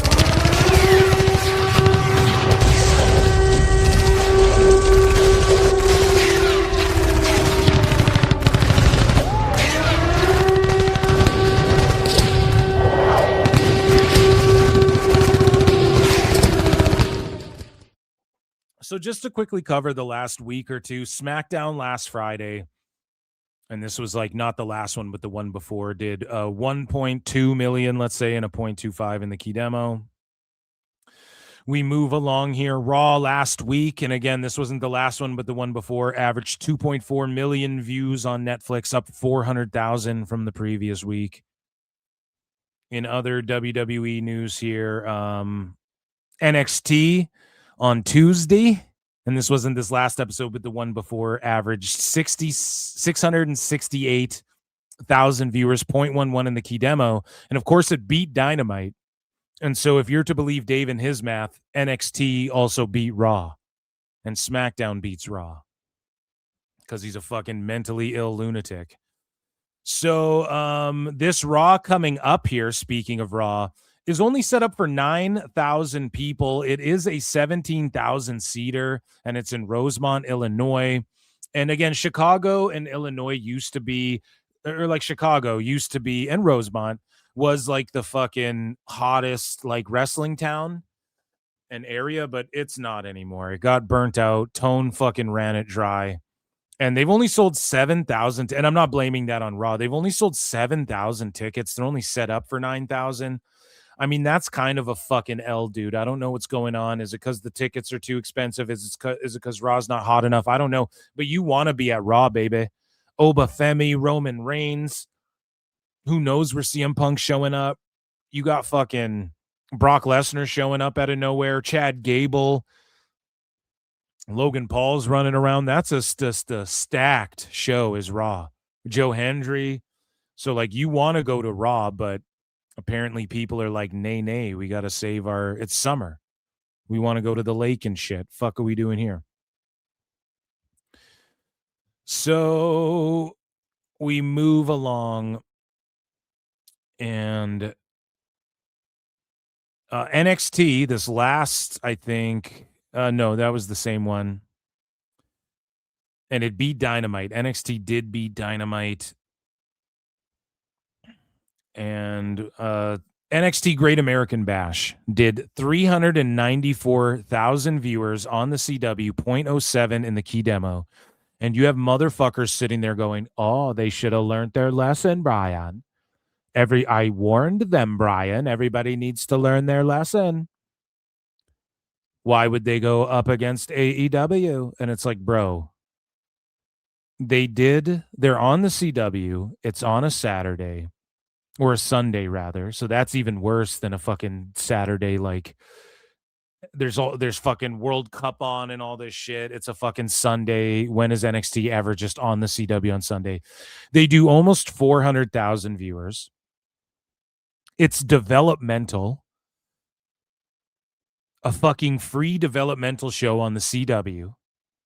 And they're like, oh, a PLA up against a fucking pay-per-view that 4 companies had to fucking team up and put on. Why are we even comparing these fucking things? Who even cares? Okay, solid number. Who gives a shit? It was on Netflix around the rest of the world too. So what was the Netflix numbers? We don't even know. Like, why do we even care about? Why are we comparing this shit? They're two completely different fucking things.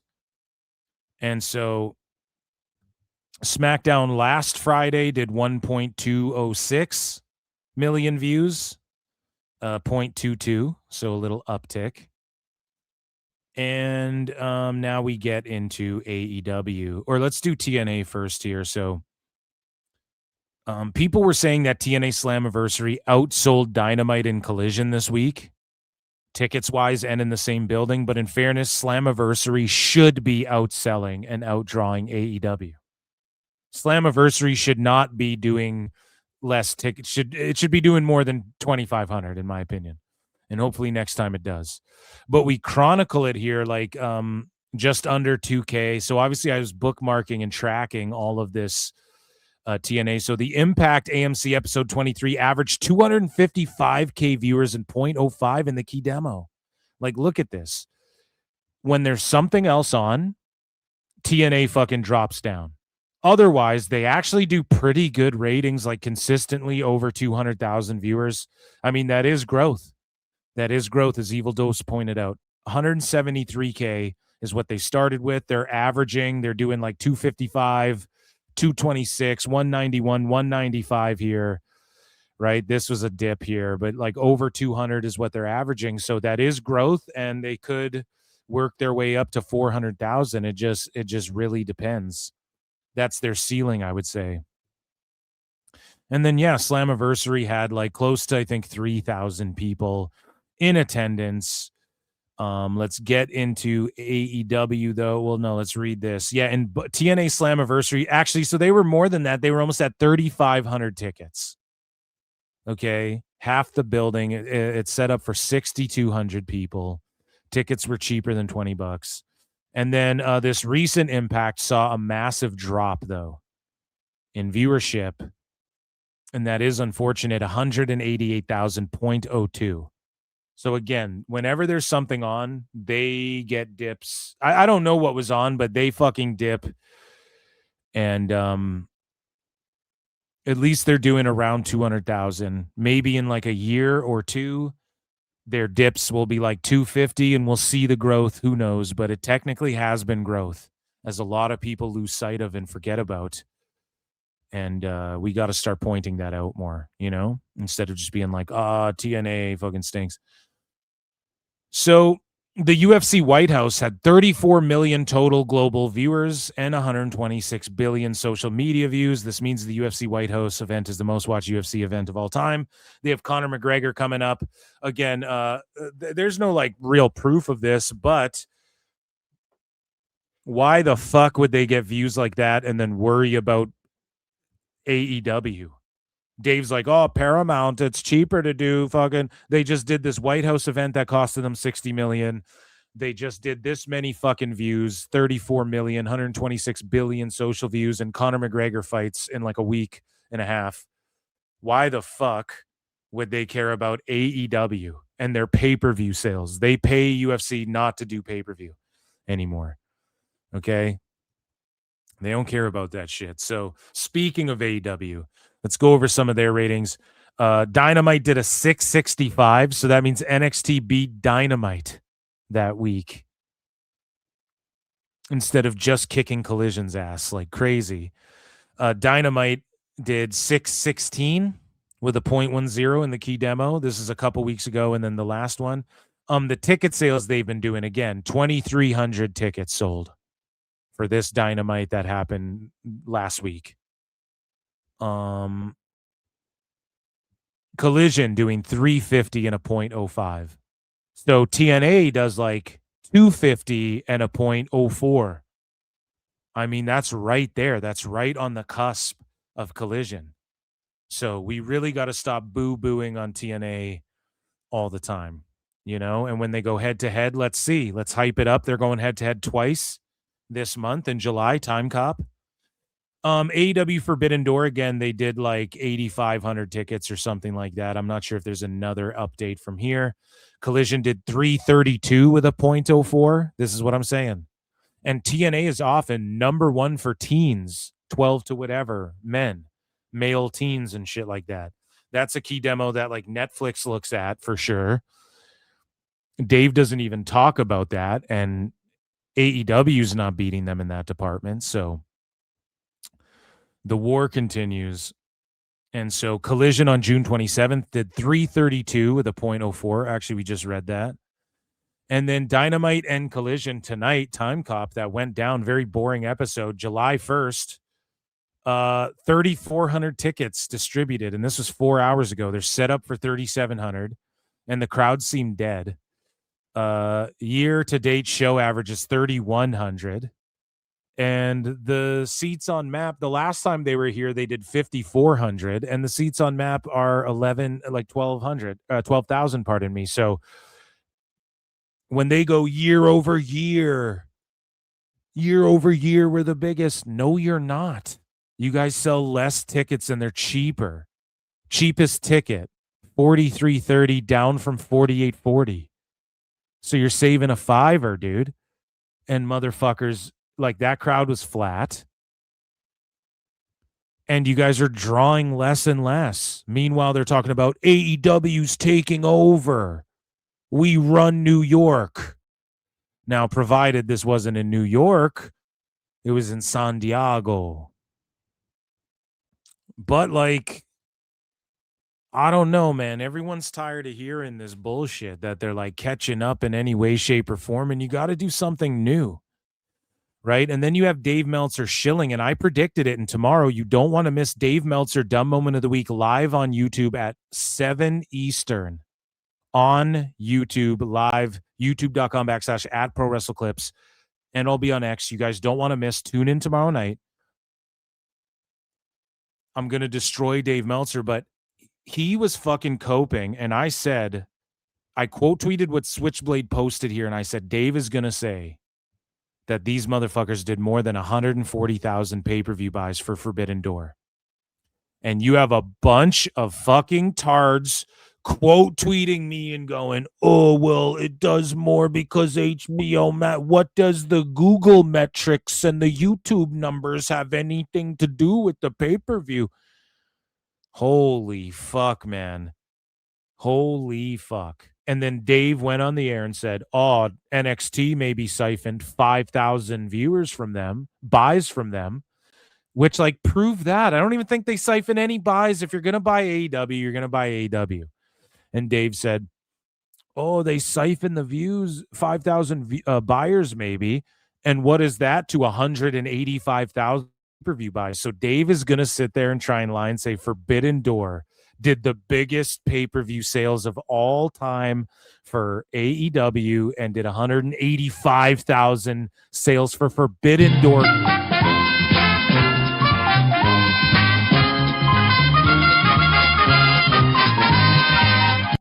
That's what Dave's going to fucking say, okay? And that's what he did say, and that's what he's going to say when he lies about the fucking numbers. He's fucking mentally ill and deranged. He keeps just adding more and more to AEW's pay-per-view numbers, okay? Happy Canada Day, by the way. There's fireworks if you guys hear popping and shit. There's fireworks and stuff outside, but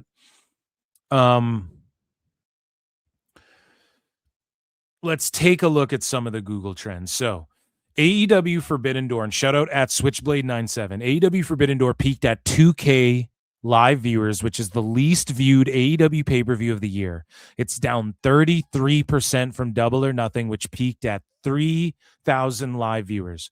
Forbidden Door is also down 61% from last year's event, which peaked at 5.2K. So people are literally saying, it's up from last year. No, YouTube is Google. Google is YouTube. YouTube, you can buy the pay-per-view. YouTube and Google interest is about the same. You type in your search bar, AEW New Japan Forbidden Door. It gives you the YouTube video of it. The people in the live chat are watching the show. I don't think you can be in the chat if you didn't buy the show. So it's a good indicator. You can look at it for trends. And you know how we know this, sickos? Because your god, Dave Meltzer, does the same thing for UFC and TNA, doesn't do it for AEW. He just invents and adds on more pay-per-view buys that nobody can fucking prove. Okay? And it's only going to hurt them, because if they think that Paramount's not going to crack the books open and see that Dave and all of these people are fucking liars. Poor people don't like AEW. Liar! Like, I'm sorry, man. You think Paramount Tone's like, I don't know the numbers. You think Paramount's not going to fucking say the numbers? Or see the numbers, rather? And then really know what to do with this shit? And you know that the numbers are lower than what Dave and them are saying, or else Tone would go, yes, I've heard that. Same numbers. and it's been confirmed it's actually higher than that, or he'd go, yep, it's right, pretty close. But he doesn't say that. He just goes, oh, we don't know the numbers. Meaning it's lower than the rumors out there, but he doesn't want to say that because then that fucks over. It's like when Dave Meltzer asked Tone, like, did you hear about WWE's announcement? And he's like, no, I haven't. And then Dave explains it, and he's like, oh, I did hear about that.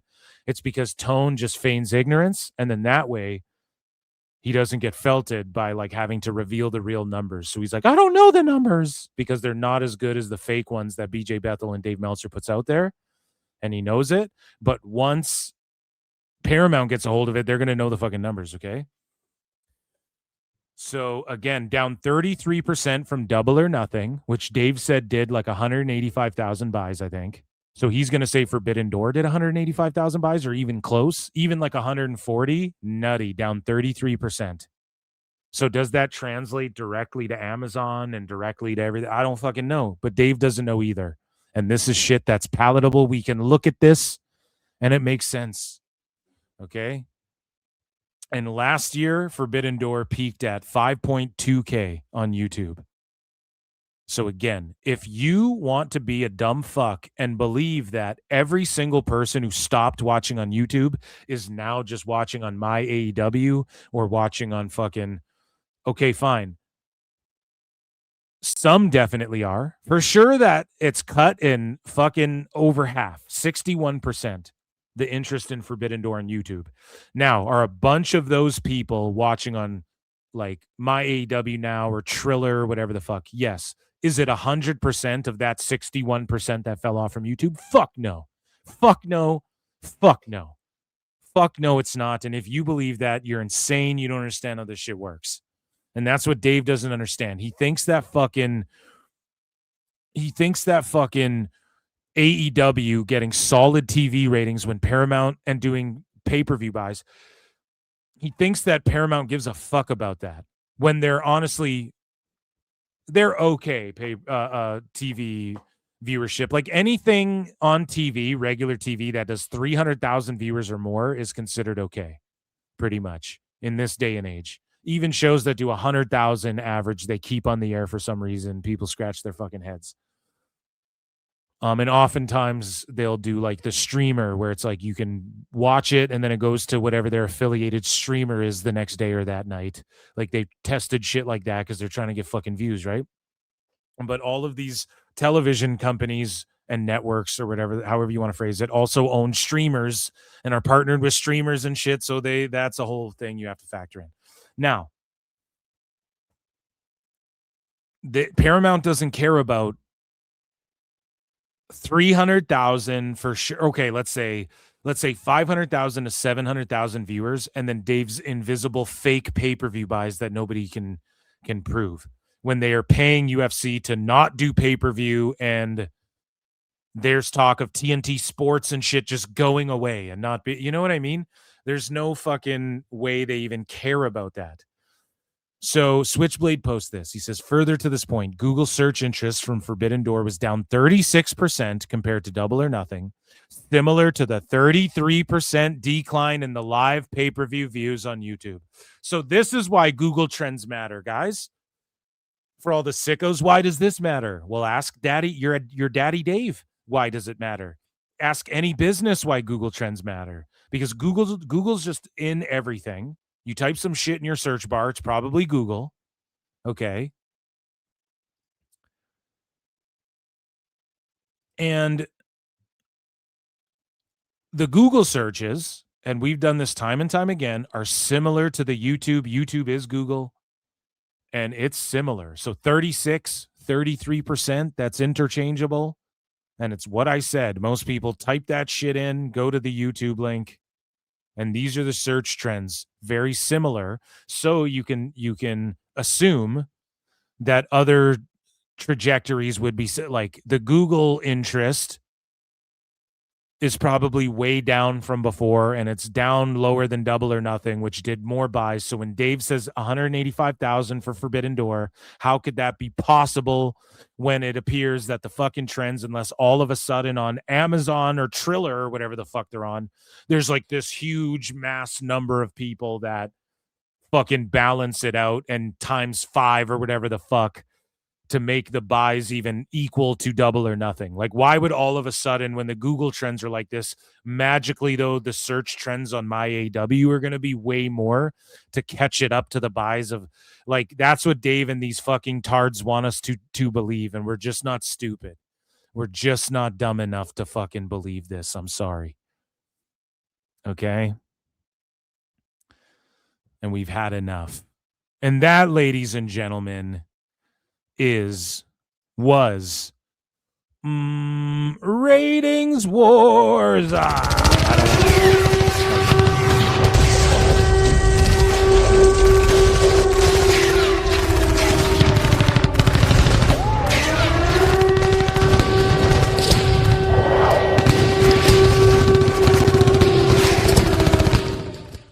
So TY Hitman 24 for 2 sweet says, can you do reactions to Bobby Monsoon, an AEW mark?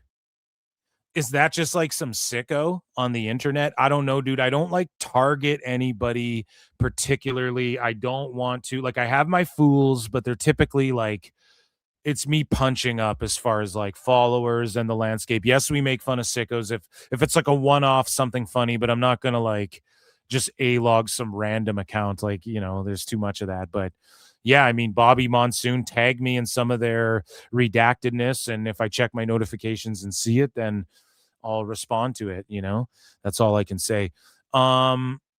Ladies and gentlemen, I want to thank you all for being here. We've gone over 4 hours. We will do this Saturday, because no matter what, no matter how long it fucking takes us, we will do a dirt sheet fails, because that's been piling up a little bit. Not fake! I hope you guys enjoyed this show. Make sure you tune into Dave Meltzer, Dumb Moment of the Week. Make sure you tune into patreon.com/pro wrestle times.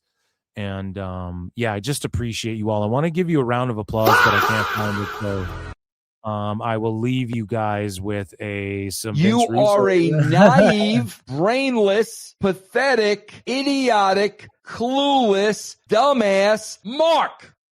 I appreciate you guys, and happy Canada Day, folks. And go Team USA, I guess, who won their game. Shout out them.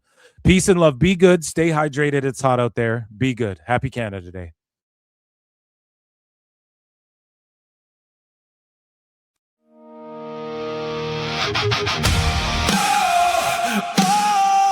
Tony Khan is the best guy.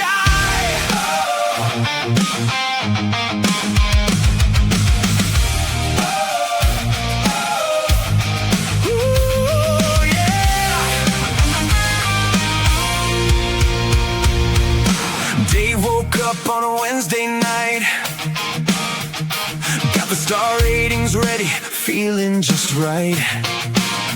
Tone booked a ladder match, 12 flips in a row. Dave said, 6 stars, brother, let's go. The ratings dipped a little, but that's okay. There's always a reason by the end of the day.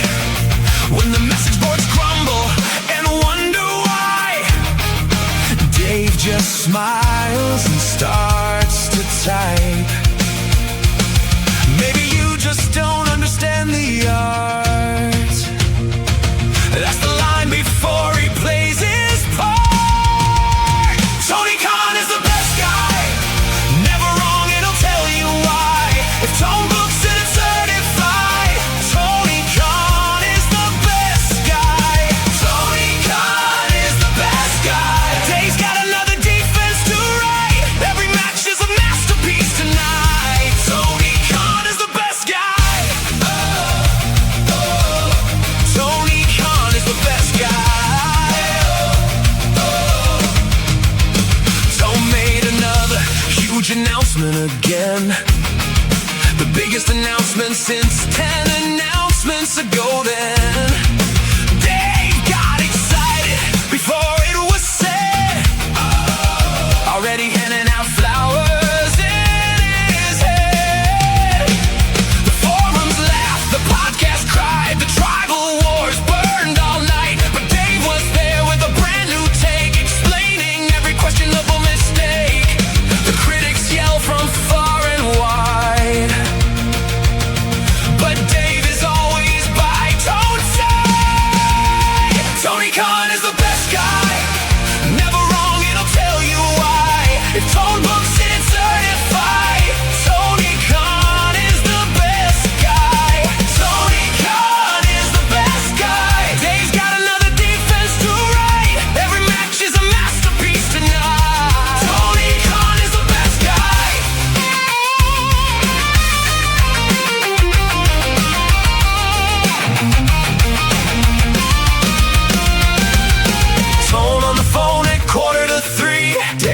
what you think of the show.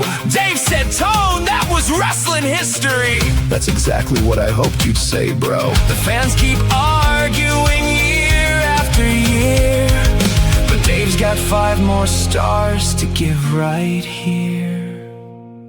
Tony Khan is the best guy. The stars keep climbing to the sky. 7 stars, Dave might just try.